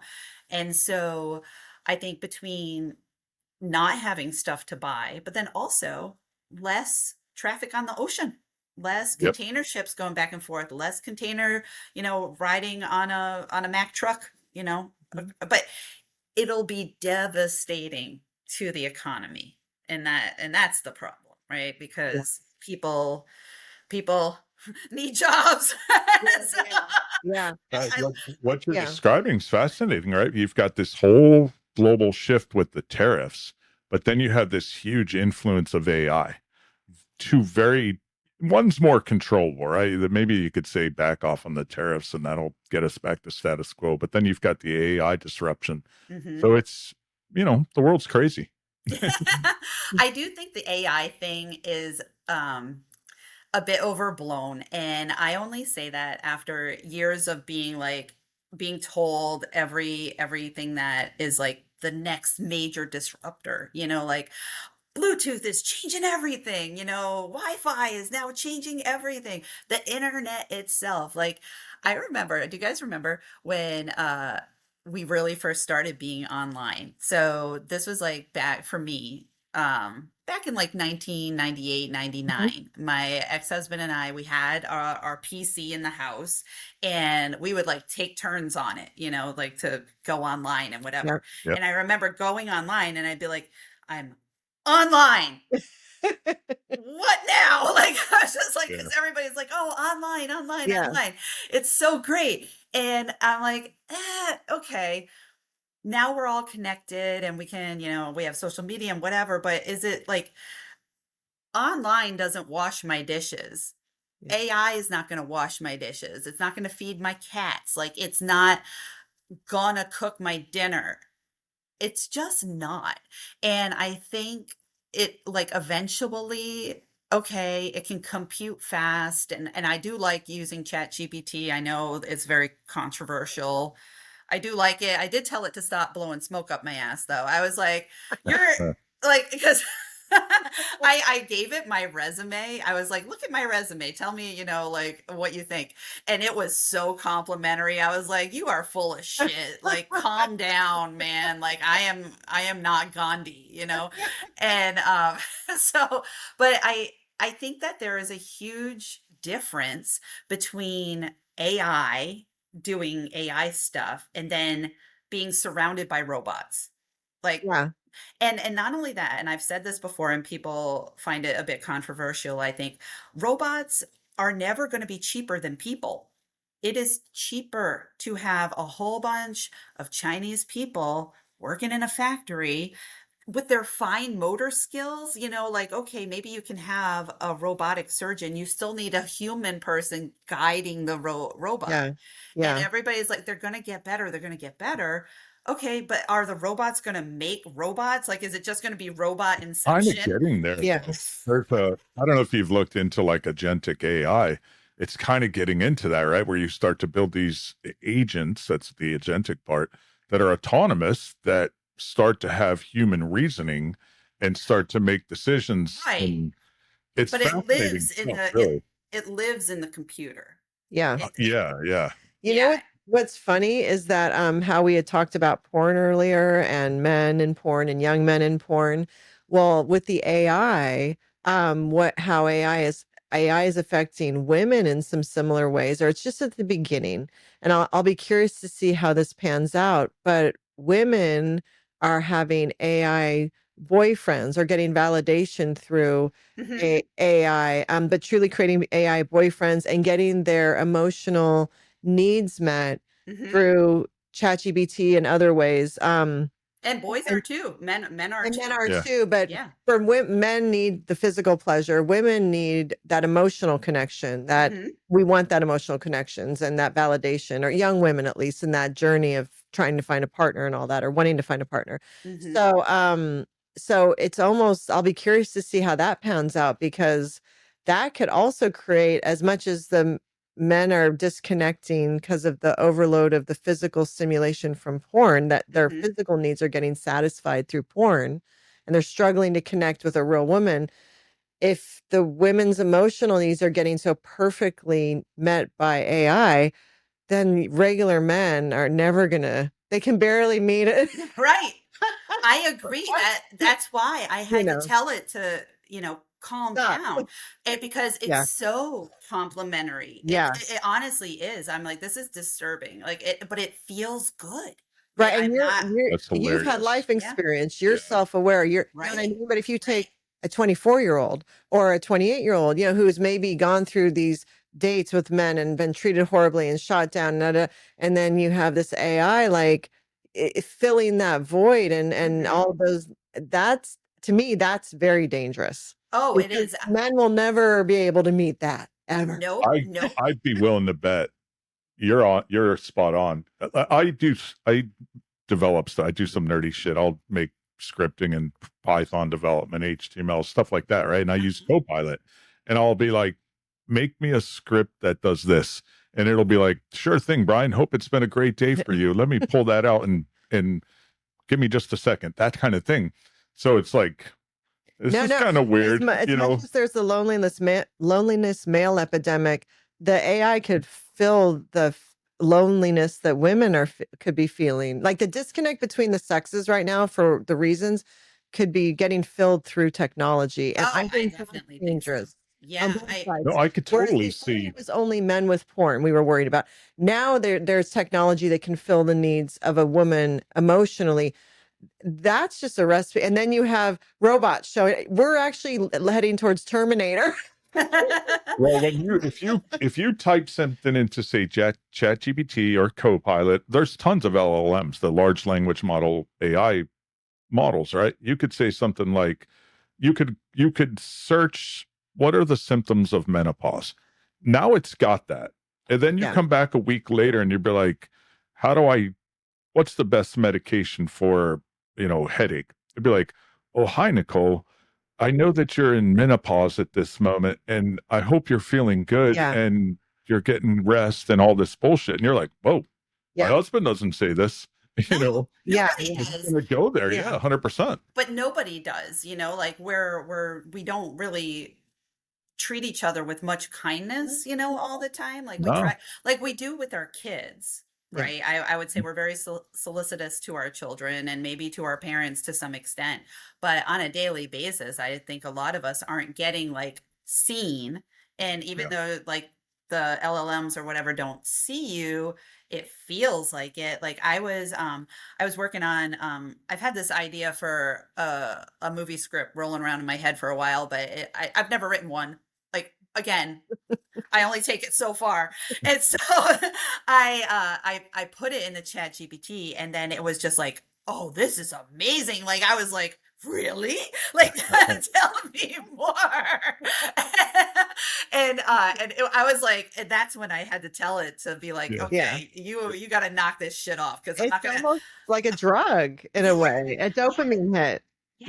Yes, for Yeah. sure. It's like that first time I ever smoked a cigarette. You know, Yeah. I Yeah. was talking Are about you a that. hobbyist? Do you have a lot of hobbies? So I would say right now, my main hobbies are writing, and then doing my TikToks, you know, and then at this point, I'm kind of like spiraling a little bit, not gonna lie, because I'm trying to do all these different things, but with my job, I travel so much that it like interrupts any potential like Continuity. yeah, like, oh, I'm gonna go to this class, you know, and it's Yeah, every yeah. Monday or whatever.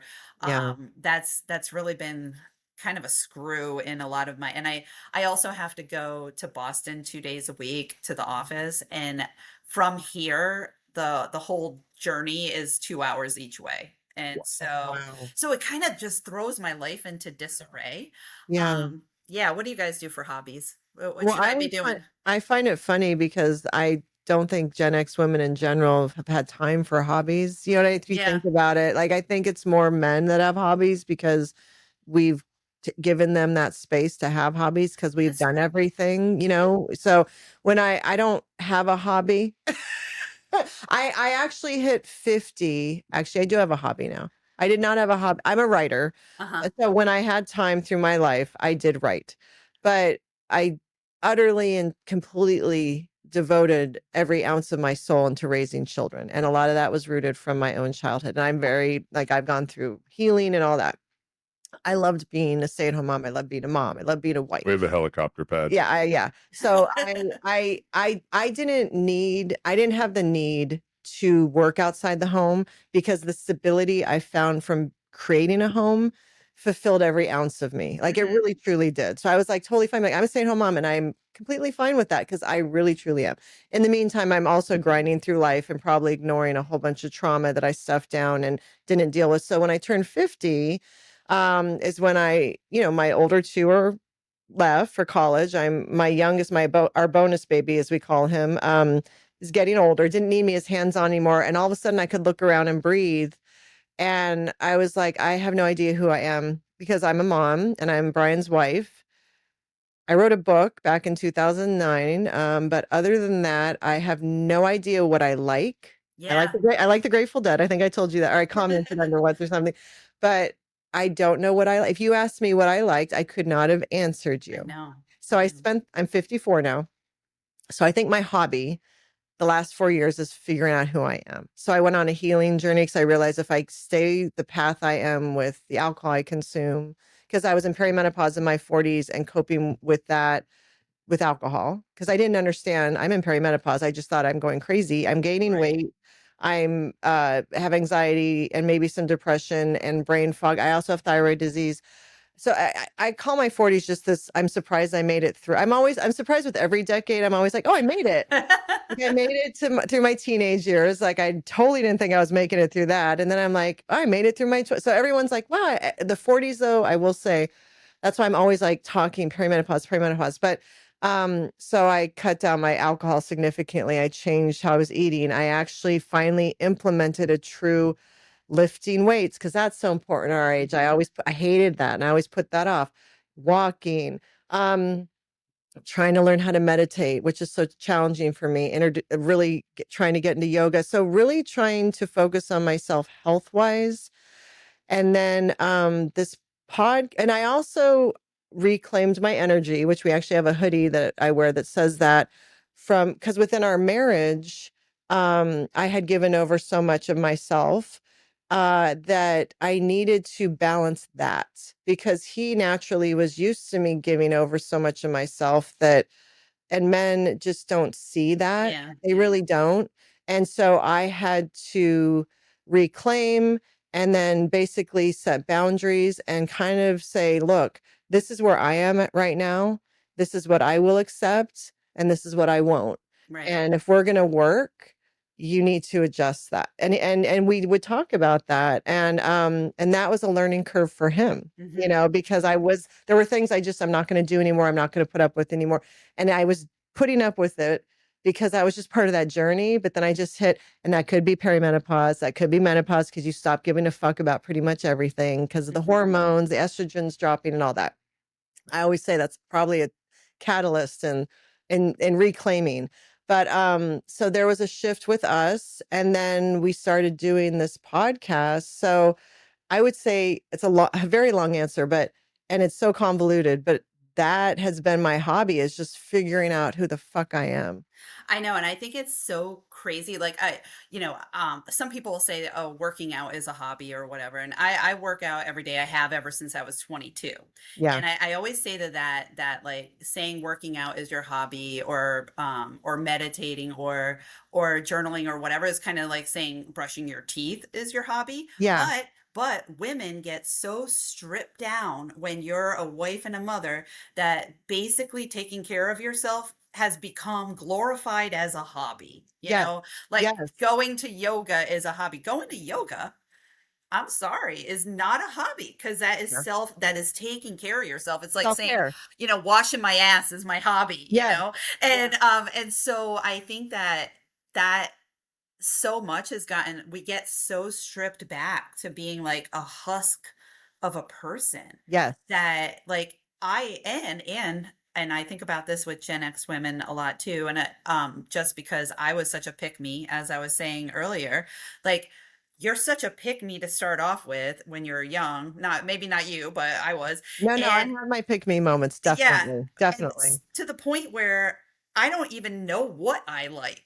Yeah. Like, because I spent my whole life being like, yeah, I love snowboarding. I'm cool. I'll go see the Grateful Dead 400 times. Yeah. I'm cool. Like, I'm a cool chick. I'll watch baseball. Like, Yes. fuck all that shit in reality. Yeah. But then it was so deep inside me that I'm like, well, what do you like? Huh? Yeah.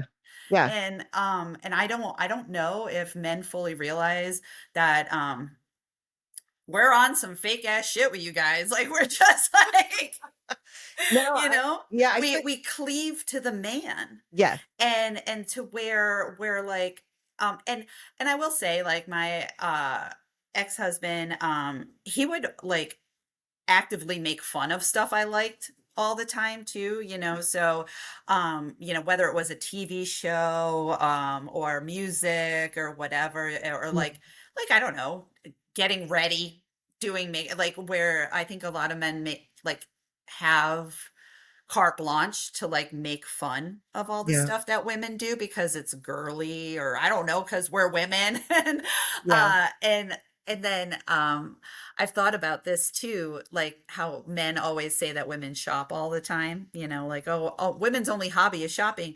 It's because we buy everything for your life.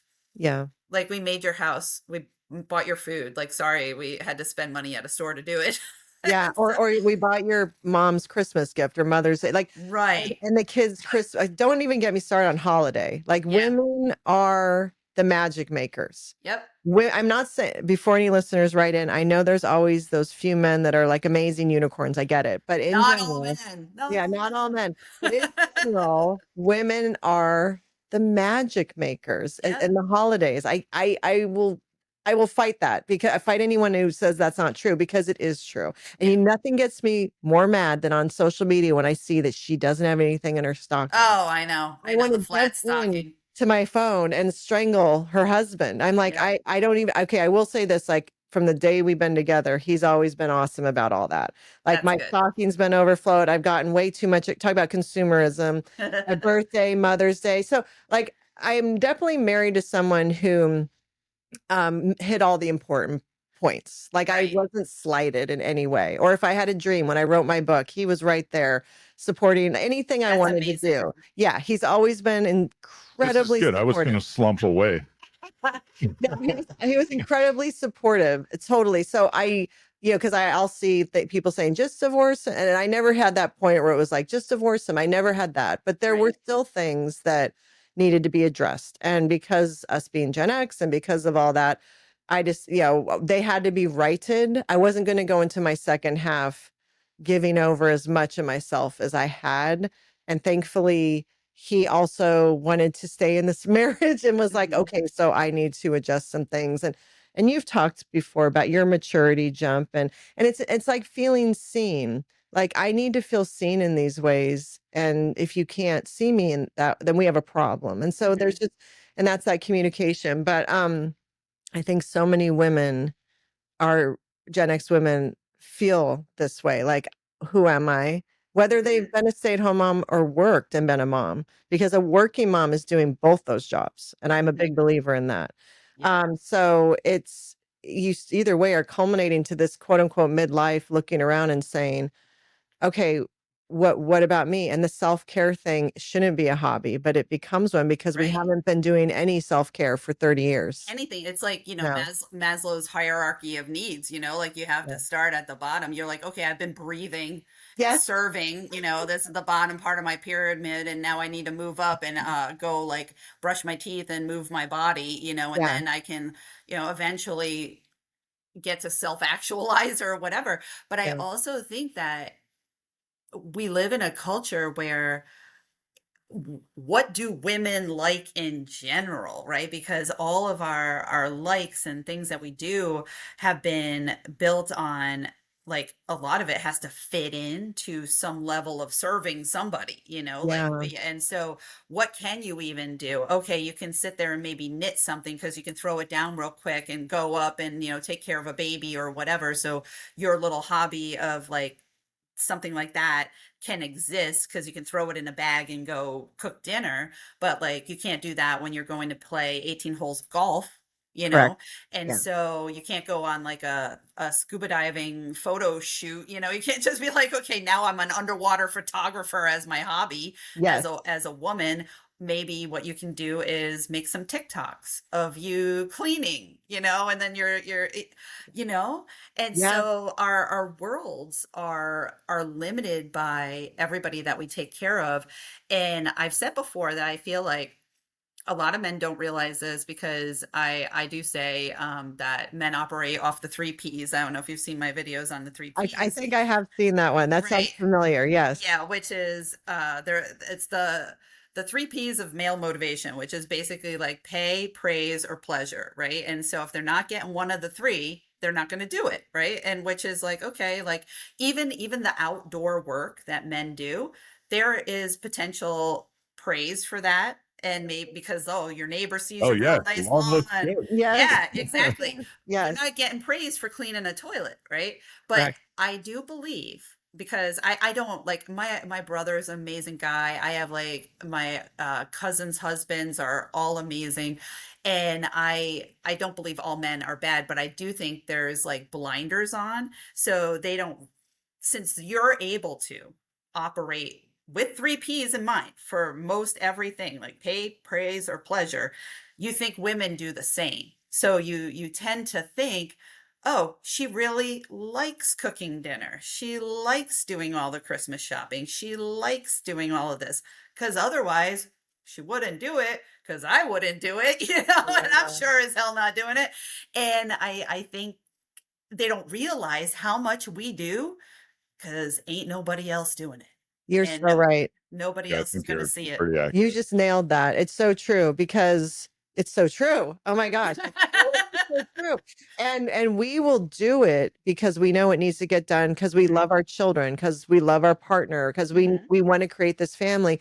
We'll do what needs to be done. Now, I do think men will say we go to work because we know we need to make money because that needs to be done. Because So I that's think pay. That's but pay. that's pay. You're right. But it's You're also right. easier. I will be the first to admit, Yeah. we've been together a long time. We've 3 kids. There's no fucking way I could have woken up at 3 a.m. and, rock the kid back to sleep and then go be functional and be happy.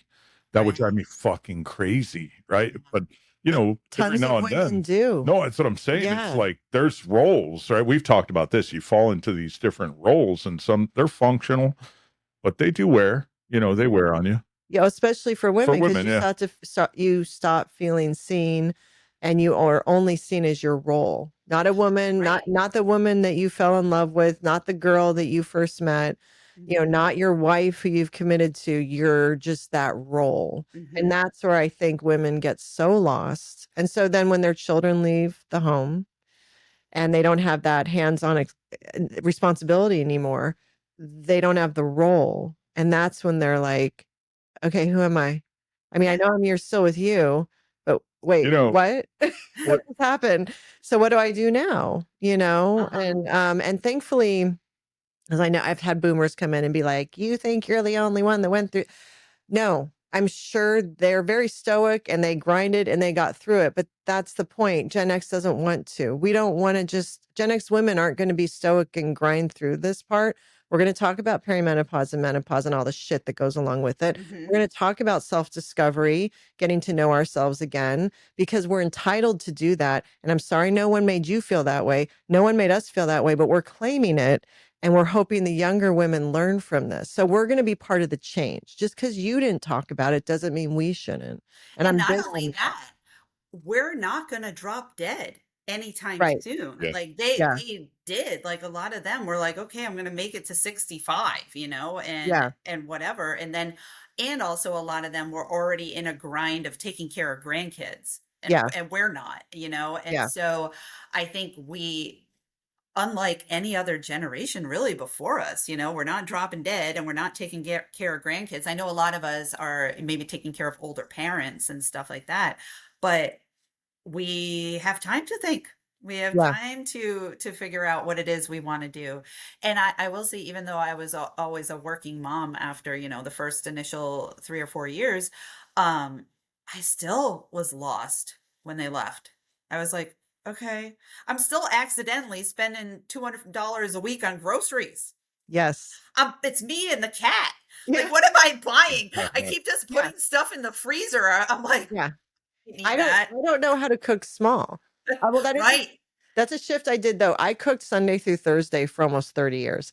And I made a decision like a year and a half ago. I'm like, I'm done figuring dinner out every night. I'll do it sometimes, but punch out. So, but when I do cook now, I have no concept to how to I cook and I cook like the Costco, all that chicken. I still cook all of it. I know I could cut it up and put the rest in it's all going on. And now we're eating chicken for 7 days because I don't know how to make anything small. Yeah. But that's also breaking those habits. So I'm sorry, you were going to. No, well, what's fascinating to me is I thought I was asking an innocent question.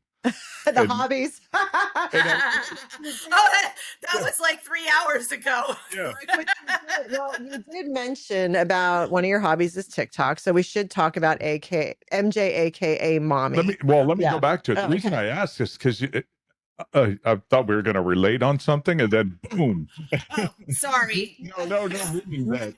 You mentioned how you'll get so far and then you don't finish, or you'll do this. I do that, but I'm going to plead the fifth, but I have some hobbies that I do that with. So his family notoriously are hoarders, and his mom is a hoarder. Oh. And he's very much like gets anxiety if there's too much stuff everywhere because of that. But what's so funny is he hoards hobbies. So Brian will have like 10 hobbies, no doubt, going on. And then he owns all the things that go with that hobby. So if it's fishing, he has all the fishing stuff. If it's music, he has all the instruments. You see some of these instruments? We don't play these. You don't play them? No, Right. but we have to have them all. Okay. No, we don't have to. I tried. You tried, but I always say the hoarding projects through the hobbies, Self-care. So, but also his brain is constant. He has one of those brains that never stops in a way ever. So I think the hobbies are an outlet for him it's actually relaxing to go to a hobby from. That's kind of where I was going with you. You're in operations, you're logistics. These are pretty technical things. Is your brain constantly going? So you get so far, then you're like, well, now I'm distracted. I go somewhere else. Well, I think I have always gotten to the point where I've done it to like a level of satisfaction. Like Mhm. when I was in the band, we played out at a couple of like festivals, like not like little tiny festivals, and then we ended up playing at the Hard Rock in Detroit when that was still there, and I was like, all right, like I need to go to bed. Like Mhm.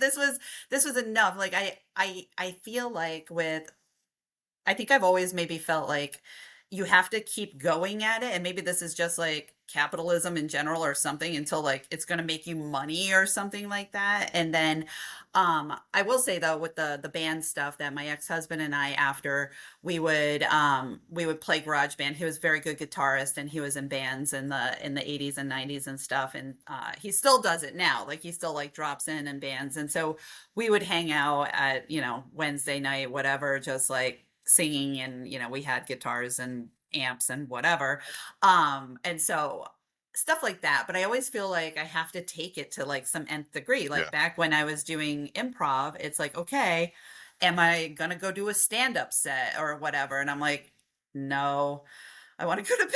Yeah. I don't know. I don't know. I never, I guess maybe it is like collecting hobbies, like where, Yeah. and a lot of it was bucket list stuff, which ties into my TikTok, because so I had on my bucket list, like, I'm going to be a published author. I'm a published author. I've got, patents. I've got like all this stuff was originally written on a bucket list, like being in the band, doing all of that. And then during COVID, I added become TikTok famous onto my bucket list just to fuck with my kids. I was like, but you know what mom does with her bucket list, right? Yeah, And they're yeah. like, so embarrassed. They're like, oh my God, my mom's gonna be on TikTok. And then I just started making TikToks to essentially fuck with them. And I had a TikTok that I stitched with ex patriarch. I don't know if you know him. He's a white guy with a beard. Anyway, he had asked the question for women, like, what was it? It was something like, what was marriage like for you, or whatever, for women who have been married, who are divorced, what was marriage like? And I made a video just telling how I felt, and that video got like 1.5 million views, and all of a sudden had all these followers, and Yeah, all it's this stuff on. was, Yeah. Yeah. it was just on, and I was like just messing with the kids. That's That was literally it. And so I was like, well, I guess I do this now. Yeah. Gotta keep this up. And that was a wild time when that first happened. I'm sure It you does. guys know too, like when you first have, like when Yeah. you go Yeah. to bed and you wake up and all the notifications and whatever. It hasn't happened.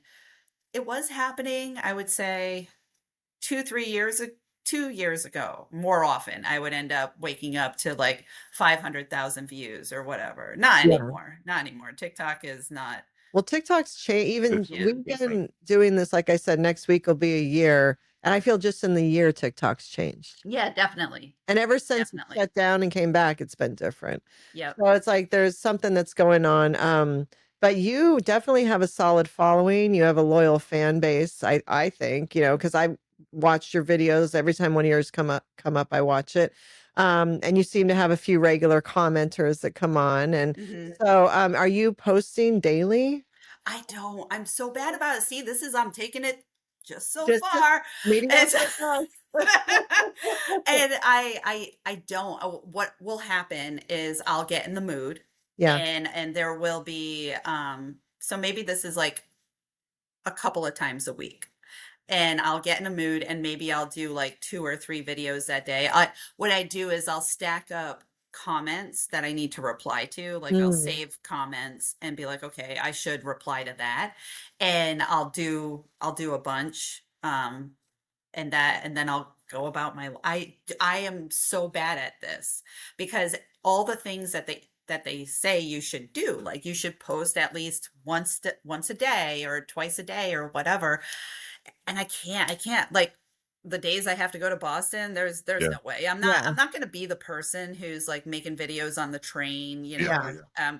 I'm just not. And um But I think that's yeah. part of your success is it's authentic. You're making videos when you truly are inspired to make a video. You're not just making a video to make a video. Yeah, I yeah. think that's what comes through. So, Oh, okay. what, you know, it's the quality versus quantity, which I think I enjoy more from creators on social media in general. Because sometimes I can tell when you're just making this, someone's making a video just to get that content out versus, Right. no, this is truly they're inspired to talk about this, whatever it is. So, I think what it's working for you. How long have you been doing it now?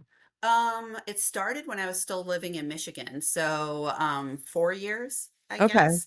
But it wasn't until I moved to Rhode Island where I had that first viral video. So I think I Mm, was doing it for probably 8 months, a year Mm. before that okay. video hit.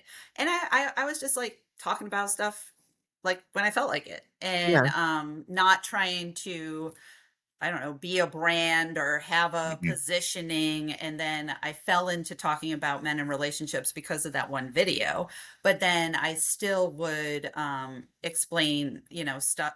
This tariff stuff I've been explaining now for years. Yeah. Mhm. And because it really has affected all of our costs, you know, and Yeah. so it's a big reason for the consumer inflation that we've seen, you know. And Mhm. so anyway, yeah, I've always been surprised. I'm like, why are people interested in the bullshit that comes out of my face? I think it's because you're just being honest, you're being real, and you're not trying to sell them something. You're not trying to influence them. You know, you really aren't. Like you have your opinions, but you're not coming across as you should think the way I think.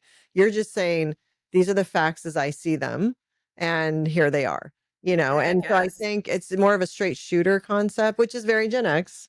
Yeah, that's true. So, yeah, That's you true. definitely have a Gen X vibe about it. So now did doing the TikToks, your TikTok career, hobby, whatever you want to call it, persona, is that what's led you to want to do a podcast or is that an inspiration coming from somewhere else? I would say I wanted to do a podcast before I did TikTok, but Okay. I didn't have a good enough idea. And then also the kids were still at home and stuff, so I didn't have the time.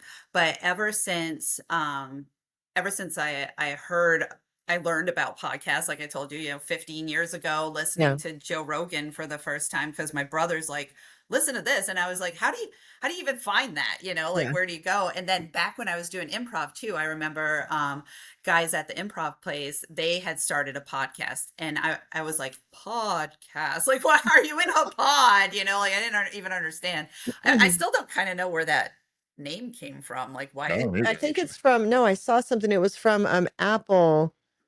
Apple. It came from Apple. Something with their like there had that AirPods and something with it did Oh, okay. yes, it's somehow the root of Oh, it came from Apple. really? Now I can't remember. Yeah, that Apple's I been read doing that. it forever. I read that. I didn't Yeah. realize that. To your point, you couldn't find podcasts, right? Where do you go? Yeah. Yeah. Apple's been doing it forever. Apple had something in the phone they put about podcasts, right? They Well, have they like came out with the software. You can yeah, listen to it came from shows Apple. on your phone At or least on your I computer. read that. So somebody can correct me if I'm wrong, but I I did read that. Yeah, I didn't know And that, it but wasn't that makes TikTok because sense. sometimes I say I read something, but it was actually TikTok. I actually read this. I read it with my eyes. With words, you weren't even With just words. listening to a book. No, I actually sat down and I read it. So, what's your plan as far as your podcast, Mediocre at Best? When are you hoping to start launching that? Well, hopefully in the fall. Okay. So that's the goal now. I've done all my back work, you know, as far as like this is what some of the episodes are going to look like. Like this is very very raw, so like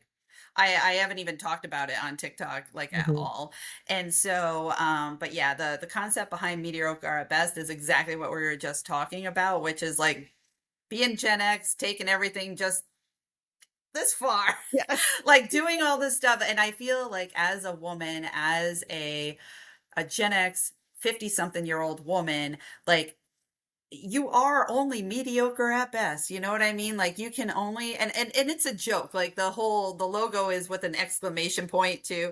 But Yeah. it came from, this is funny. It came from, I was walking to the train and it was like early morning and whatever. And I'm walking to the train and this like homeless dude outside of the mall in Providence, he's like, "Hey, mediocre at best, lady. Mediocre at best." Like I got catcalled by mediocre at best. And I was like, you know what?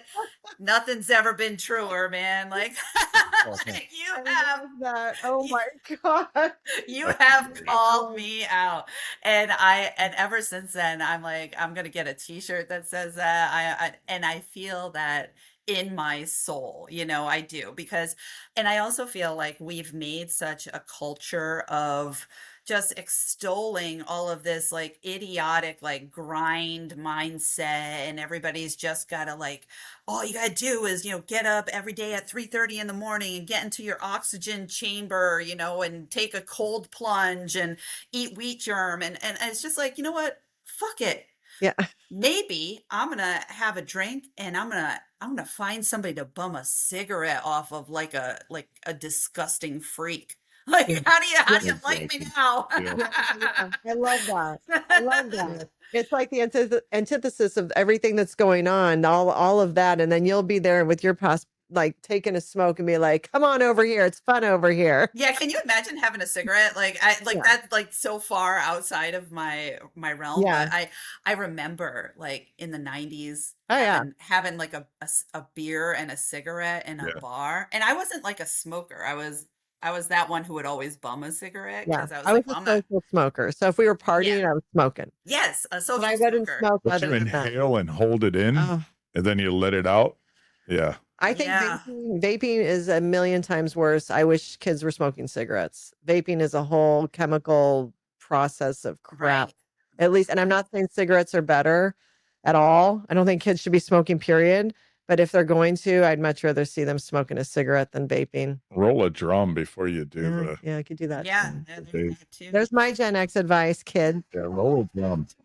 Real cigarette. No real cigarette. Actually, just smoke a joint. Did pass We on could the- do that. Yeah, Yeah. you could do that too instead of Yeah. all the other chemical stuff. Stay away from the chemical stuff, kids. If Yeah. it grew in the ground, you're good. But I think that sounds awesome. I love it. I can't wait to see like where it goes, because I love that it's raw, it's honest.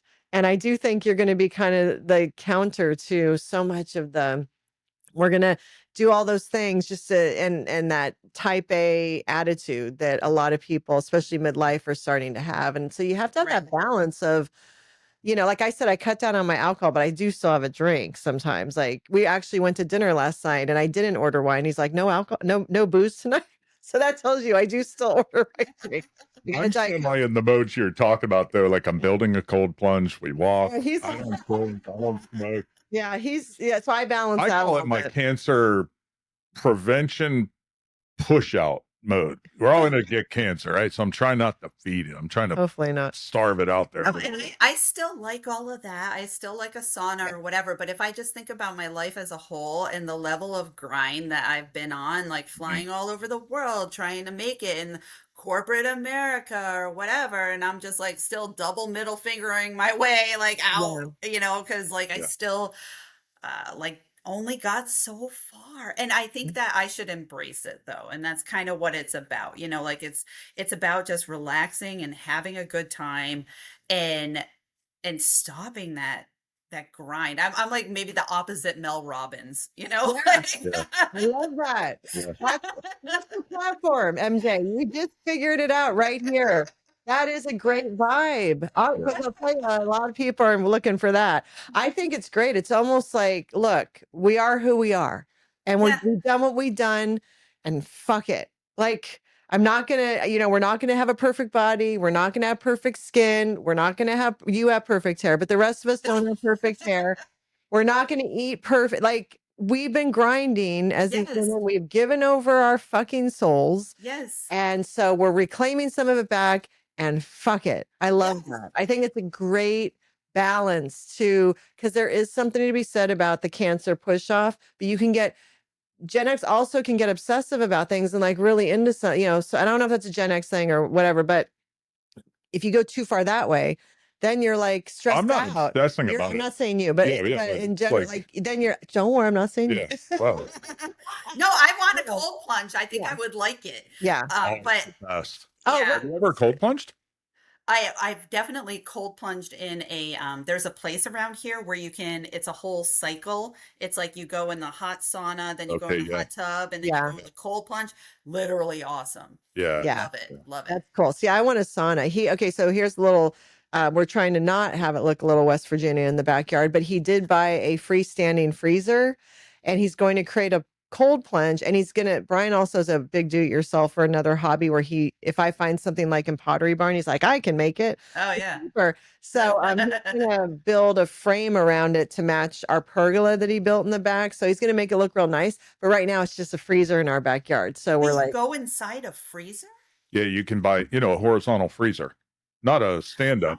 Oh, Like in my head, you're like a kid in the trash dump, like getting trapped in a refrigerator. No. No, But what- it's- Like, this is the most claustrophobic thing I've ever heard of. no, and then they close the door and you're just no. It's Yeah. like you would open the lid, get into the cold plunge. The lid stays open.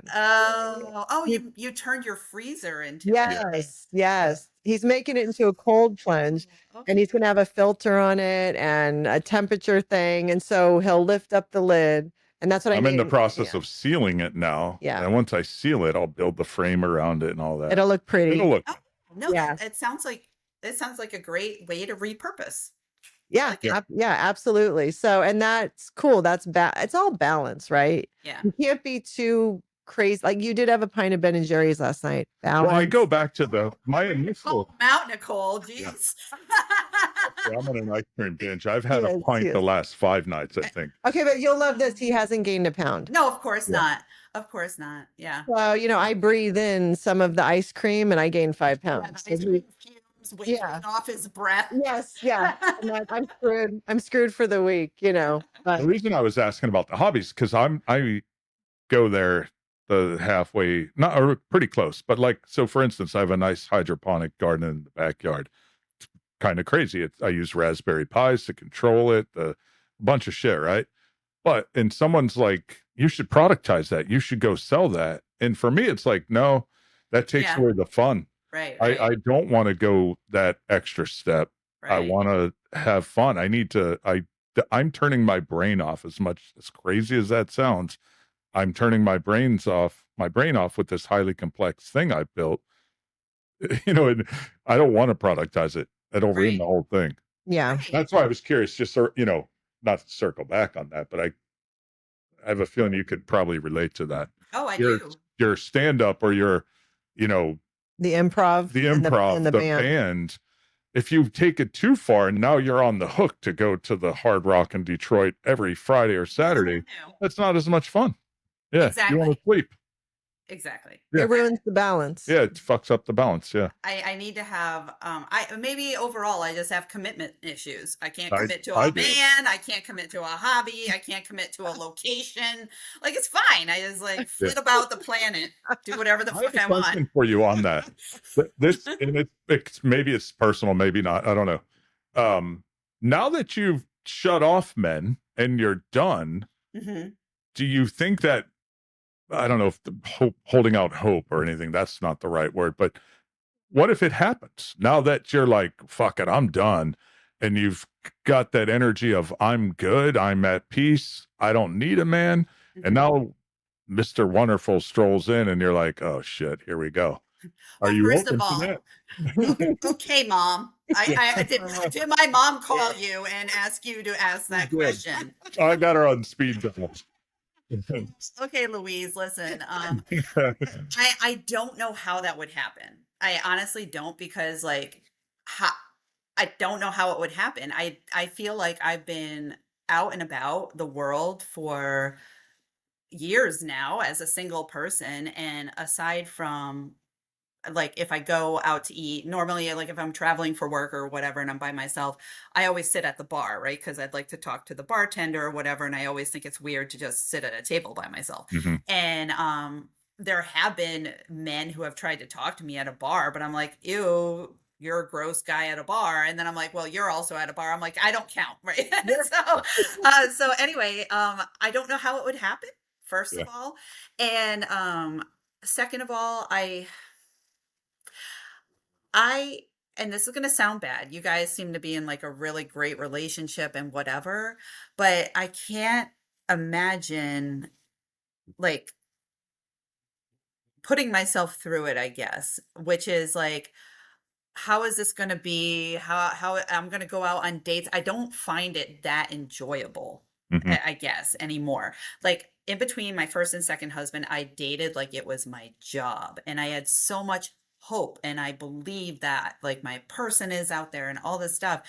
But the actual date portions were always, I would wake up the next day and be like thinking, oh, I had a good time, and then realize, no, I was the good time. I was like entertaining somebody. I was like, and they were like being real good chat GPTs, and like reflecting back at me like, oh, this is interesting or whatever. And I gotta say, I don't know if I could find somebody who I ultimately wouldn't feel like I was always doing more than I was getting back. It's just been my history. Yeah. And but that being said, when you decide to also, your kids aren't at home and also you don't have a man around and you're not trying to find a man, it has left a hole that I could drive a truck through, because like a man was a hobby for 1,000 years, right? So I just set that hobby on fire, and that's gone. And so I'm just like twiddle my thumbs, like I don't even know. I don't even know. Trust us, the podcast will take up all that time. I know this does seem like very complicated. The more because I've had to like dig in and learn about it and all of that stuff. I was like, oh, is this going to be too hard? You can you totally can do it. There's no question, but it is there's more commitment than people I think realize, more commitment than we realize, for sure. And it's really technical. If Brian is very technical, if he wasn't, we couldn't do this. I'm thinking I might hire a kid to do that. Like there's certain parts of it that just I won't have the attention span for, like the technical editing portions and stuff like that. And I know that. So I've already been like looking for a kid to do that. That's local to me that I can talk to. Yeah, no, that's a good idea, because that'll take a huge weight off of you. Yeah. And allow you to focus on the meat of the podcast and not be stressed out with all the editing and the technical stuff, Right. So, but either way, even so, that you have the time, it sounds like, to devote to this, and it'll fill a lot of that time. If you keep it just yourself, it's actually kind of easy. If you start to branch out and do guests, whether in studio or online, that gets a little bit more exponential. Yeah, I'll definitely have guests on, because I think it would be boring to just listen to me. I don't know. I mean, I'm at least a good 6 months in you. A lot of just you talking, honestly, and then you guys just spent your whole weekend with me. I love it. I practically live with you now. I love it. I love it. And on that note, before I ask my last question, do you have any more? Because I always have to check with him, because afterwards he'll say, I had another question. So do you have any more? That was my main question. And the only thing I'll circle back on that is I could relate. If we weren't together, I don't think I'd be out there, and it just sounds like a lot. And I'd be probably hobby mania mode. Yes. Yeah. And maybe it is our age too, right? Like I don't have, I've got some functioning ovaries in there, but that's all I got left, and then they're on their last legs. Yeah. So like, I don't have the drive that I used to. Yeah. But I will say, since I've said everything else, that I get sad sometimes thinking about it. Like, I'm like, am I going to die never having made out again? Like, that's weird to think about, or, that is sad. But I also think that I could just like knock on a neighbor's door and make out with them if I wanted to. Actually, I had a thought on this. On the making out. No. You want to make out? You guys want to make out? No, I was thinking about this because I don't ever not think. concept of dating, and you're dating guys that were divorced. And you had mentioned that, women divorce men. I found that interesting too, that men don't divorce. And I think you're spot on. But it's like you're out and the people you're meeting are guys that women have kind of said, no good. Mm-hmm. What about a widower? It's men are widowers, right? Correct. Yeah. That might be a niche that you haven't tapped into. Yeah. So I'll just start hanging out at the funeral homes. There you go. Yeah, You know, I'll just get in the processions. No, You know, no. when they go down the highway. Totally. The obituaries, like just read the obituaries Yeah. every week and be like, okay, I got one over here. No, you know what? I never thought about that, Yeah. but yeah, those ones weren't cast aside. No, that's true, but they're sad. They'll be sad. But maybe it's Yeah. been like 5 years and they're okay. My uncle was a widower, very dedicated husband, father, became a widower, and he was a great guy. He was. He's a World War II vet, He's and just he's a little too old for actually. Yeah, he's no, I mean- deceased now. So It lays still, just flat. go down to the VFW. Yeah. okay, now that we put that out there, though, you have to tell us in the next year. I bet you she meets some widower. Oh God. That'll be the one, and all he wants to do is make out. Okay, I put it out there, Okay. and then leave you alone. I think you have a lot to offer someone. I'll leave it at that. Brian's struggling. I'm not trying to fuck with you. Want another man? No. No, I'm not saying that. I'm just teasing. Well, because I think even though Brian said like if we weren't together, but men do want sex. They really do. And Yeah. you're a man that does like sex. And so I think eventually you would go out there to get laid. I really do. Because I think that drives them. Well, You and know? also they want to be taken care of. They Yeah. love the house that a woman makes. They love like cooked food and clean laundry. They love those services a lot of times.